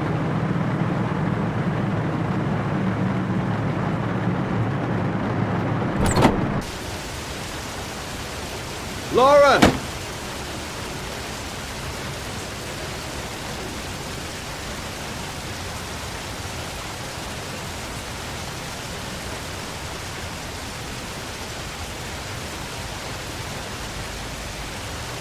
I miss him. I miss him so much. I'd do anything to hold him once again in my arms.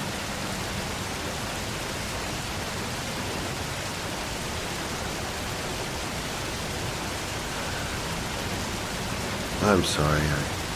I shouldn't have talked to you like that. It's just that I wouldn't want to see you get hurt.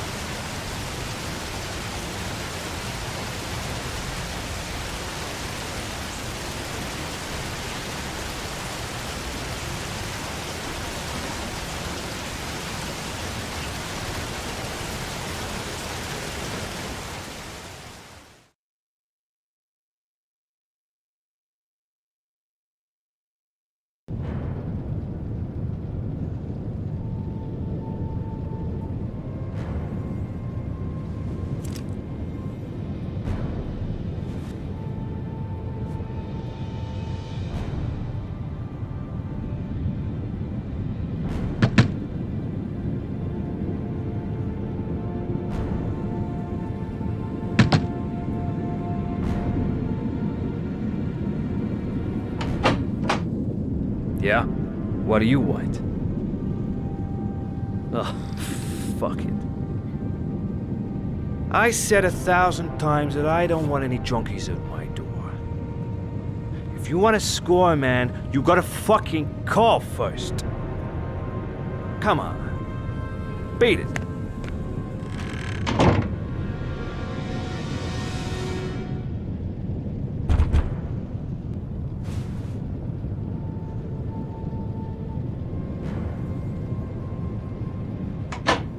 Fuck! Are you deaf or what?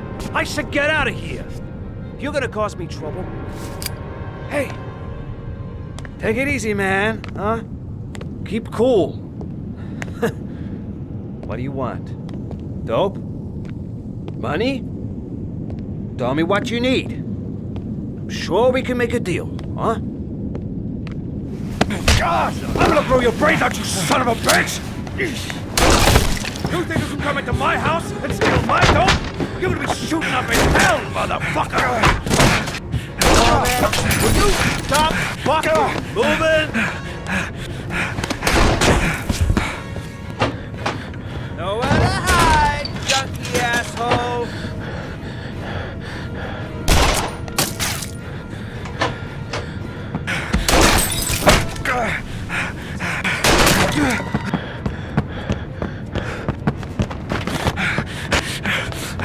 To your body. I can.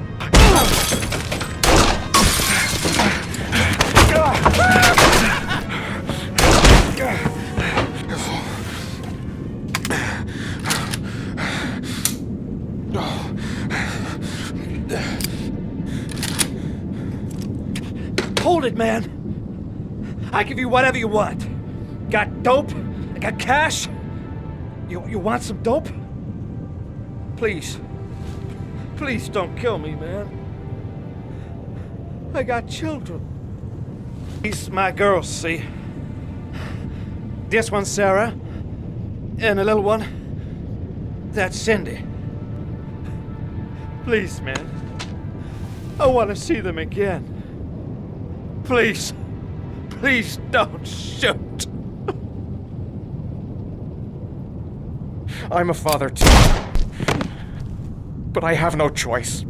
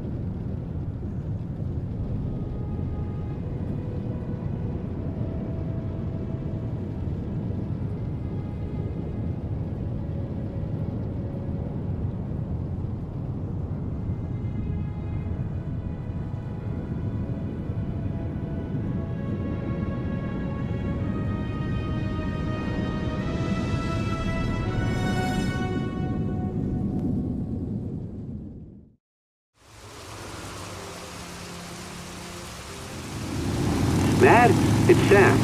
I got your information. The owner of the apartment in Marble Street is a Dr. Adrian Baker. He's a struck-off surgeon. He used to sell drugs to junkies on the quad. He made some cash and bought up some cheap-ass apartments, including the one in Marble Street. Of course, he got caught. He did a few months in prison and was struck off the medical register. Interesting. Thanks for the information, Sam. I owe you one. Hey, Matt, be careful, okay? I'm on it. Talk to you later.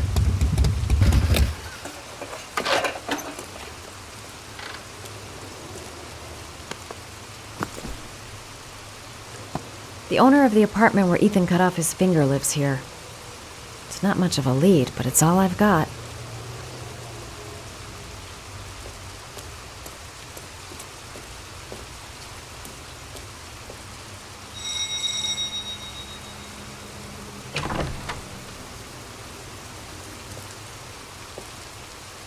Hi. I was told that you could get Bitropin without a prescription. Sorry, you were misinformed. Goodbye. Hold on. I really need your help here. I can pay. Well, why didn't you say so? Please come in.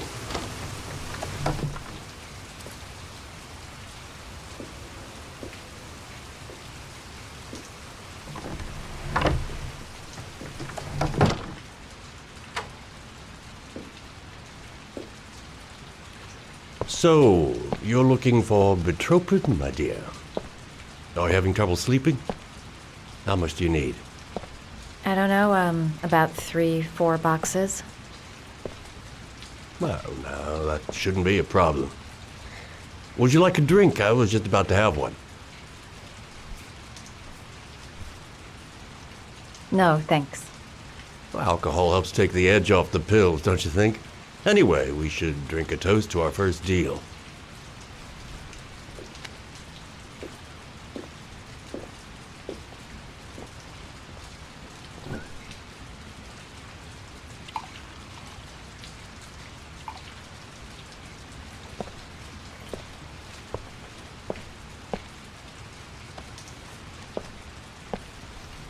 I haven't seen you around here before. Who told you about me?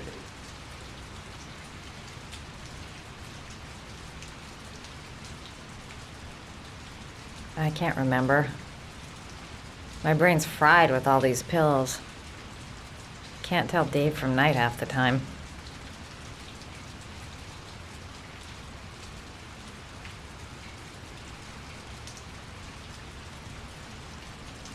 I heard you had some apartments for rent. I'm looking. Sorry, darling. Those are all booked up. Shame. I was looking for something around Marble Street.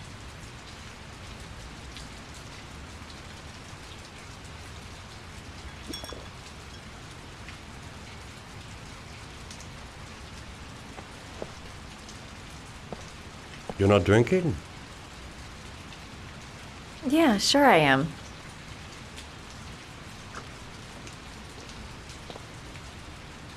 Having some trouble? Didn't your mother ever warn you about accepting gifts from strangers?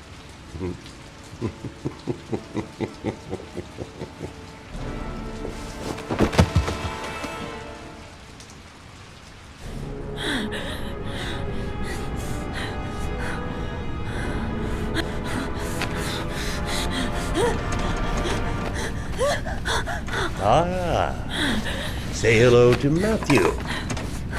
He claimed he had come to the census. Another one of those goddamn government spies.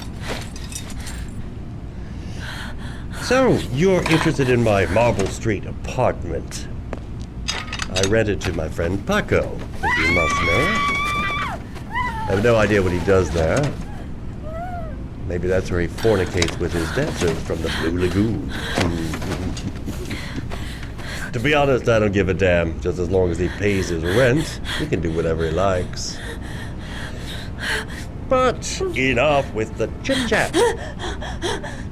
I miss surgery, you see, so I take every opportunity to practice. I don't have any instruments here, so I use whatever comes to hand. I hope you won't hold that against me.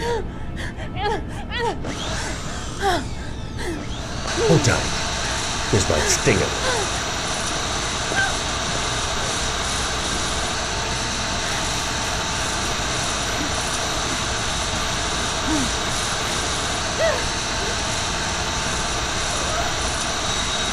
Have you ever noticed, as soon as you start to do a little housework, someone always comes calling?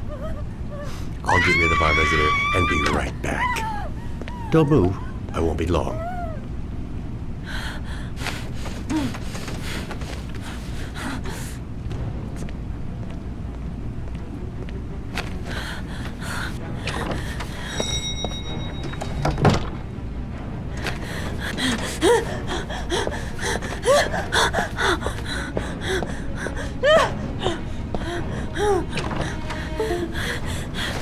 Hello, sir. I've come to bring you the word of the Lord in the form of these magnificent Bibles, which I will gladly leave with you in return for a contribution of only $5. No thanks, I'm not good. Come now, brother. I cannot believe the word of the Lord is of no interest to you.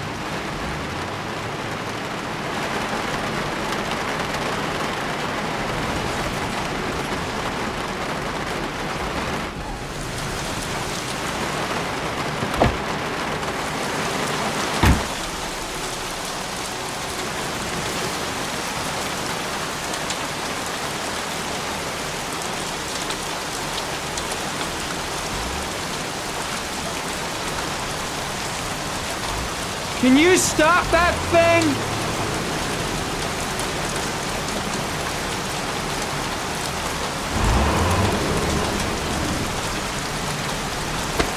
Norman Jaden, FBI. Can we talk for a minute? I'm listening. Can we go inside?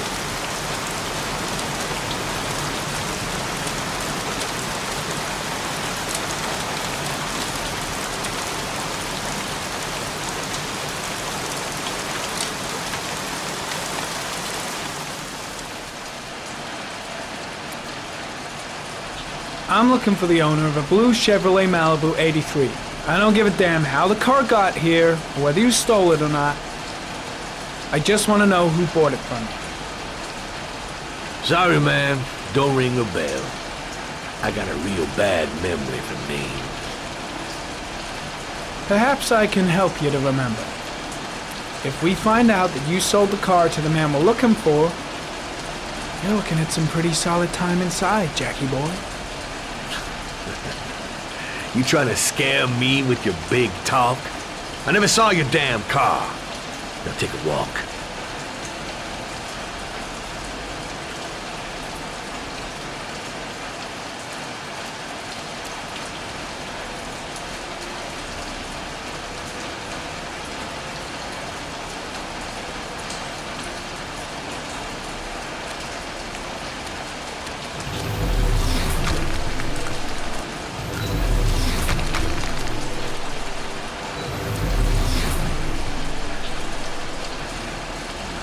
Blood?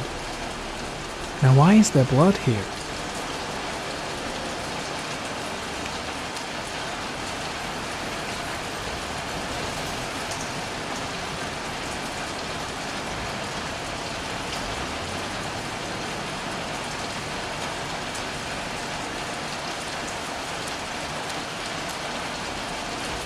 Fingerprints.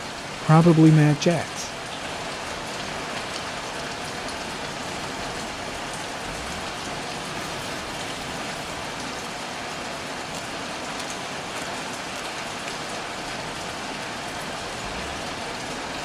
Size 10. Most likely a visitor.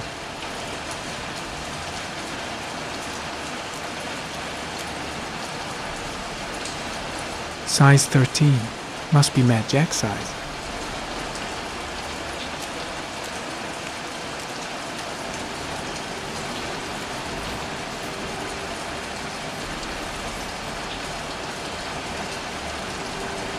Same brand of tire as the car I'm looking for.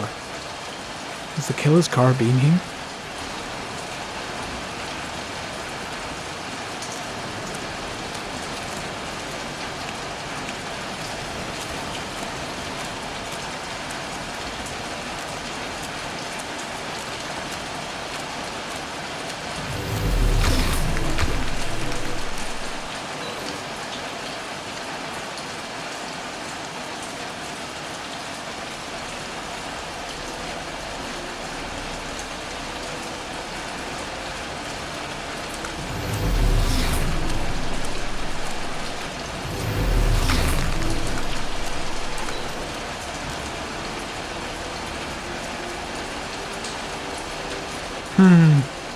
Not the car I'm looking for.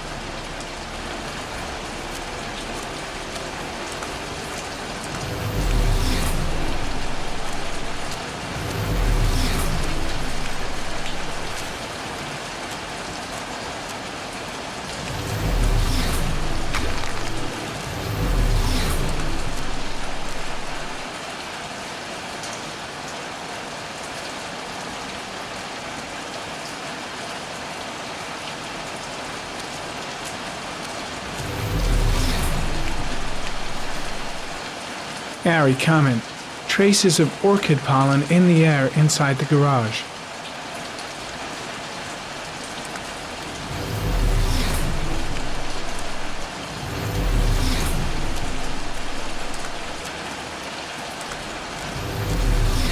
Few traces of blue paint, same tire tracks. No doubt about it. Killer's car was here.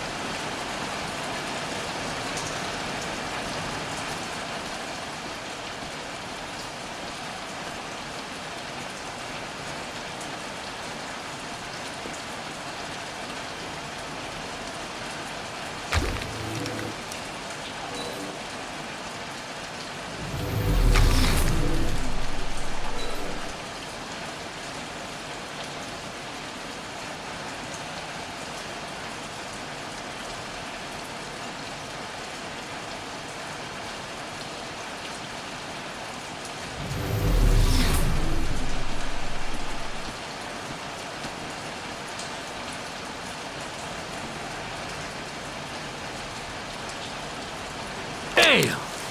You got me, officer. I'll come clean. Now that car, she buff up real good. I painted her dangerous blue, in honor of the dangerous motherfucker that was driving her. Hands on your head, pig.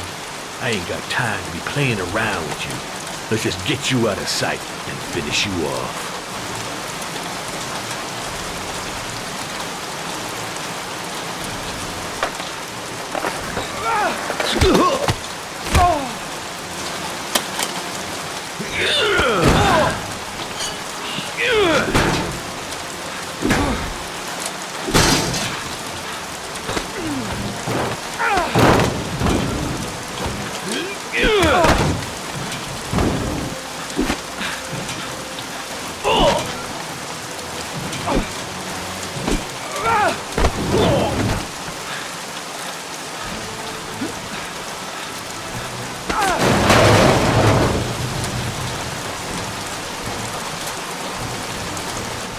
Enough fucking around. You're gonna tell me about the man with the blue car. Go fuck yourself in the ass.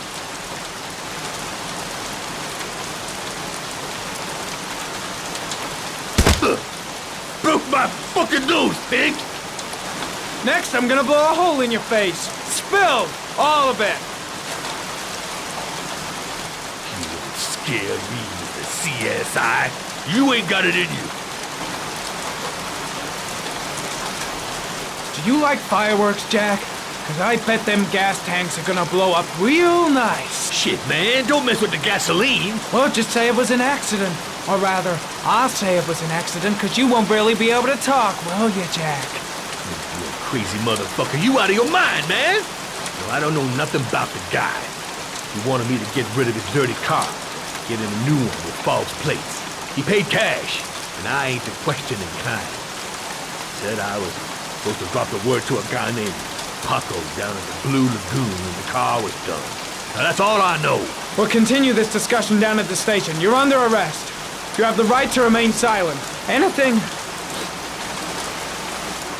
Shit, not now. Anything you say can and will be... Hey, you look like you got a problem, man.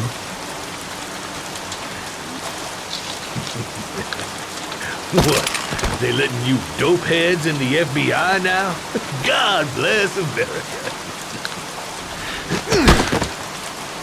Now I'm gonna give you a little help with your drug problem, Mr. 5-0. Permanently.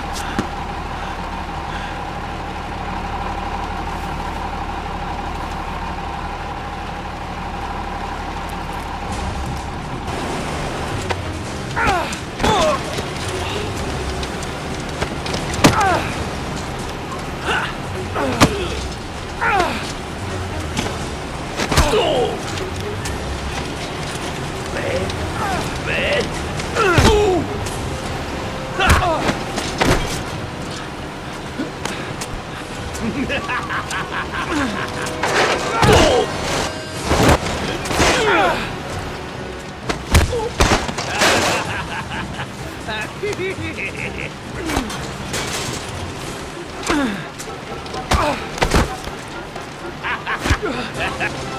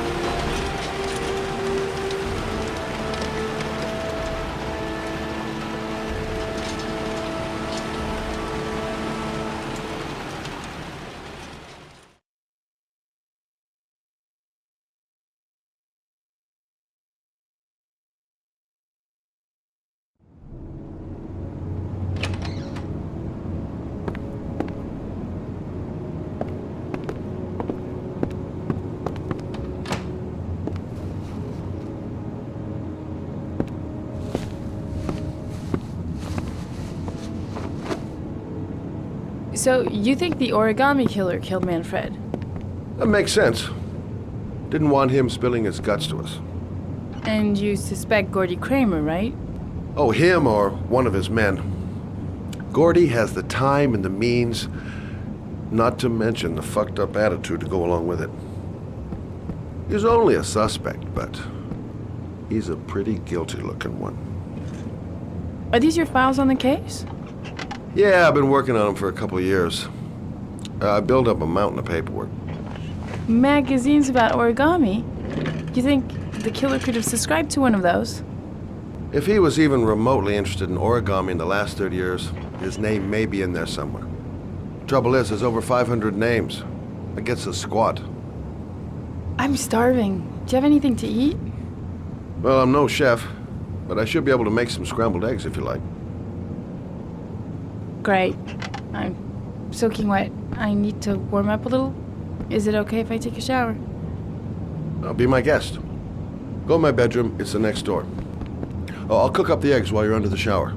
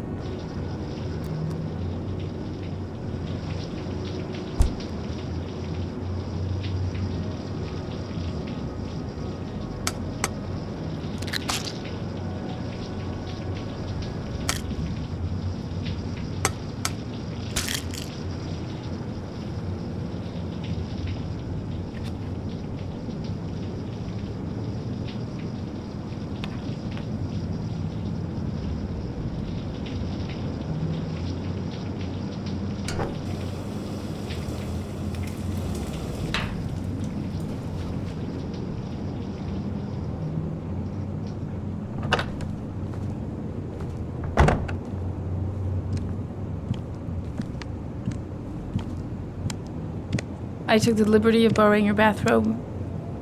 Looks better on you. I wouldn't want to worry you, but I think I smell burnt eggs. I'm sorry. I told ya, I'm not a great chef. It's okay. What's that?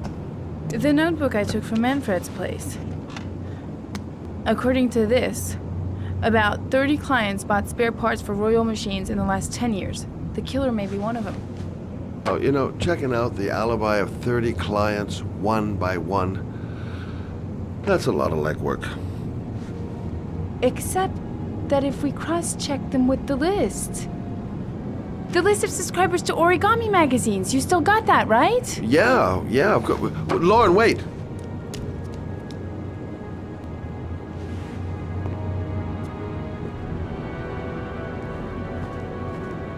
If the killer really used a royal typewriter and if he subscribed to an Origami magazine, his name should be on both lists.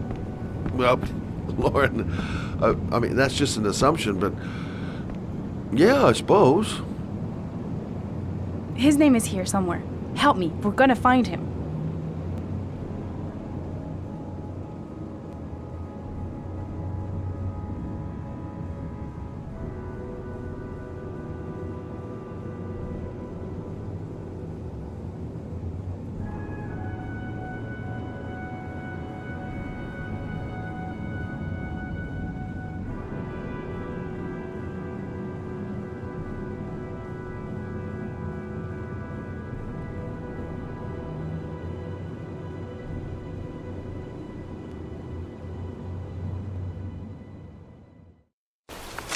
The only guy whose name was on both lists died when he was 10. What are you going to do now?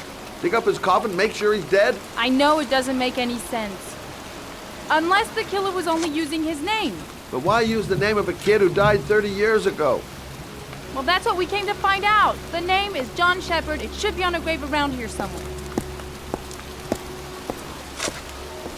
You never give up, do you?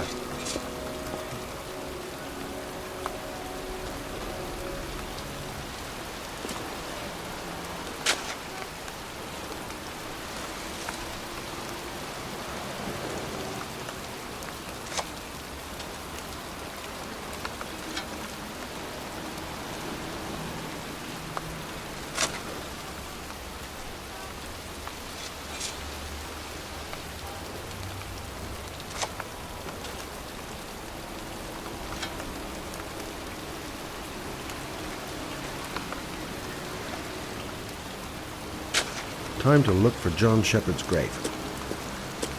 Excuse me.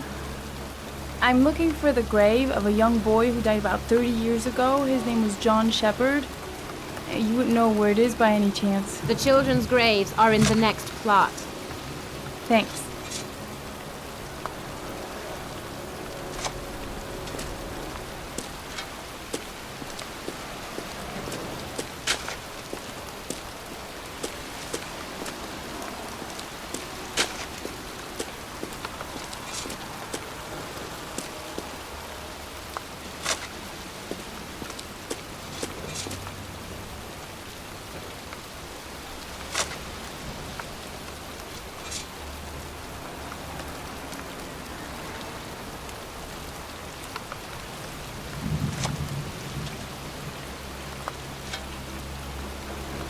Excuse me.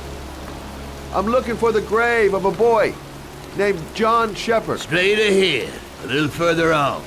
Thanks.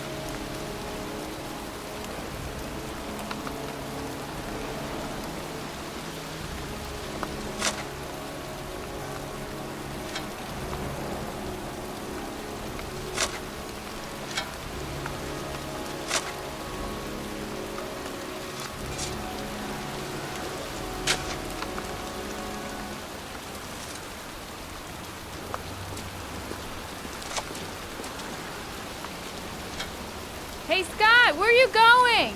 John Shepard's grave must be somewhere around here. Did anyone ever tell you shouldn't shout in the cemetery?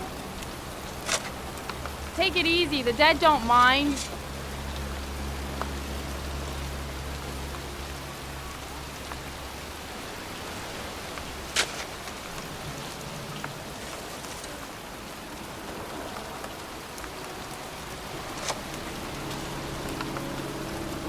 Hey, Lauren. I found it.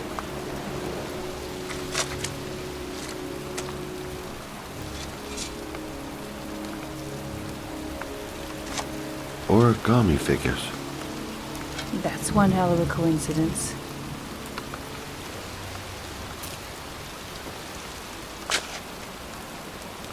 These flowers are fresh. Looks like someone's still tending the grave. Poor youngin'. That one I knew well. You knew John Shepard? I've worked this graveyard nearly all my life. I remember what happened. It was in 77. October, I think.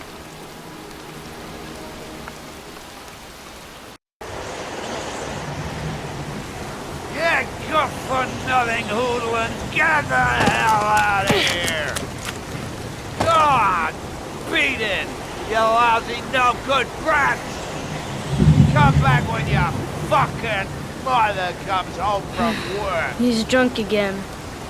What are we gonna do? It's pouring rain. We're gonna get soaked if we spend a day outside. Well, at least you won't get beat. Little rain never hurt nobody. Come on, let's go play. Bet you can't catch me!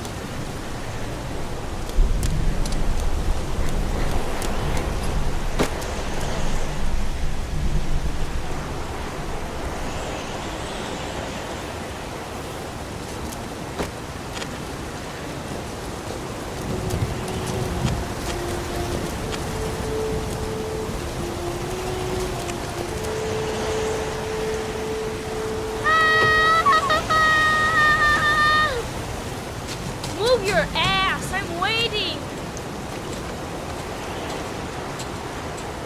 Come on!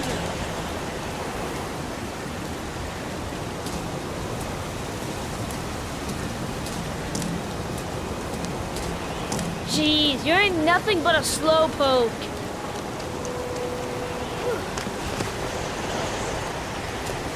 Bet you can't do that.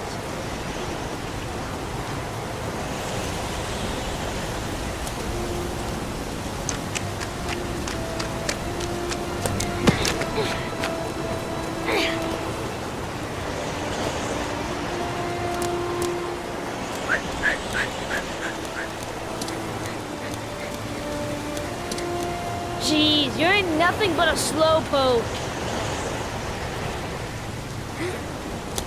Come on, loser.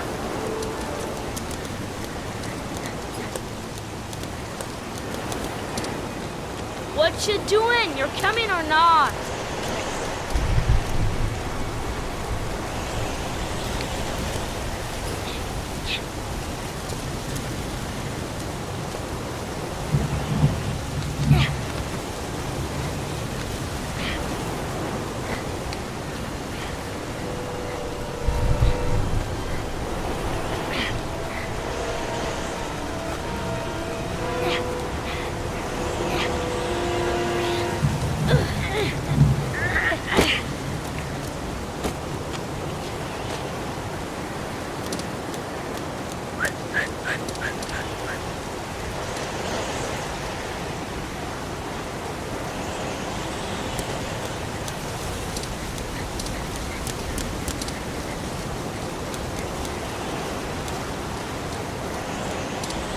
Yippee-ki-yay!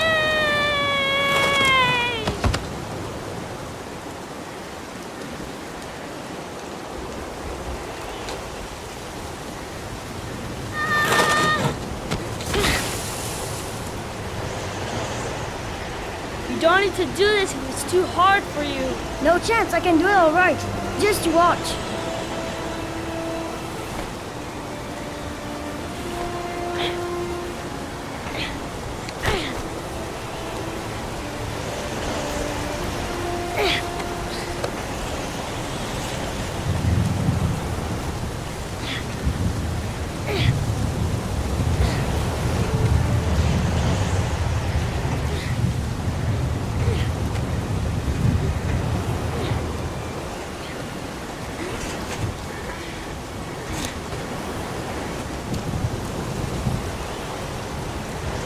wait for me!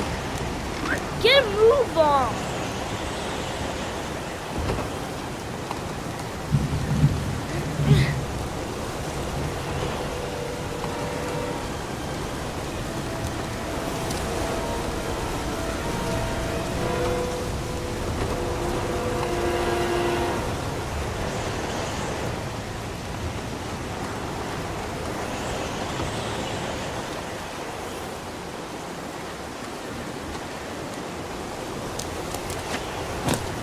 Come on, it's your turn!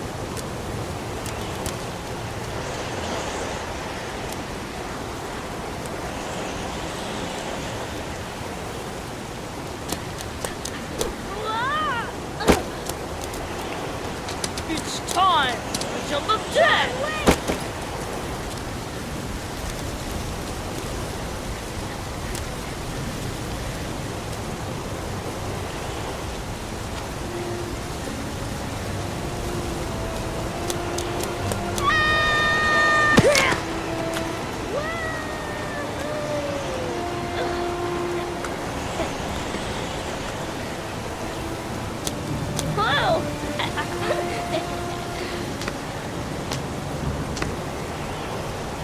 Let's play hide and seek. You go and count to 20 and try to find me, okay? 1, 2, 3, 4, 5, 6, 7, 8, 9, 10, 11, 12, 13, 14, 15, 16, 17, 18, 19, 20.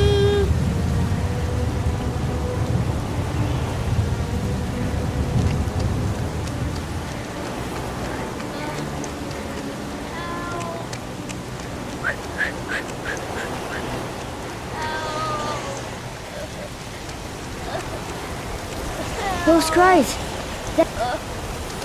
John! My foot. My foot is stuck. Grab on! I'll throw it there.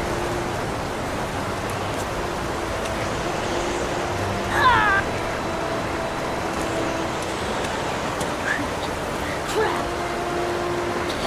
It ain't gonna work.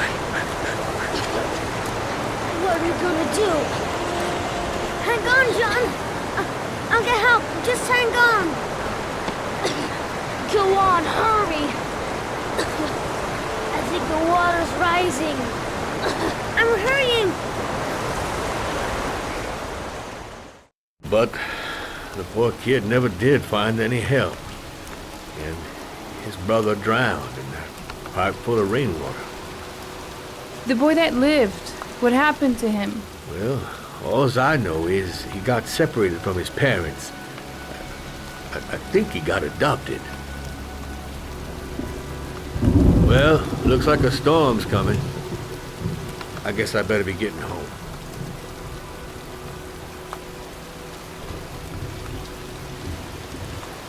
Christ, what a horrible story. John Shepherd drowned in the rain while holding his brother's hand. Do you think he could be the Origami Killer? Come on, let's get back in the car.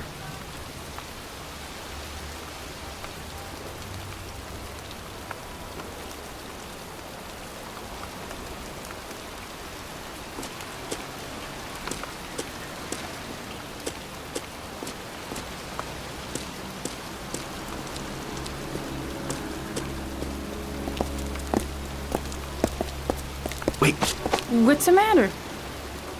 that man over there. Yeah? It's Charles Kramer. Gordy's father? What's he doing here?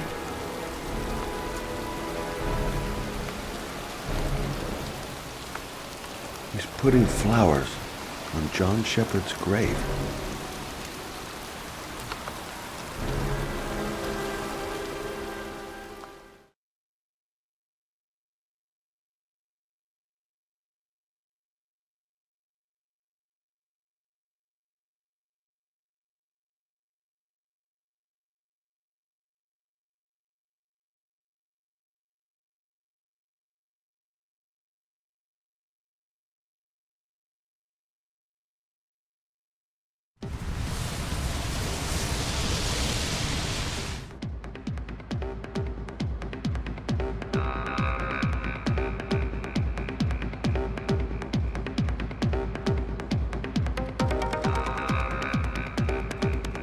Paco Mendez. He's the guy who rented the Doc's apartment on Marble Street. I better be careful. He might be the killer.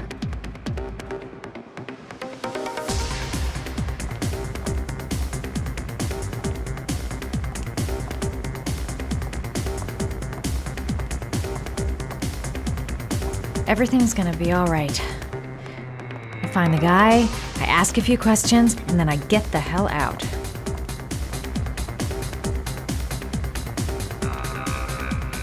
The bartender. He'll know where I can find Paco.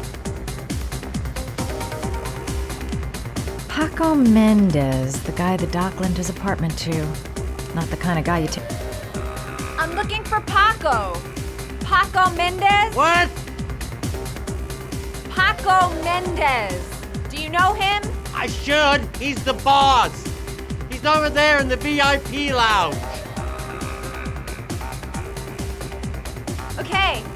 Thanks.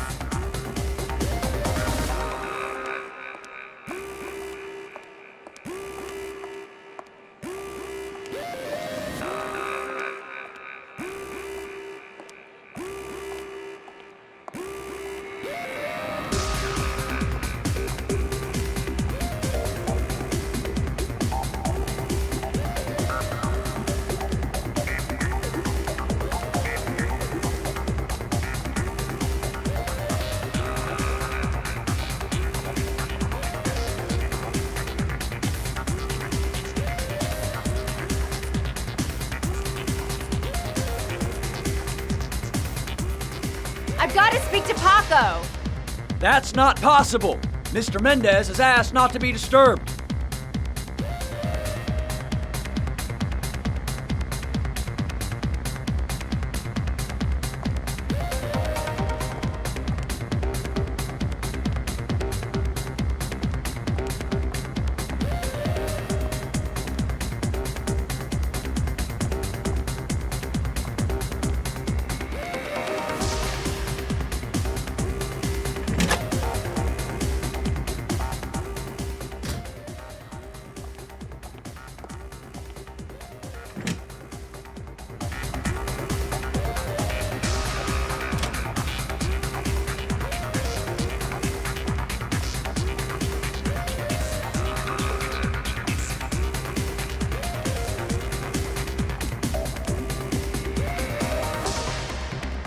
Paco seems to like Sorry, his lady. girls sexy. Invited guests only. Sexy in a kind of dumb way.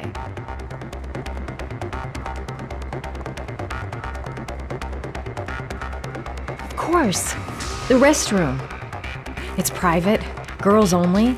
It's that big red cube near the entrance. I'm gonna have to rethink my strategy if I want to talk to Paco. I've gotta find someplace to change. Maybe I could catch his attention by strutting my stuff nearby.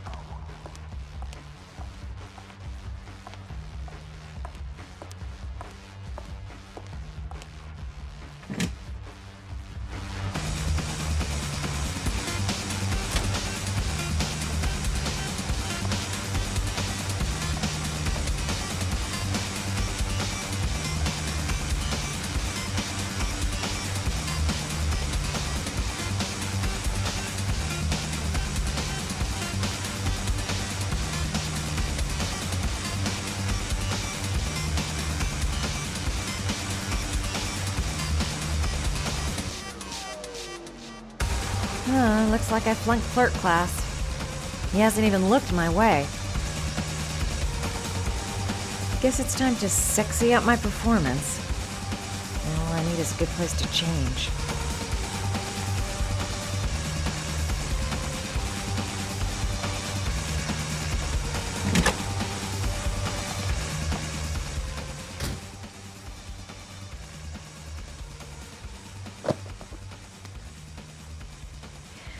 Time to play the sexy girl.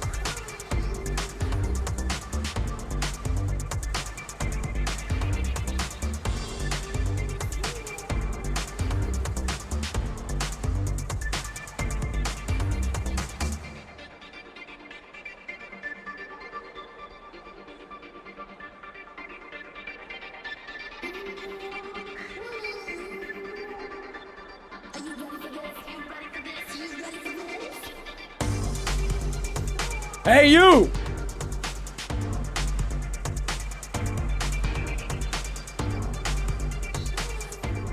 It's your lucky day, sweetheart. The boss wants to invite you to his table. Hey, thanks for accepting my little invitation. You know around here, honey? I think I would have noticed you before. My name's Paco. And you? Madison. I'm Madison. Ah, I like the way you move, Madison. You're making me all hot under the collar. Well, maybe we can continue this conversation somewhere more private. Oh, sure, baby. Yeah, come with me.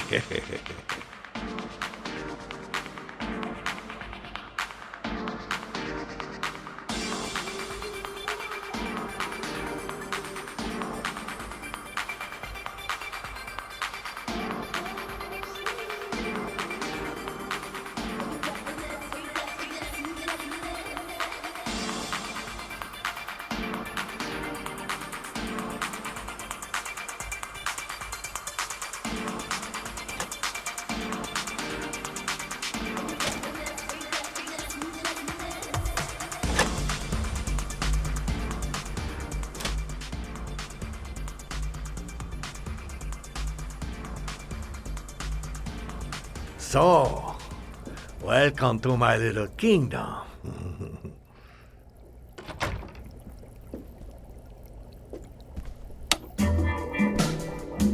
I'll take that. Just get in the way of the good thing, sweet cheeks. So, show me what you can do. Take it all. Slowly. Take it all on.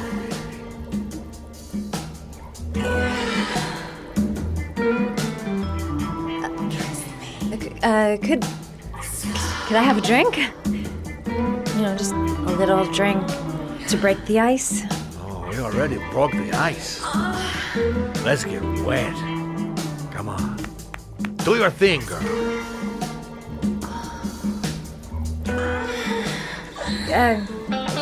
Could we just talk first? Oh, no. We don't need any more talking, baby. I all talked out. Now, show me what you can do. I'm sorry. I think there's been a little misunderstanding. Look. I'll just go. No harm done. Another time. I think it is you who have misunderstood, honey. I'm tired of wasting my time. It's now or never, baby. I never take never for an answer.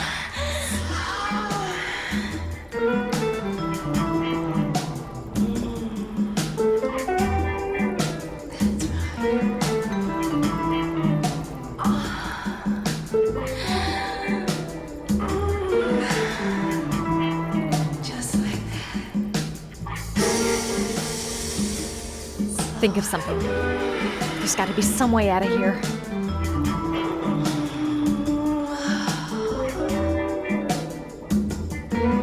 Do what it takes, Mad.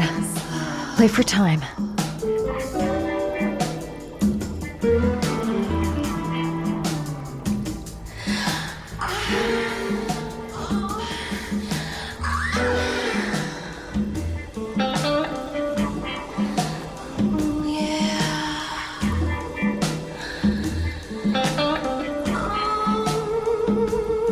Call for help. Oh, that's stupid. With this music, who's gonna hear me?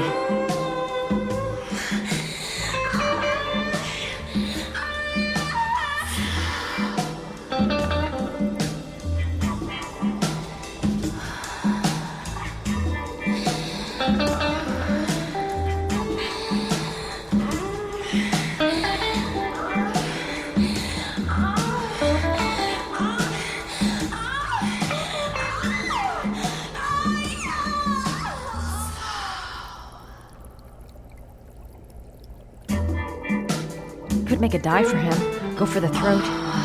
Don't even think of it. He's just too tough. I wouldn't stand a chance.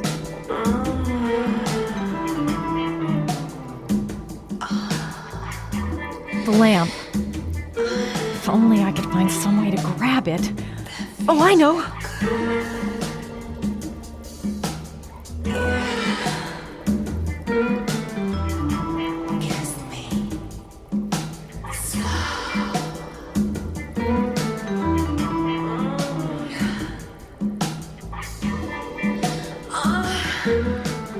Baby, sweet cakes.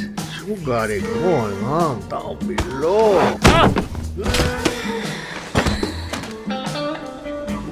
That's what I call kicking butt. You go, girl.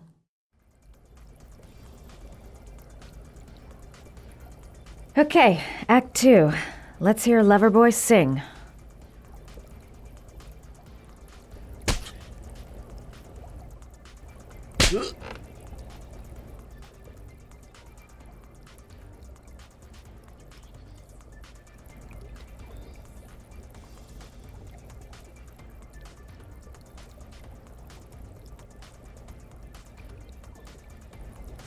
Ah!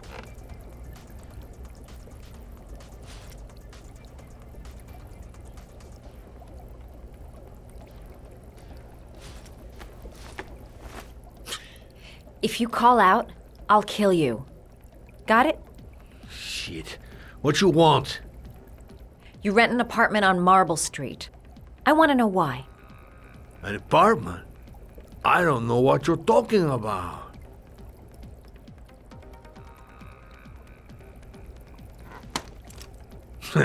You haven't got the balls, lady. But you're gonna know balls when I catch up with you.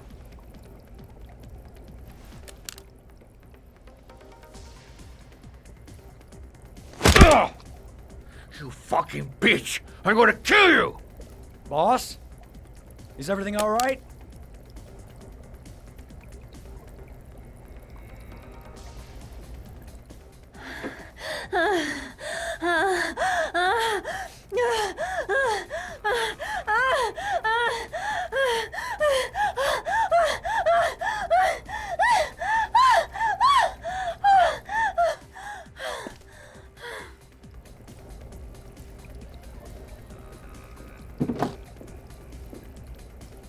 If you value those prized balls of yours, Paco, then it's time for you to talk. Oh! Ah! What you doing? Stop it! Stop it! I'm only getting started. How about some more? I never set foot in that apartment. I gave the keys to some guy. He said he needed a place. He had money. What was that guy's name? I don't know his name. I swear.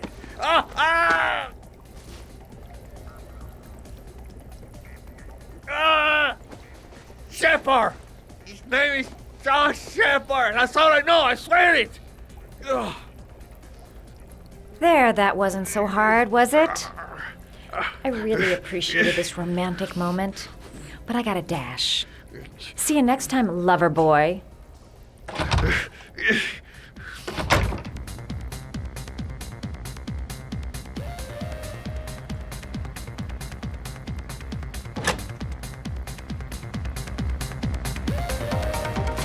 Time to get out of here. I've got a massive headache.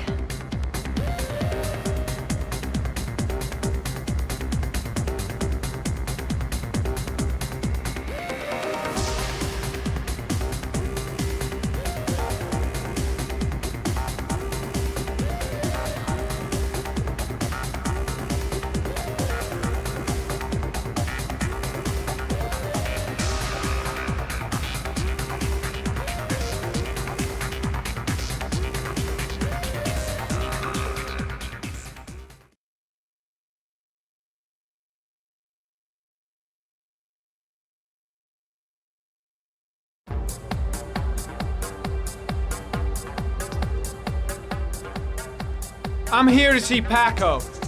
Paco? There ain't no Paco here, fella. Get lost. Are you absolutely certain? He's in his office. Take the stairs over there.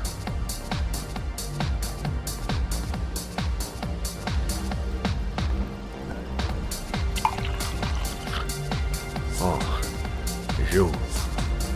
You scared me. I didn't hear you come in. A crazy bitch came around here asking questions about the apartment on Marble Street. I don't know what you're doing down there, and I don't want to know. But whatever that shit is, it's beginning to draw attention. Look, man, I know you kept me out of prison and all, but that fucking bitch nearly killed me. Do everything you ask. I think my debt to you is paid. Hey, wait, what you doing? Don't fuck around, man. No, wait. I can still help you out. No, don't kill me.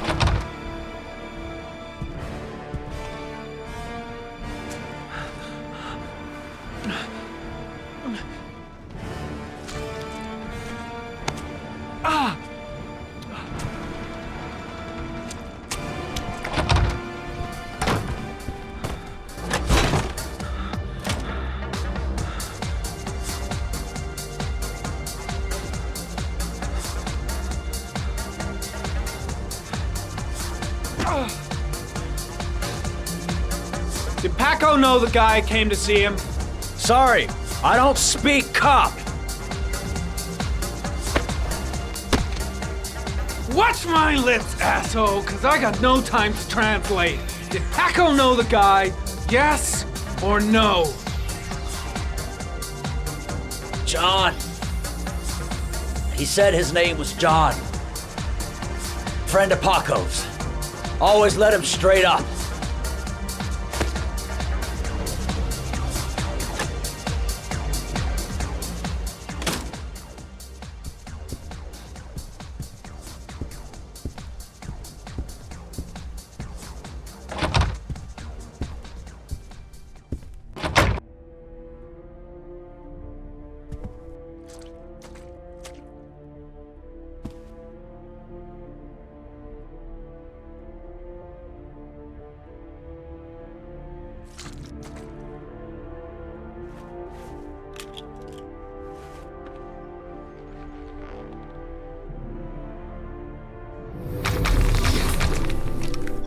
Madison Page? What was a journalist doing here?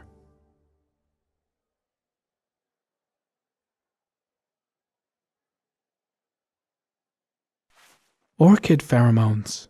The fucking Origami Killer.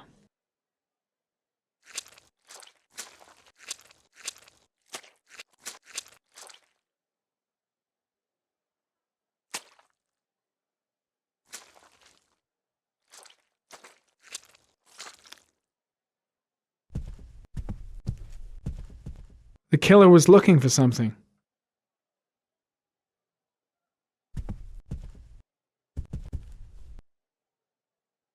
Paco Mendez was no saint. His rap sheet reads like the telephone book.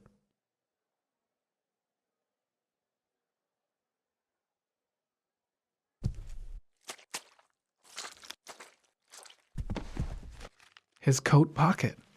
I tore it off during the fight. 2 receipts from the same gas station.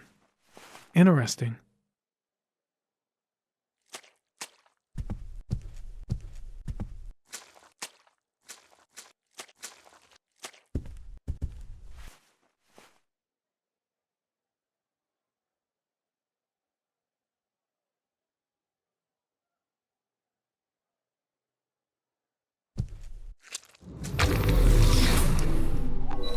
A bullet, right between the eyes. Instant death.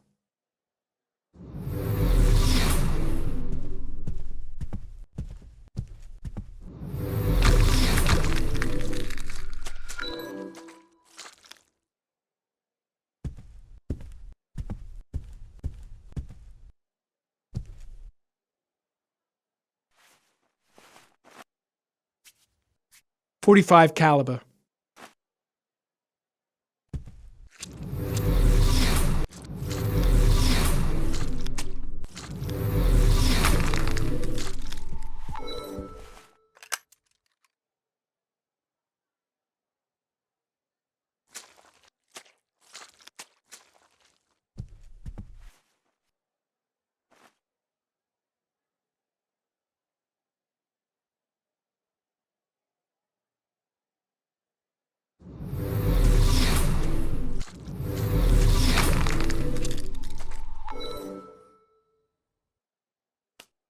Madison Page?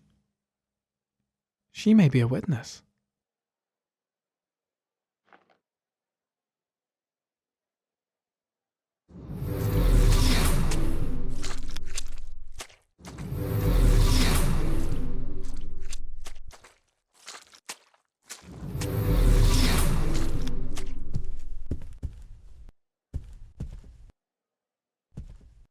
.45 caliber semi-automatic.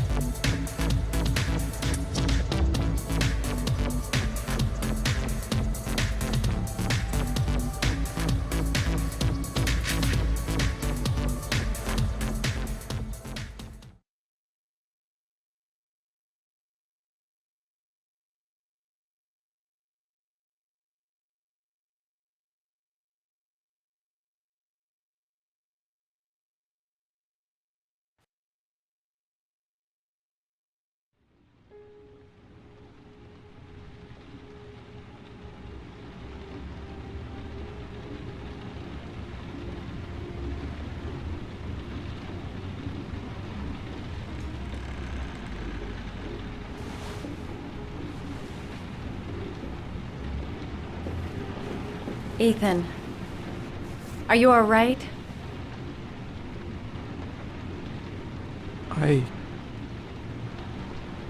I killed a man.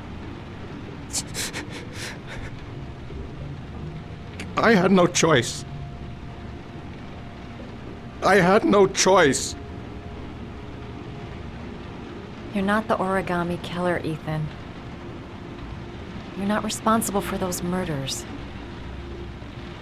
I can prove it. That changes nothing. Saving Shaun is all that matters now.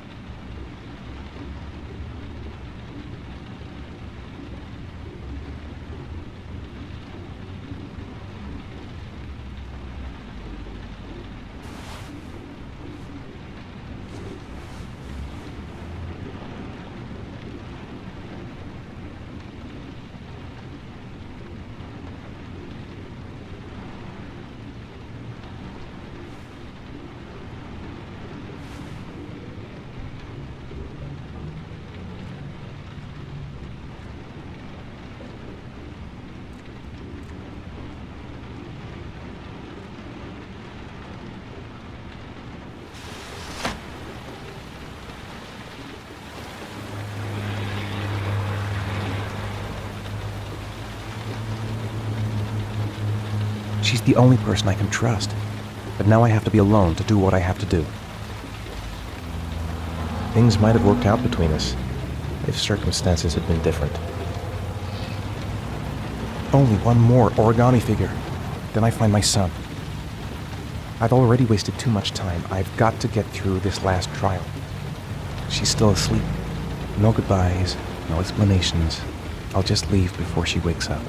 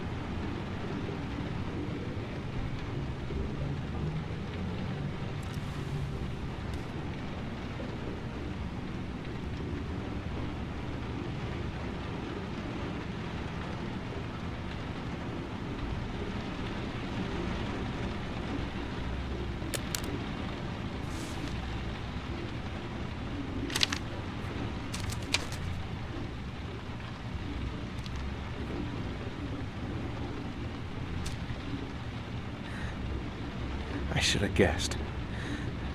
All this time and I had no idea. Ethan, what's the matter? I thought I meant something to you. Listen, You're a pretty good nurse for a fucking journalist! Ethan, I wanted to tell you, but... What kind of article were you gonna write? My life with a serial killer? No. How I caught the Origami Killer. Maybe you'll get a book deal. I hope it was fucking worth it! Ethan, it's not what you think. You lied to me, Madison! All this time you fucking lied to me! I thought you wanted to help me, but you're only thinking of writing a fucking book!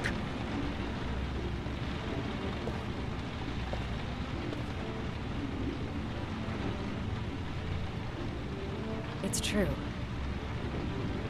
I'm a journalist. And I knew that you were the father of the boy who had disappeared, and I wanted to cover the story. But then I saw what you were going through to save your son, and I understood how much you love him. I wanted to tell you the truth, but I couldn't. I was afraid that you may not believe me. I was afraid that you'd ask me to go. All I want is for you to find your son alive.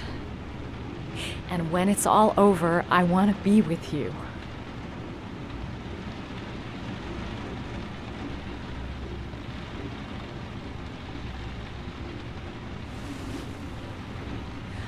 I'm sorry, Ethan. I'm so sorry.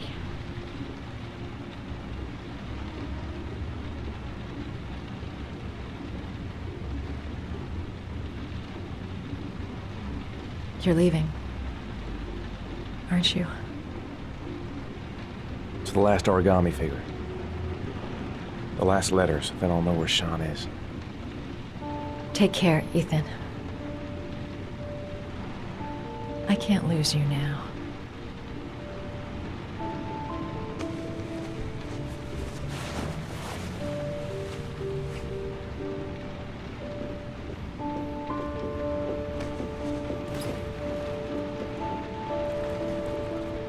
I'm gonna go find something to eat.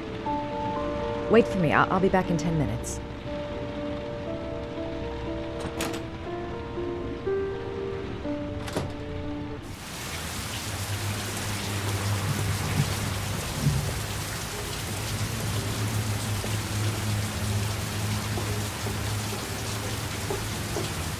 We'll find his son and prove he's innocent. I'll be able to help him now that he knows who I am.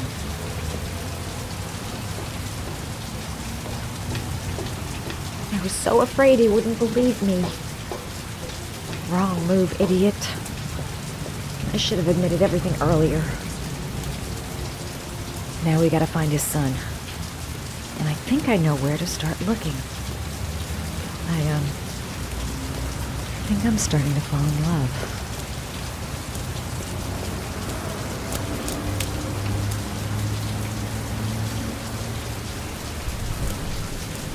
Cops. They're looking for Ethan. It looks like a raid.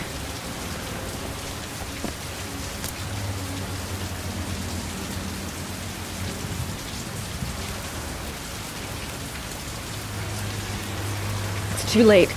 Ethan's gonna get arrested and he won't be able to save his son. I'm sorry, Ethan. I'm so sorry. Come on, what was the damn number? Come on, come on. Pick up the phone. Hello? The cops. They're in the motel. You've got to get out of here.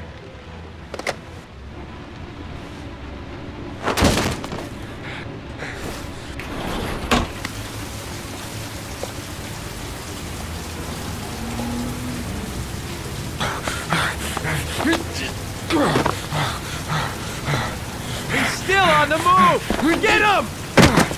He's making a run for it! He's on the balcony!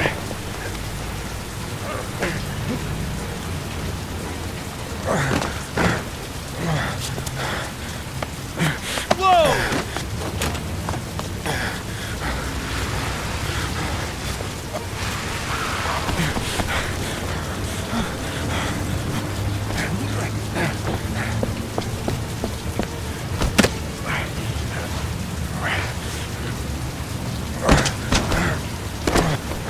Don't move!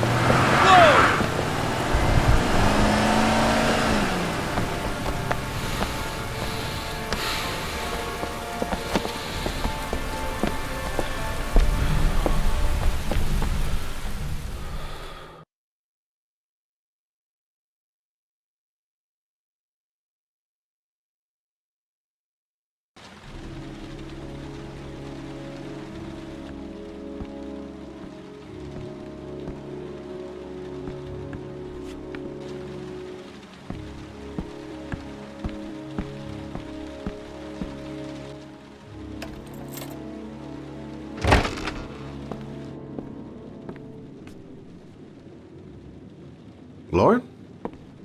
I'm sorry, Scott. You should have listened to me, Mr. Shelby. I told you to drop the investigation. Your son is a serial killer. How many people does he have to kill before you turn him in? Gordy has his faults, but he's still my son. You have no children, Mr. Shelby. You can't possibly understand. You leave me no choice. Your investigation is over. For good.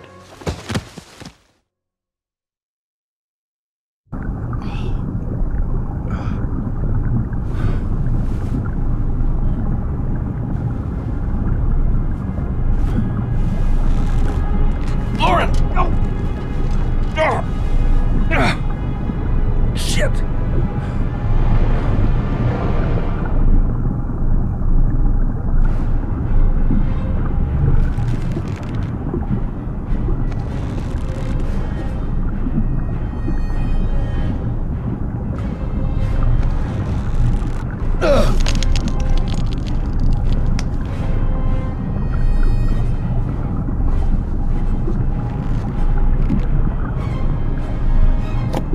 Goddamn fool.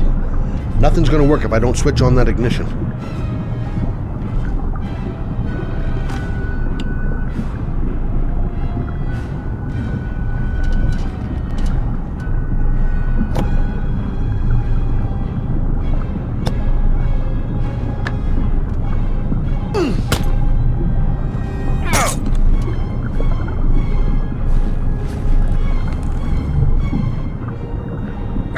Oh, God damn it.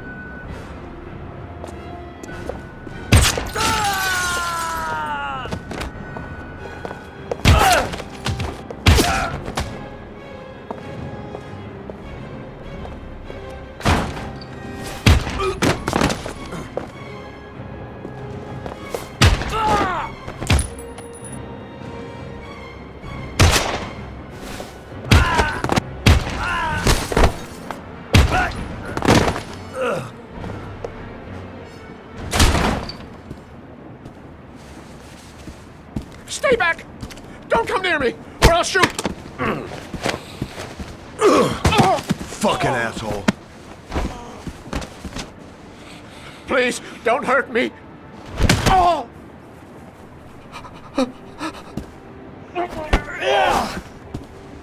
Bastard! Lauren is dead! You fucking killed Stop! her! Stop! I beg you!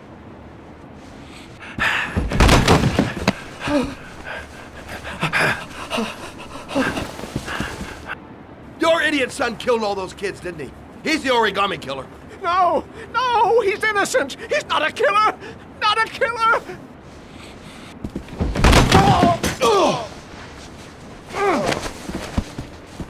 You're a fucking liar.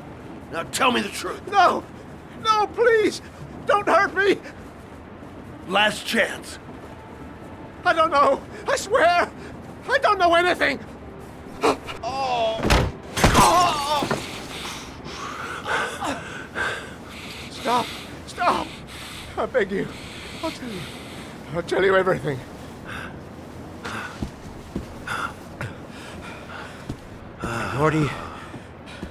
Gordy always wanted his fun, you know. He wanted to be like the Origami Killer.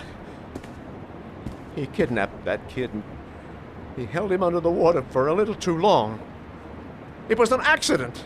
An unfortunate accident. He just wanted to play. He told me everything. He was crying. He was so sorry for what had happened. Whatever he did, Gordy is my son.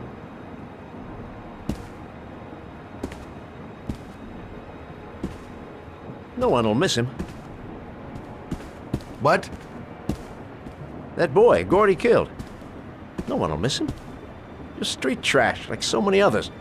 Oh, you disgusting pile of shit.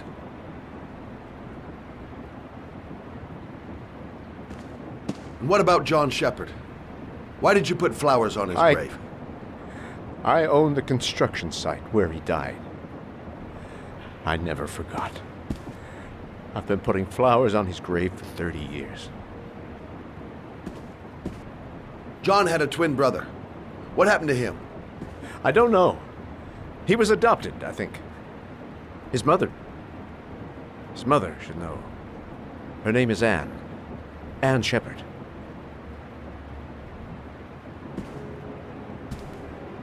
That girl, Lauren, she was just a whore. You'll forget her in no time. Come and work for me, Shelby. I'll pay you well. You'll be able to have all the girls you want. Never say her name again. You hear me? Never.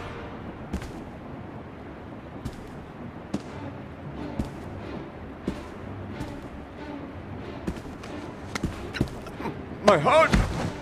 My heart! Quickly! I need my pills. In that drawer, there.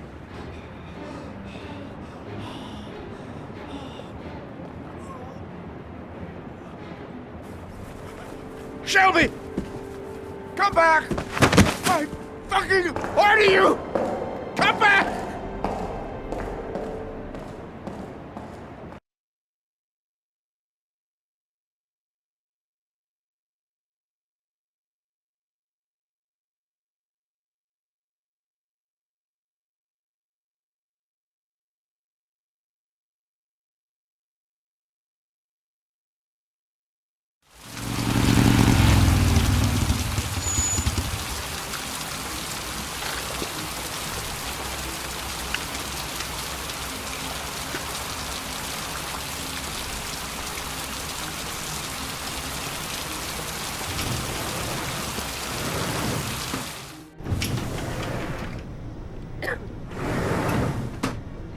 Hello, I'm looking for Anne Shepard's room.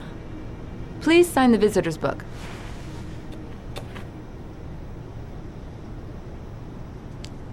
Are you a member of the family? Yeah, you could say that. Oh, she'll be pleased to have a visitor. No one ever comes to see her. With the Alzheimer's, she has trouble remembering things, but it'll still please her, you know. It's room 19 at the end of the corridor. Thank you.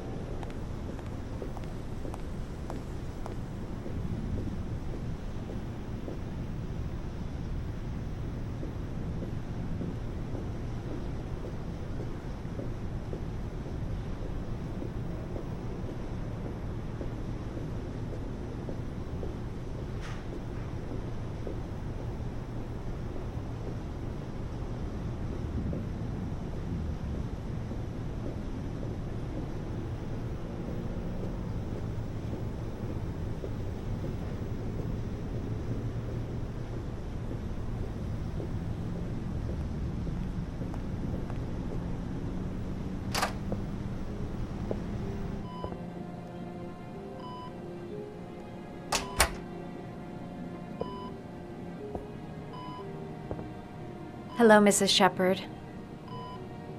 Is it time for my pills already? No, Mrs. Shepherd, They're never on time with my pills. I don't know what they do here. In the other hospital, they were always on time. But here...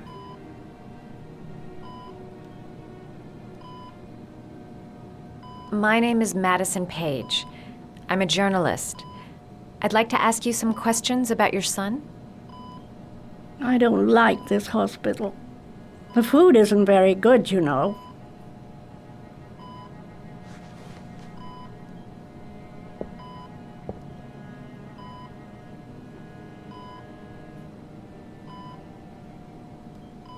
You had a son named John, and John had a twin brother. Do you have my pills? It's time for my pills. Your other son, Mrs. Shepherd, John's twin brother. What was his name? What other son? Oh, I have no other son. I never had any children. Try to remember, Mrs. Shepherd. John's twin brother was placed with a foster family after the accident. What was the name of the foster family? I asked them for a television, you know. They said I didn't have enough money. It's a pity. I'm fond of television. I know what happened at Carnaby Square. Do you remember? Carnaby Square. I think I used to live there a long time ago. We didn't have much money at the time, you know. We had to make do with very little.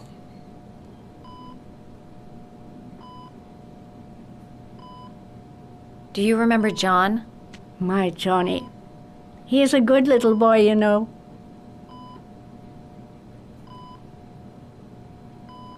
I think your son is in trouble, Mrs. Shepherd. He's done some terrible things.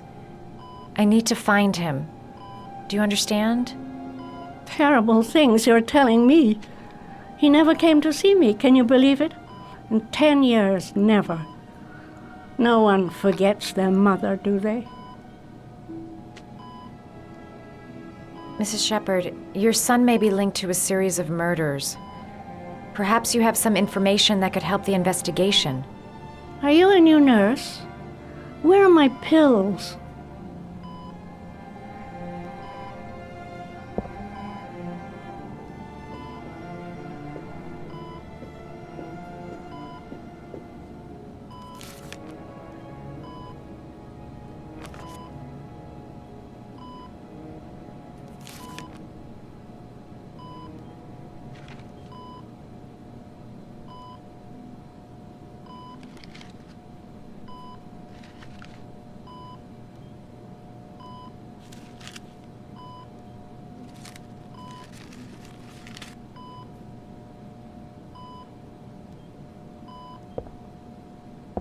I love origami, but that's not my favorite one.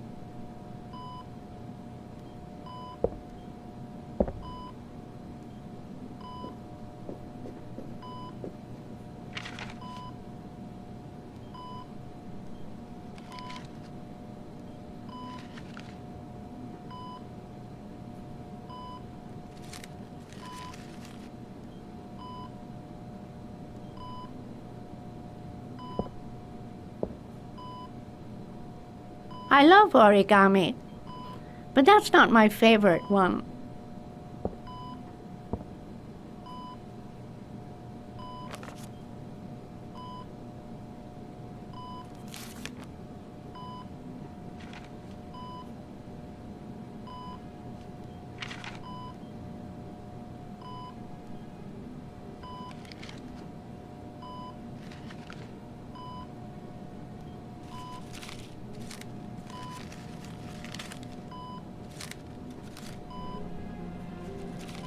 Oh, you know how to do these little dogs, too.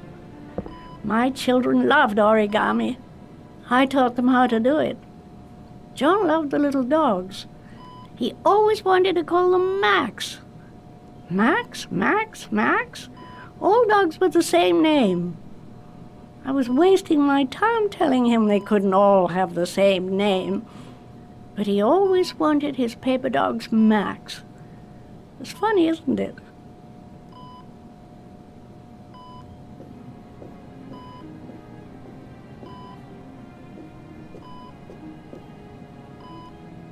Did you make these origami figures?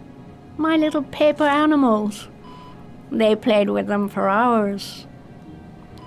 I showed my boys how to make them, you know. Yes, your boys, Mrs. Shepherd. John and... what was your other son's name again? My other son? I only had one son, my little Johnny.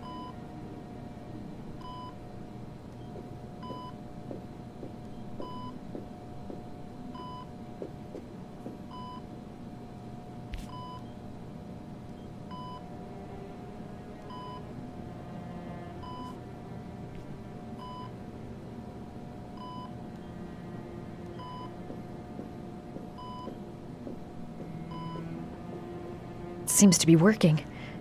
She's remembering stuff.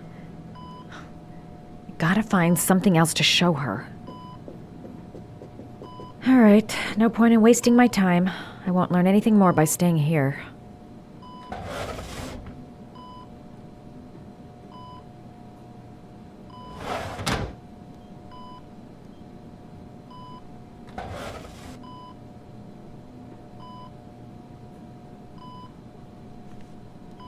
Are these your children, Mrs. Shepherd?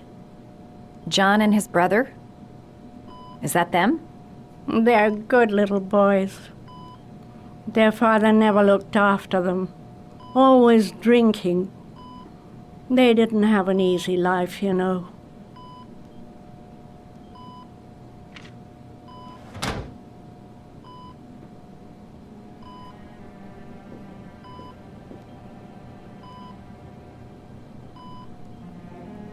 It'd take days, if not longer, to find the name of the family that adopted her son.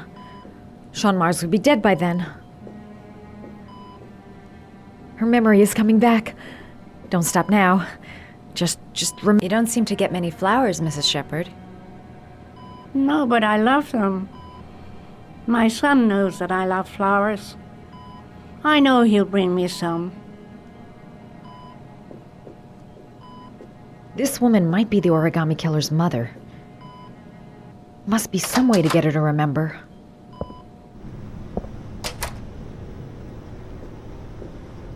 All right, no point in wasting my time. I won't learn anything more by staying here.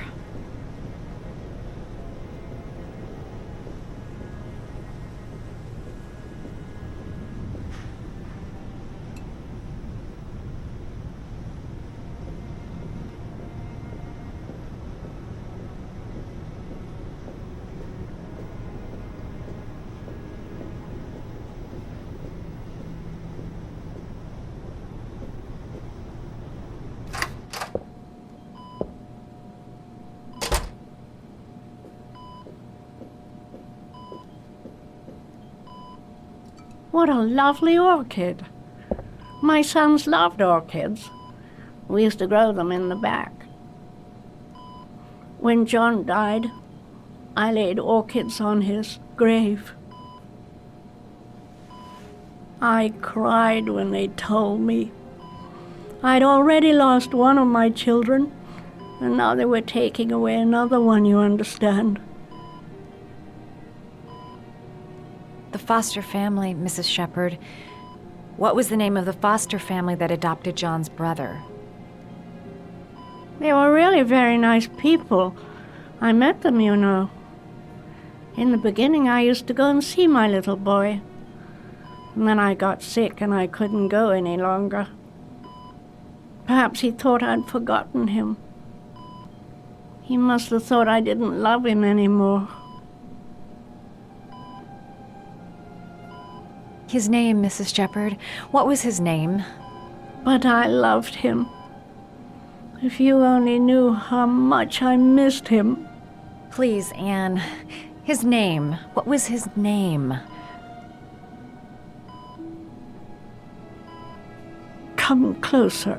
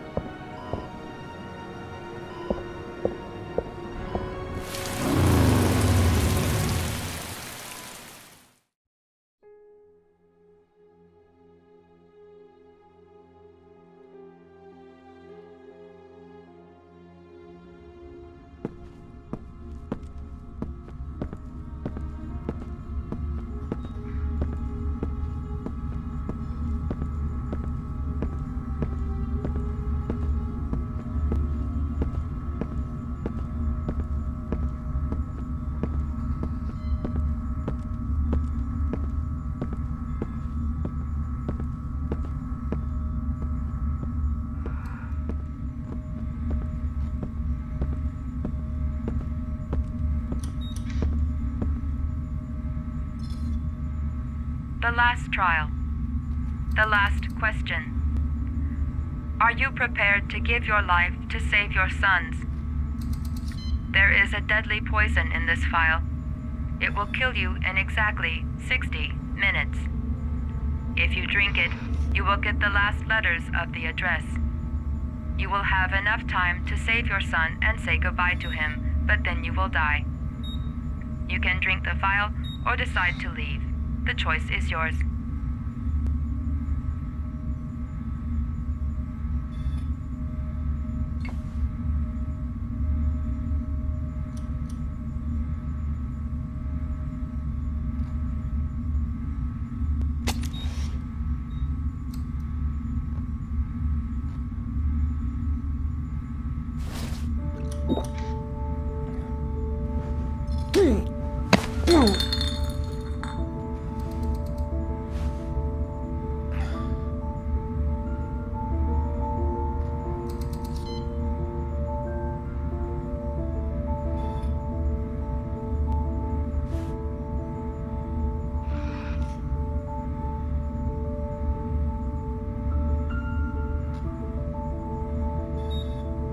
The last letters have been sent to your phone.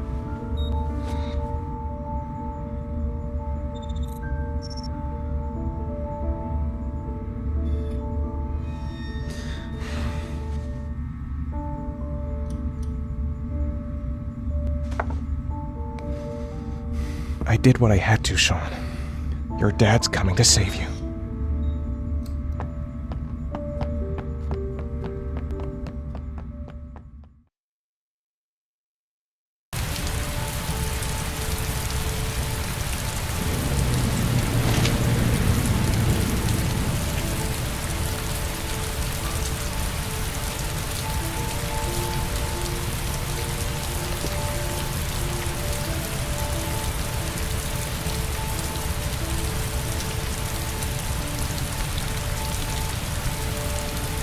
I'm nowhere and I'm out of time. Damn fucking shitty letters from this fucking address! Come on!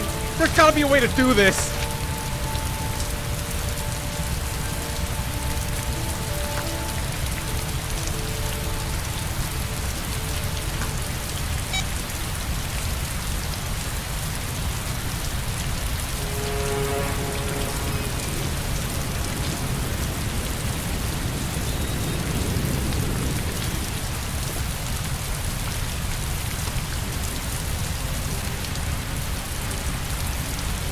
Several different addresses fit these letters. God, they're scattered all over the city. I don't have time to check them all.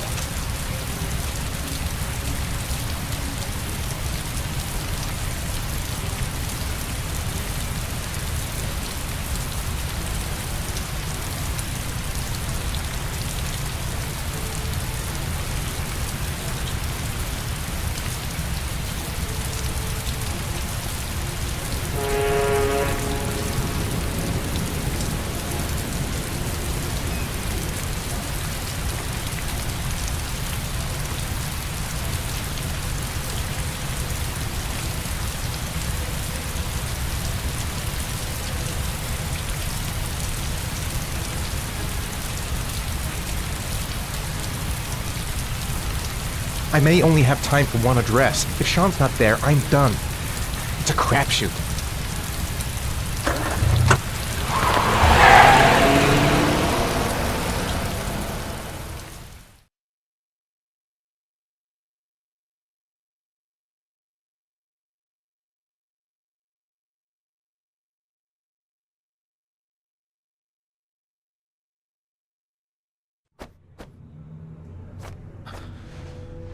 We've only got a few more hours left to save Shaun Mars.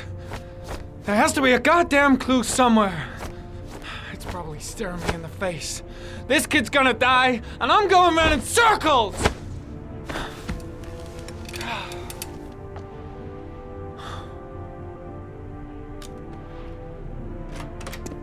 All packed up and ready to go? What are you talking about? The investigation's over. We know who did it. We no longer need your services anymore, Norman. So you can ride your files all the way back to Washington. I'd be lying if I said I was gonna miss you. The investigation isn't over. You have absolutely nothing on Mars. Mars is guilty. Case closed. Anyway, it's no concern of yours now. You're off the case. So pack up and fuck off. Blake, you are an unbalanced, psychopathic asshole. I'll take that as a compliment. Honestly, I don't give a shit what you think. I found the Origami Killer. Everyone's happy. End of story. Have a nice trip back, Norman.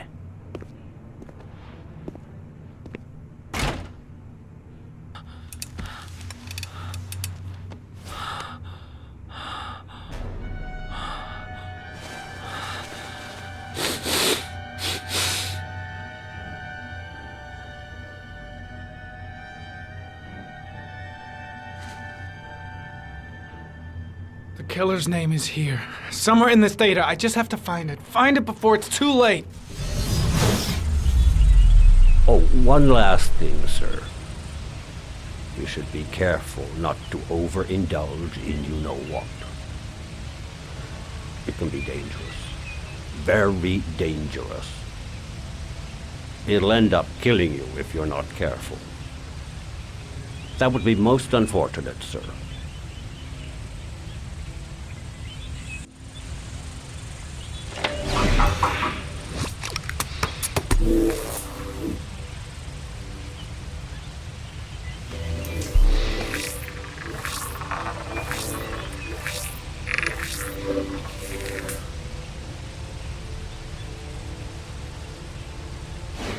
Ari was in record mode when I was fighting with the killer. Perhaps there's something on it.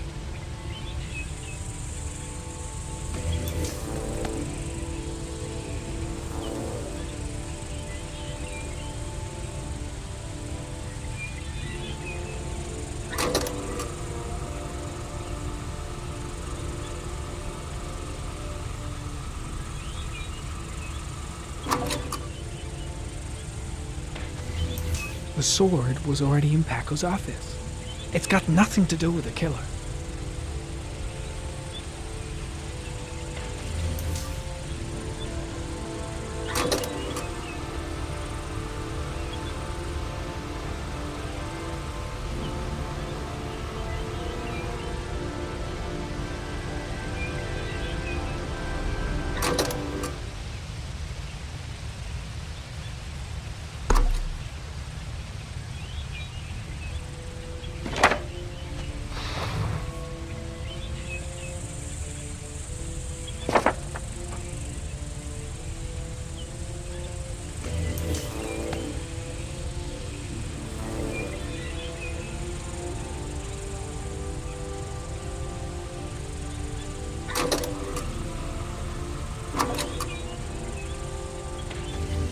Gold watch. I'm sure I've seen this before somewhere.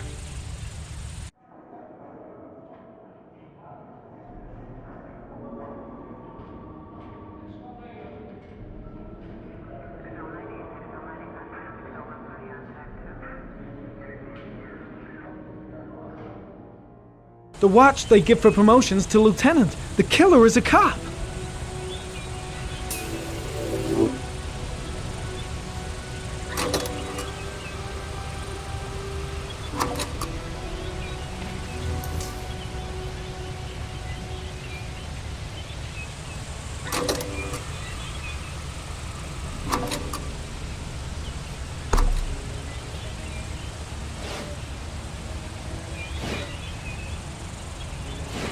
The gun the killer left at the Blue Lagoon. Perhaps there's some way of tracing its history.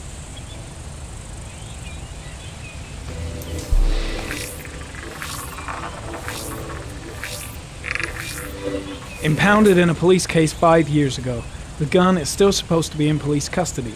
Who checked it out? If not a cop.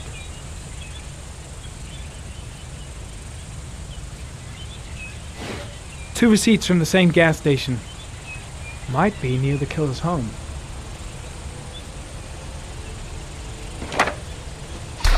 The killer lives in this zone. 342 people live around there. Not good enough. Gotta find a means of identifying the killer more precisely.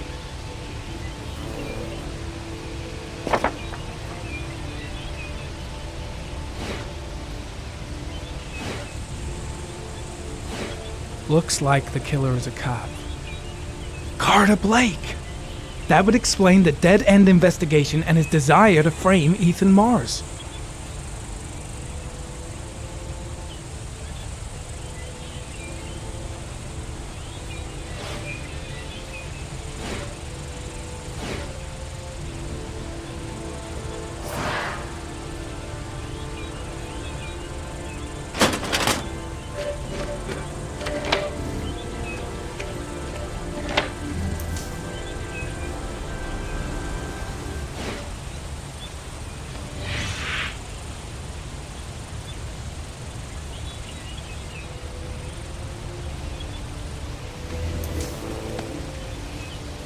There's only one cop in that geoprofiling zone. Gotcha! He owns a warehouse on the docks. If I'm wrong, Shaun Mars is dead.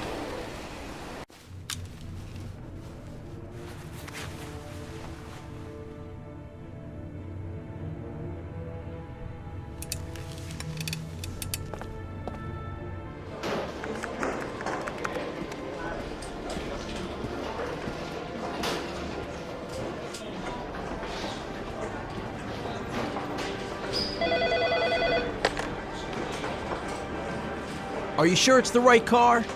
At the docks. Call the SWAT team. Oh, and I'll need a chopper. Today? Of course I'll need it today, you fucking imbecile.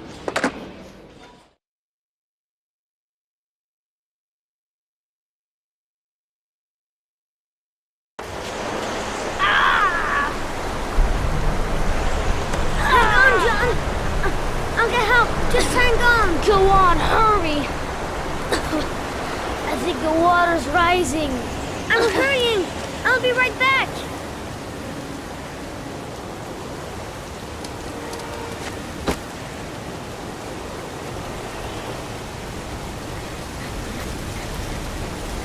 Need to get help fast! John's gonna drown! John's gonna drown! Gotta find someone. The water's still rising. John won't be able to hang on for long.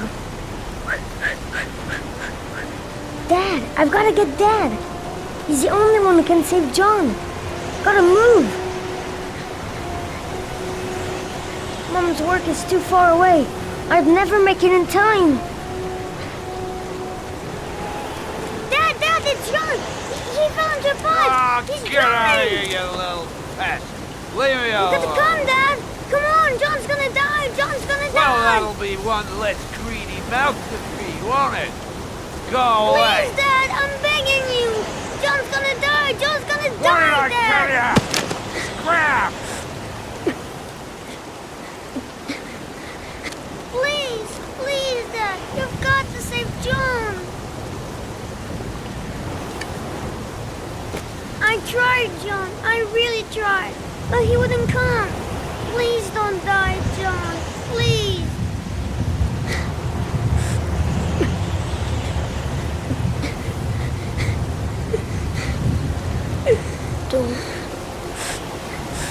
Don't forget about this guy.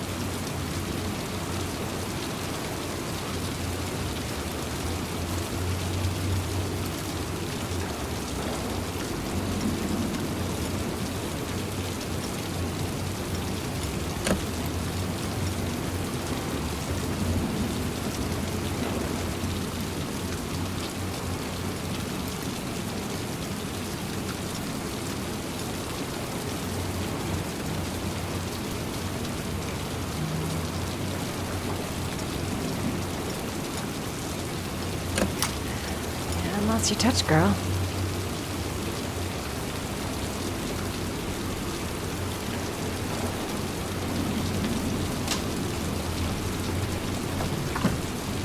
The Origami Killer's apartment. There must be something that'll tell me where Shaun Mars is.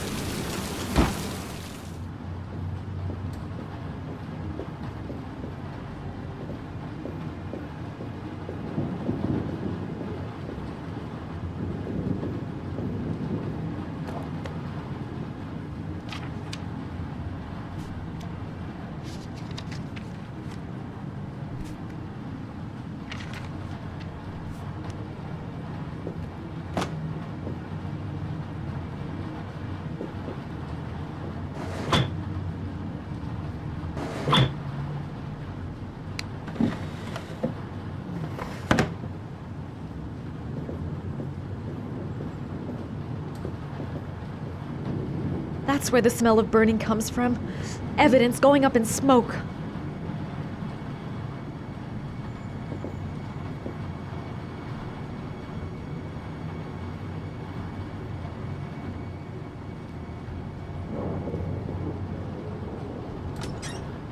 A cop's uniform. Always trust a cop. That's why children went with him. He was dressed as a cop.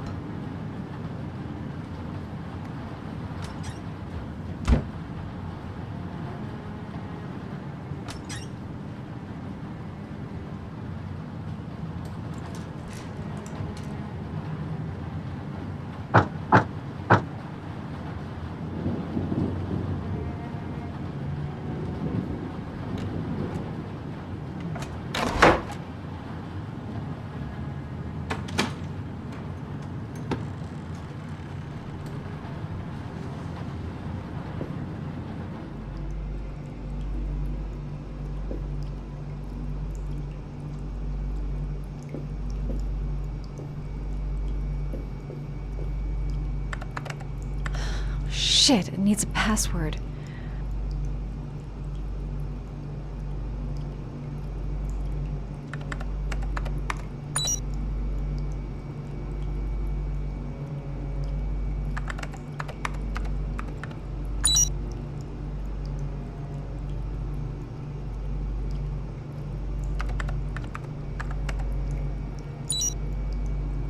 How does this twisted fuck's mind work?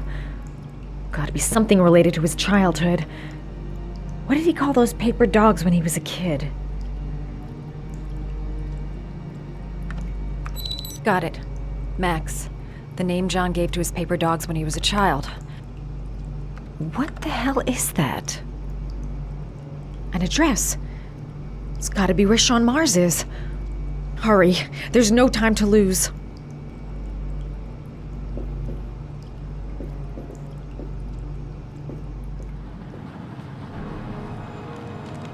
So you found my little secret? It's over, Scott. All those children killed just to find a father capable of saving his son? Shut up! You don't understand. There's one child left. There might still be time to save him. Let him go. Do what your father couldn't do.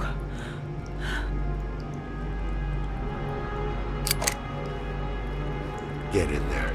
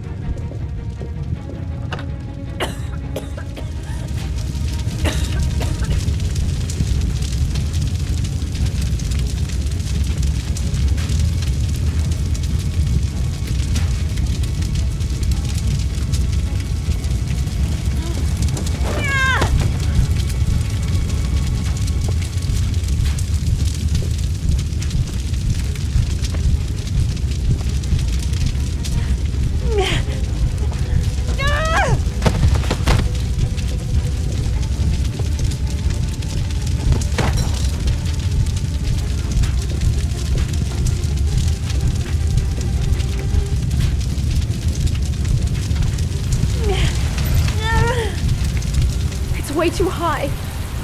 I'll kill myself if I jump. We gotta find something else.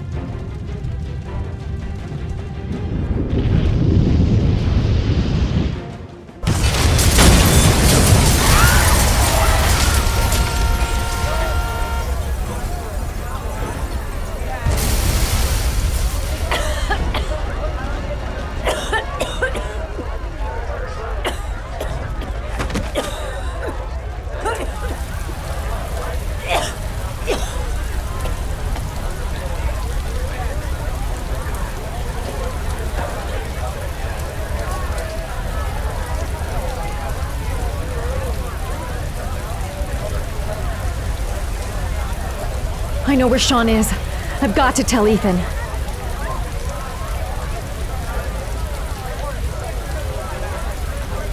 I know where Shaun Mars is. No time to call anyone. I'm on my own.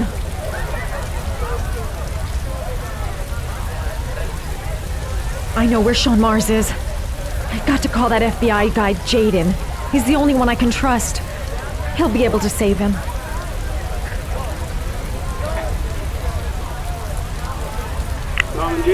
My name is Madison Cage. You don't know me. I'm a journalist. We don't have much time, so listen carefully. Ethan Mars is innocent. The killer's name is Scott Shelby. Shaun Mars is at 852 Theodore Roosevelt Road. Have you got all that? Wait, I know this already. I'm on my way to the warehouse. I gotta go.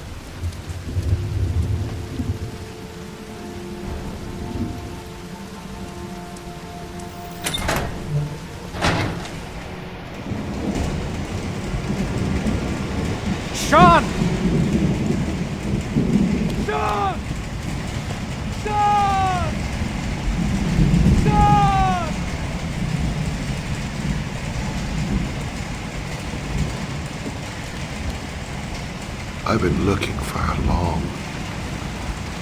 long time, Ethan. Looking for a father that would be able to do what mine could not do. Sacrifice himself in order to save his son. Oh, I searched.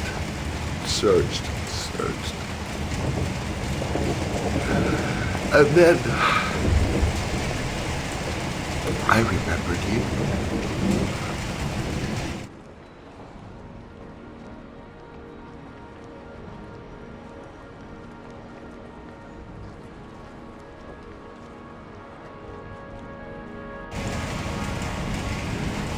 All those murders, just to find a father capable of saving his son. Just to find a father?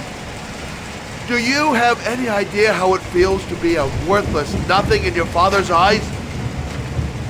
Believe me, I've suffered just as much as my victims. I finished your damn trials. Now give me back my son! He's there.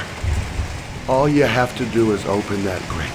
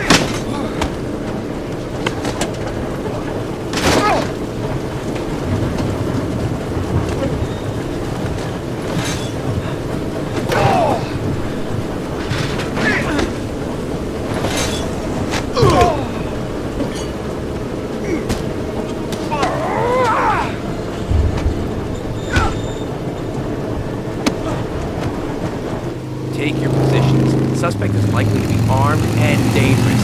All personnel are ordered to shoot to kill. I repeat, shoot to kill. Ash, are the snipers in position? Yes, Lieutenant. They're ready on your command. Perfect. He won't get away this time. We'll gun him down as soon as he shows his face. Hey! You there! What are you doing? Lieutenant, my name is Madison Page. I'm a journalist. I have proof that Ethan Mars is innocent. He's not the Origami Killer. What is a journalist doing here? I thought I told everybody to keep their mouths shut. Now get her out of here. I don't want her getting in the way. Okay, Lieutenant. All right, come on. You're about to make a terrible mistake, Lieutenant. Ethan Mars is innocent. I can prove it.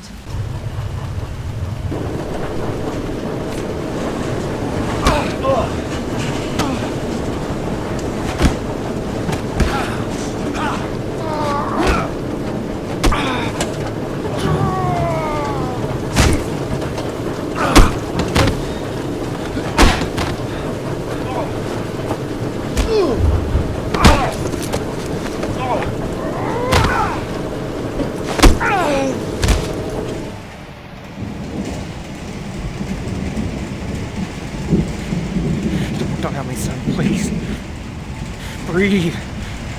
Gotta breathe.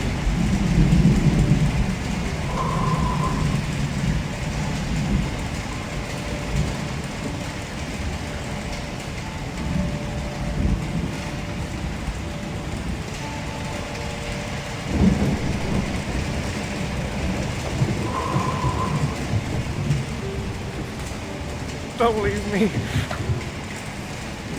Please. Shaun, don't leave me.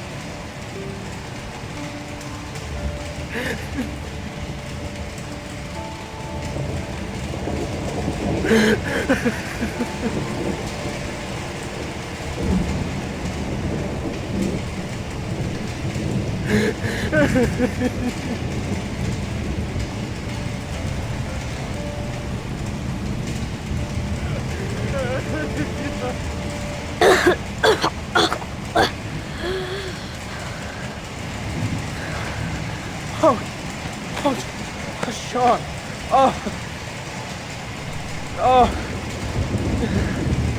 I thought you were gone. Dad, I knew you'd come and save me.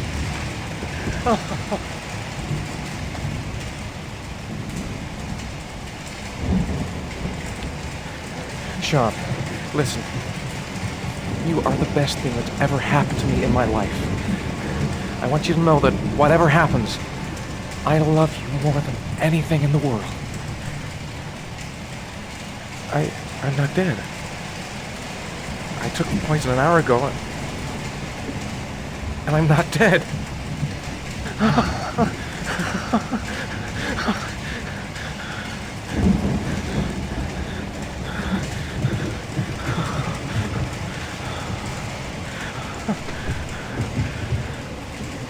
Ash, get her out of my face.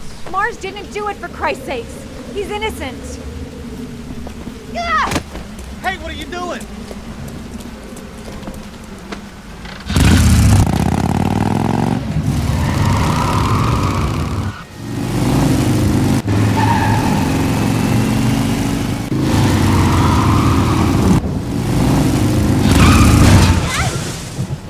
Holy crap. What do we do, Lieutenant? Attention all personnel, hold your fire. I repeat, hold your fire.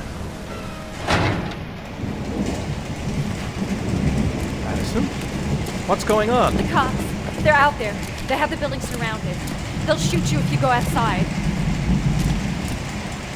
I'll go out alone. I'll talk to them. I'll explain. You'll be dead before you can open your mouth.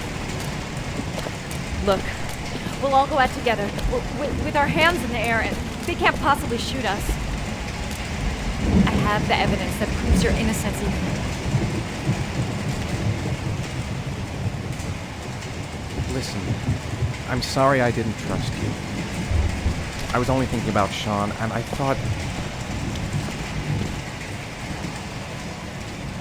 That's okay. The only thing that matters is that you saved your son.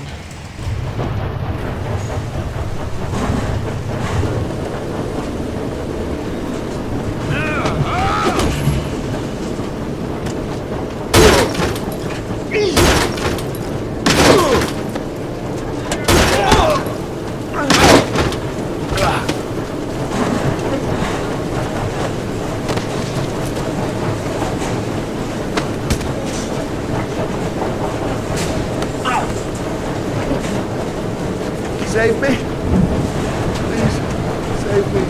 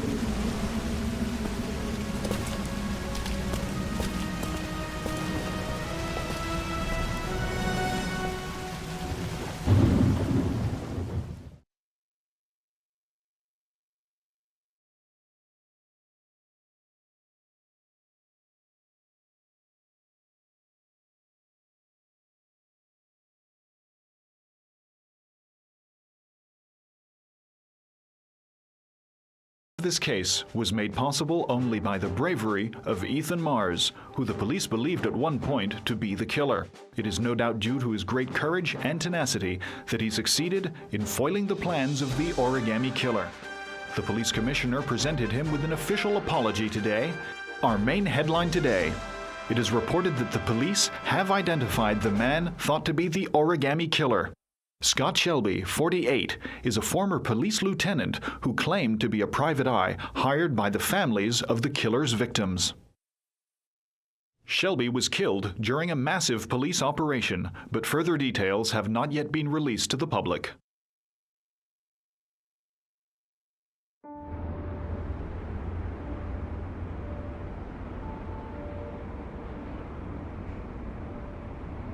Let's just say a friend of a friend let me jump in line. If we like it, it's ours.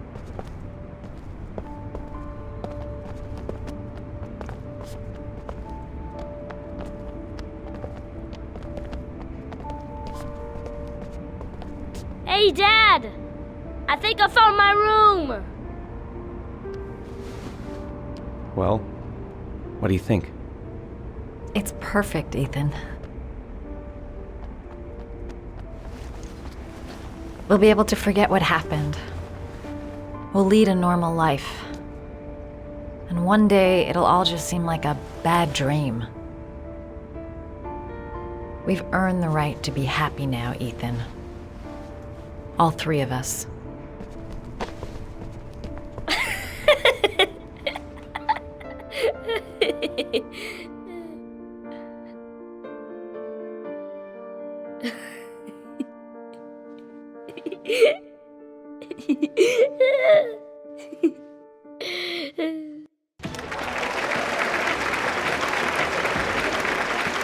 Our guest today is on the cover of Today's World magazine this week and has been hailed by the whole nation as a new hero for our times.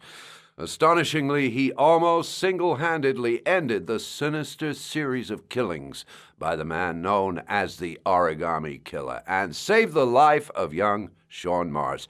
His determination, courage, and intelligence have won our admiration. Norman Jayden, give it.